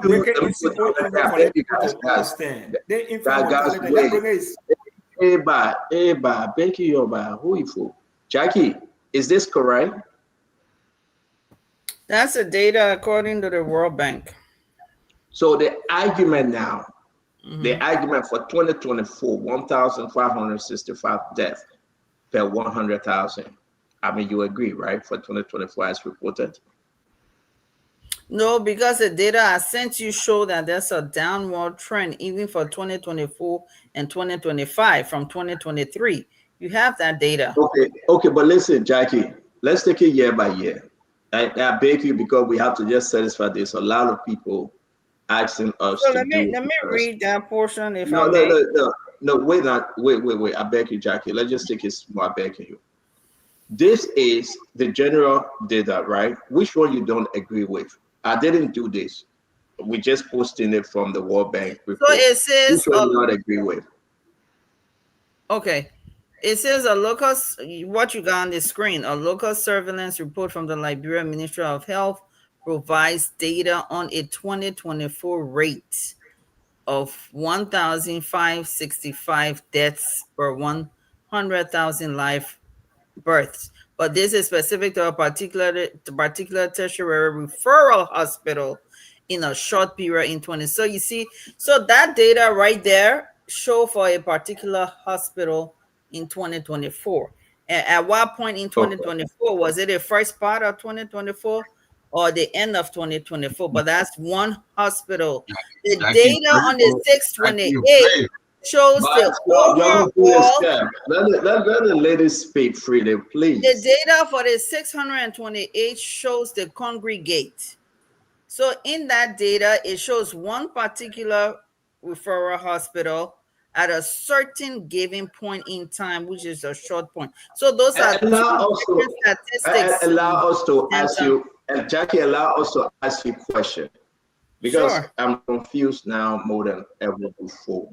All right. What you sent me, I don't even know which one.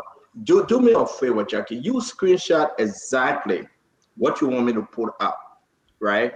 Because what you sent me, I can see this is, I don't know which one you want me to take from there. We are not talking about small, talking about the entire 2024. Send me that report you have from January 1st to December 31st, the entire 2024 report on this, and let me post it, please. Can you just screenshot it? Because I'm not finding it, to be fair with our audience. Did you see what I sent you? What I sent in your inbox? I'm looking at what you sent me in my inbox. There is not there. They say this is what you sent me. Maternal and infant mortality rate. You do both. Are trending downwards. You say both. Maternal and infant mortality rate are trending downwards today, but stay high on the global stage. We are moving in the bright, or they say the right direction. I think they made a mistake. This is not what World Bank gave you as a data. This is somebody's summary. And don't give me someone's summary. When they say, and even they made a mistake with their own spelling, Jackie. Jackie is right here. I'm putting it up. I'm reading it because I cannot even pull it up. Sandra, I wrote that to summarize the World Bank data that I sent you. Okay, so do me a favor. Why you need to summarize World Bank data? He has the World Bank data. Jackie, which one the World Bank data you want me to pull up? Here's the World Bank data right here on my screen that I sent you. No, so do me a favor. Jackie, listen, sister. Wait, let me just read this 2024. No, don't read it. Jackie, don't read it. Jackie, don't read it. Jackie, don't read it. Jackie, I beg you, hold on 1 minute. We all in the chat room, with the exception of Mariah and Kano. Everybody are in the chat room. Screenshot exactly what you want us to put up. Put it in the chat room right now. I'll put it in the general chat room too. Kev has it. Everybody on the screen has it. No, you send the one that is so confusing. That's why, you know. We need to carry this show on. Jackie get no evidence. She even talk about hunger. She know what 127. She ain't even know the thing. Yes, I told you. No, the before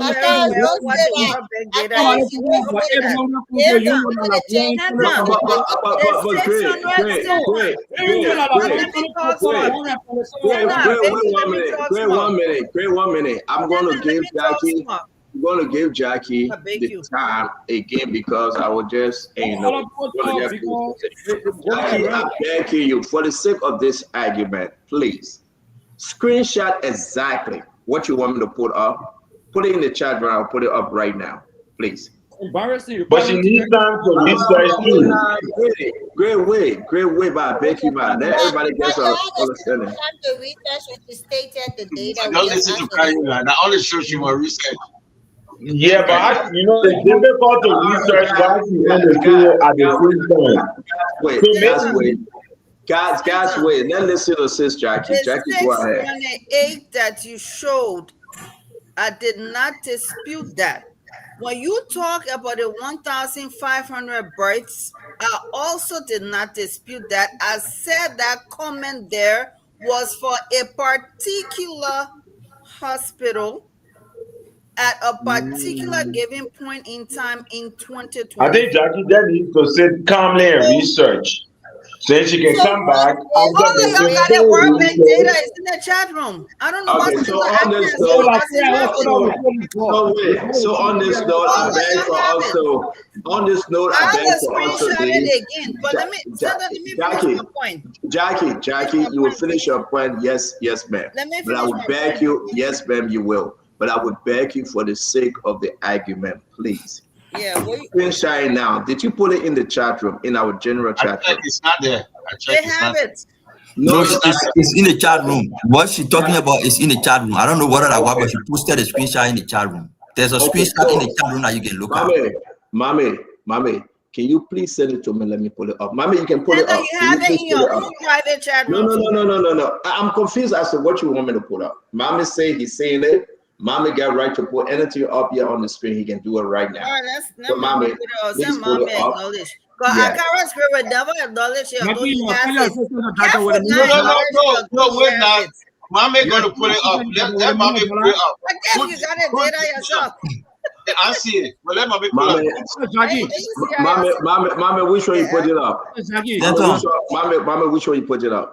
No, I can't put it up now because you see my phone. Okay, send it to me now. Send it to me. Wait now, Stanton. Listen now, Wait. Careful. Mommy, go ahead. His sources come from UNFPA. Mommy, go ahead. Mommy, go ahead. You know, we can't be dishonest. Yeah. Jackie posted in all the people here in the chat room. Jackie posted in the chat room what she referring to. Stanton, what I did just now was I just tag you in what Jackie posted. I'm not talking about the authenticity or what the numbers are. Jackie posted in the chat room. All the people here in the chat room, they're looking at it. If you see the picture, Mariah, come in 1 minute. I think what Stanton is saying is Mama, stop it, you doing the back. The problem one year let what's his name? Let me say what I was saying. Gentlemen, let's have one conversation, please. Mommy, I get what you're saying, and I'm not in the chat. I think what Stanton is asking Jackie to do is to screenshot the specific portion. That's exactly what she did. 2025, and then send it to him so he can pull up. Exactly. Mommy, guys, wait. Mommy, I have my phone, right? If you say you have exactly what Jackie's saying, don't tag me. Forward it to me right now. Let me pull it up. Exactly. I don't know if people can tag people on WhatsApp. I've never heard that. Stop and check your phone. I forwarded to you. Where you took it from, Tamba? It's actually in a real group. There are two chat rooms. The panelists, there's a real group. Okay. So we're talking about. Listen. We're talking about the panelist chat room, but now you say the real group chat room. So we get it straight now, right? Is this what you sent me? I beg you, Jackie. Just do proper research and come back. Very sorry.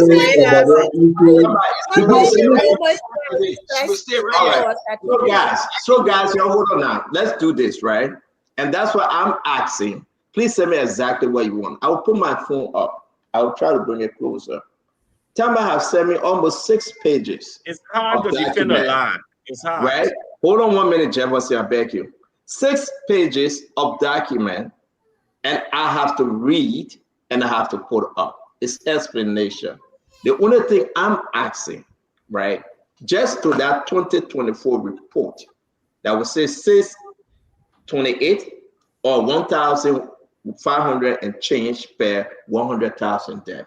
Can we just find that and we put it? There is nothing here. I can read the whole thing all night long, and you're saying it be fair. Progress and challenge. It's a text. It's a text. It's a text, long explanation. Comparison to prior year. It's not data. It's not. No, it includes data. It includes data. It's not data. It's a text, Mariah. No. Senator, you see the screenshot that I sent you with the World Bank link on the top? Okay. Link Uncle is the Sam, text. I on this also note, sent you the we want to screenshot say from to World all Bank of page. you, Y'all go we there. like You're to still say, being lazy. we Y'all like go to there. say to all of you, It Sis says so, Jackie, World Bank. Sis Jackie, thank you, Mariah, the counselor, Okay, thank you very Senator, much. may I? We are I've been waiting. Can I say something, please? Before I speak, Jackie, can you just tell us what the number is for 2024 as per what you have on your phone? Why you can't just allow Mariah so she can research this thing properly and present it? But she But doesn't. she has the numbers. Let Jackie answer. Let Jackie answer, please, guys. Let Jackie answer. Jackie? Okay, so the World Bank data on here, it says no specific estimates are available as of October 2025. The projection shows that there's a decline overall since 2013 peak to 2024 in the MMR and the IMR. That's the maternal mortality rate and the infant mortality What rate. is the number for 628 is the last data that is shown by the World Bank. And that's what Stanton showed us. I'm not disputing that. Please, I got The the floor. last Yeah, data, please let me the last data is 628,000 live Why births. but they data thing So Jackie, the That's the last 628 live births, the somebody lie. 628 was exactly the Somebody lie. 2023 report from World Bank that I quoted. And the question to you was, 2024 report. let me come in, Mama. You claimed that in 2024 and 2025 it had reduced and UP was doing better than CDC with maternal mortality. The question was, what is the reduction number?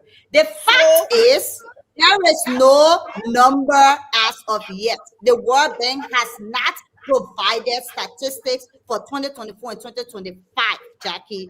The estimates of whether there's a reduction cannot be substantiated without the exact number from the World Bank as it was stated in 2023. The reason I've So been nobody is behind right you and nobody is wrong. No, Mariah, I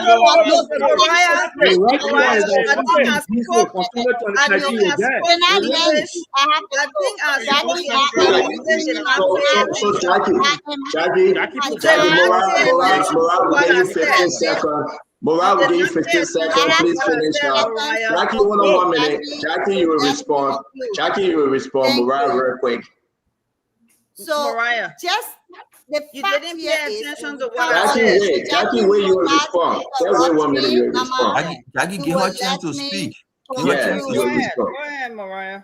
Somebody from the World Bank want to call your phone to speak on the issue. Yeah. Thank you. May I conclude?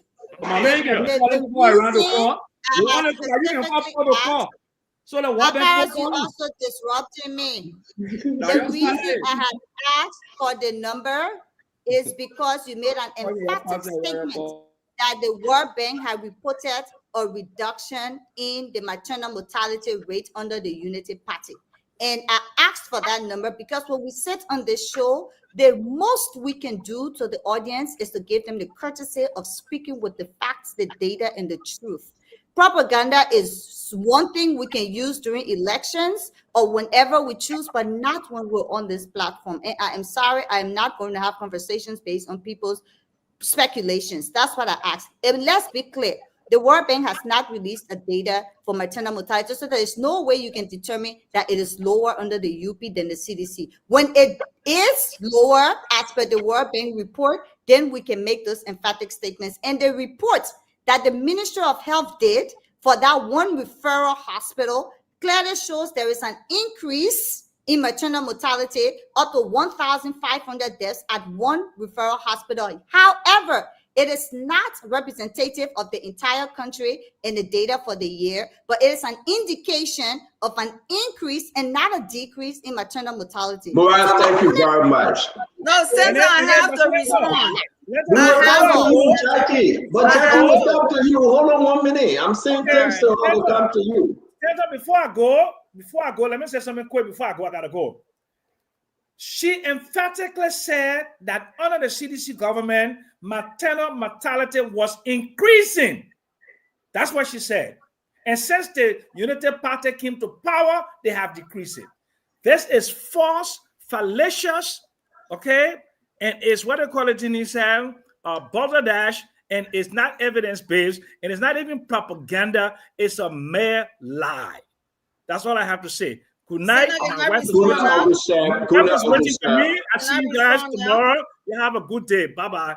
Good night, Jackie, please. Jackie, please. Okay.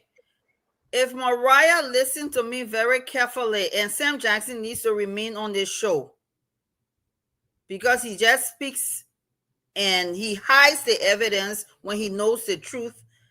And if it's not favorable to CDC, he will pretend as though the truth is not there and doesn't exist.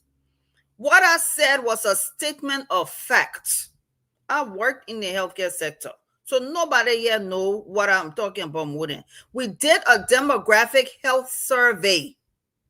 Those numbers that came up in 2019 were very alarming. Very. Now, this does not mean that with the partners on our back, under UNFPA, as a partner, the WHO, CDC, that when those scary numbers came up at the end of 2019, going into 2020, right before COVID hit, when those numbers came out, they were very, very scary. And there was effort in reducing those numbers over time, but in 2020, the numbers were still high. At the end of 2023, so when I said the numbers went through the roof, it was a statement of fact. So now that we see the numbers here, and the same World Bank is showing that today, because the way the data is pulled, even being on, I was on the MCC steering committee, the Millennium Challenge steering committee. You have to pull data from here, from here, from here, from here. They have to be validated. They have to be consolidated. However, World Bank pulls its number, and it's showing that it pulls number from UNFPA as well. So the numbers for 2024, it doesn't mean there's no statistics out there. World Bank acknowledges that there are statistics out there for Liberia for 2024. And even to some extent 2025. But before they publish it, let me finish sentence. Before they publish it next year, it has to go through a series of validation. But the numbers are still there. Let me finish. Hold on, don't interrupt her, please. In the same thing that Century Center and sent everybody said that the numbers continue to decline even up to today. But because of credibility and institutions like World Bank, even though they have data that they already pull from here and pull from here, UNICEF, all these people, until it goes through the validation process, it will not publish those numbers, but it shows that all indications with the preliminary numbers that are out there up to today, October 2025, there's still a downward. So Jackie, thank you. Jackie, let me ask you a question. I'm going to ask Jackie a question. I beg you. Jackie, wait now. Jackie, wait. Just make it simple for us. As of now, we don't have the report from 2024 to 2025. Am I correct? As of now, there are reports, preliminary reports, that have not been published to the world. Okay, so if it's not, but Jackie, Kev,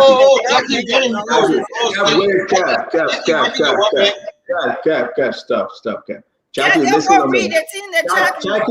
Jackie, help me and the rest of the guys understand. I beg you, Kev, please.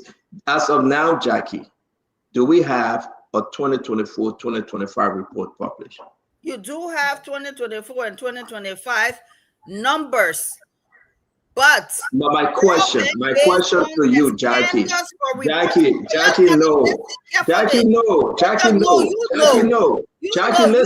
I ask you a question, Jackie. Do we have the official publication of 2024-2025 report?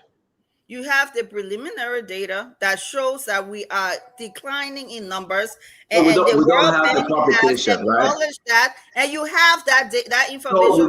we don't have the publication, right? The official The actual publication, right? figures, they are not being released yet, but the World Bank has Okay. the figures. So it's and not and okay. they So put it's in not the released report yet. that you But let me. have. So if you answer that question, Jackie, calm down now, Jackie.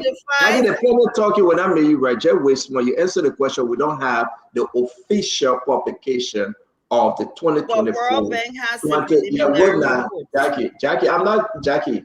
The one that they get ready after they cross all the T's and dots their I's, right? That they will put up there and say, this is our final report of what I'm asking for. I'm not asking for preliminary. Jackie, wait, I beg you. I beg you, man. I'm not asking for preliminary report. I'm not asking for something I will go check with UNDP, healthcare system, WHO. I'm not going to ask that. I'm asking for that one report that came up from 2023 to 2024. And on that report, it was 628 as of 2022 to 2023. There was a decline because at some point listen, yeah, under George Manasseh government, it went up, but they fixed it and it came down. Let's try to acknowledge that. And since it came down, the question is, we're still waiting for 2024 to 2025 official publication. So we move on. Jackie, I want to say, Jackie, I'm done. Jackie, I beg you. Jackie, everybody will not be fair. I beg you, Mama. Thank you. It's okay. Let's move on.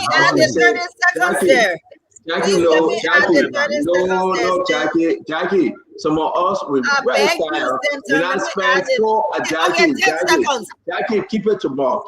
I want to say thanks to Councilor Mariah Yakula. Thank you for coming, and we'll see you tomorrow if you are available. Thank you. I want to say thank you to Councilor Kano Bagbala. Thank you very much for joining us today. As always, you are welcome. My brother Money Parker Demont, who left, I want to appreciate him representing CMC. Jefferson Chelsea, I can guarantee you'll do your closing tomorrow. Please, my brother, consider that.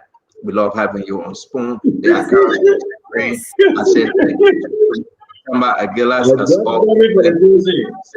Sister Jackie, thank you very much, Sister Jackie, for even contributing and representing the Unity Party. Kefiko, as always, thank you very much. Till we meet again, ladies and gentlemen, have a wonderful evening. God bless you. This too is the Spoon Talk. Come again. Let's discuss the issue concerning our country.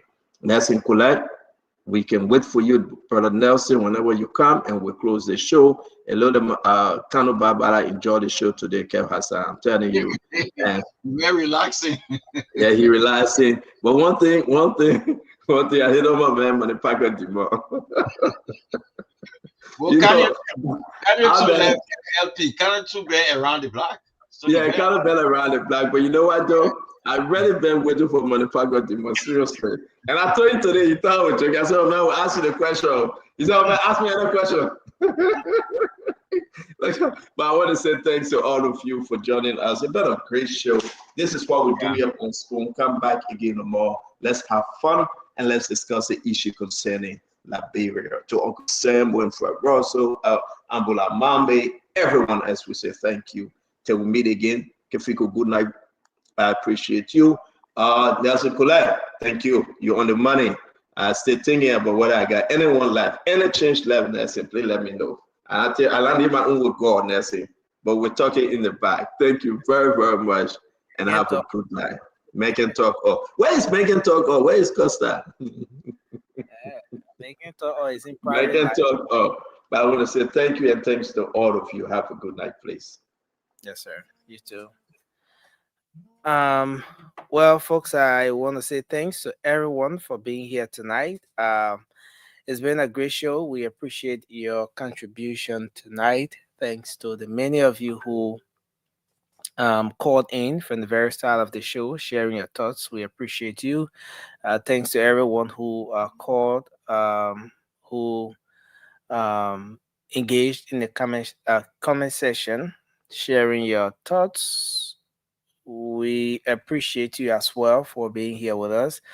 And thanks to our partner radio stations who relayed the program. Thanks to Trust FM Bomi County, Premier FM Bong, Trend Radio the Grand Crew, Radio Yalamani, Seklipi, Niba County, and all the other radio stations who relayed. Thanks to the Voice of Liberia for carrying the program as well live on Voice of Liberia 104.1. And there are different radio networks across the country in Bong County, Margibi County, Grand Bassa, Lofa, and across the country. We say thank you. Thanks to our online audience.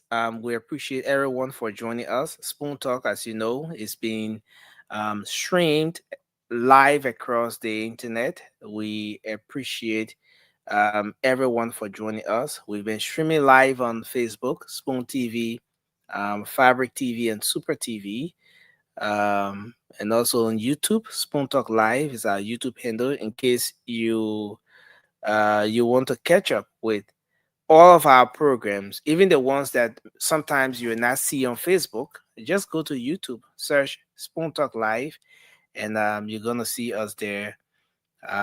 You can subscribe to the YouTube and always catch up with what's happening on the Spoon Network. And yes, thanks to everyone. I see so many of you here. Let me just recognize a few of you just before going. Anthony Gay, thank you for being here with us tonight. We appreciate it, brother. Charles Delan, thank you. Philip Bala, we appreciate you. Sir Johnson, thank you for being on with us tonight. Oscar Holmes, thank you as well. I see CC Paul, thank you for being here tonight. Jimin Sewon, we appreciate you as well for joining us tonight. I see Oscar, Oscar Holmes, I recognize you already. CZ Siafa, thank you for being here with us. Yes. So thanks to everyone. Peter Hammond, Lazo Toure, Noosh, thank you for being here.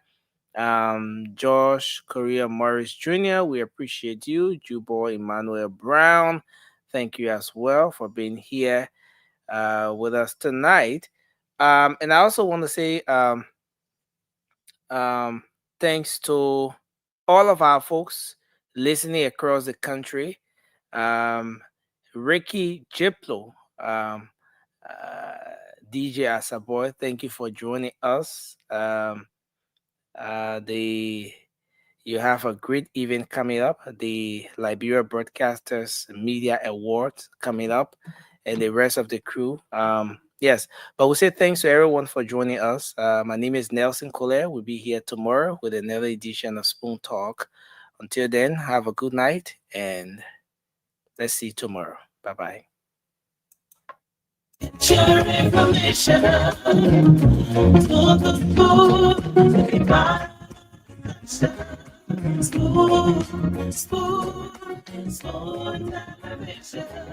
spoon,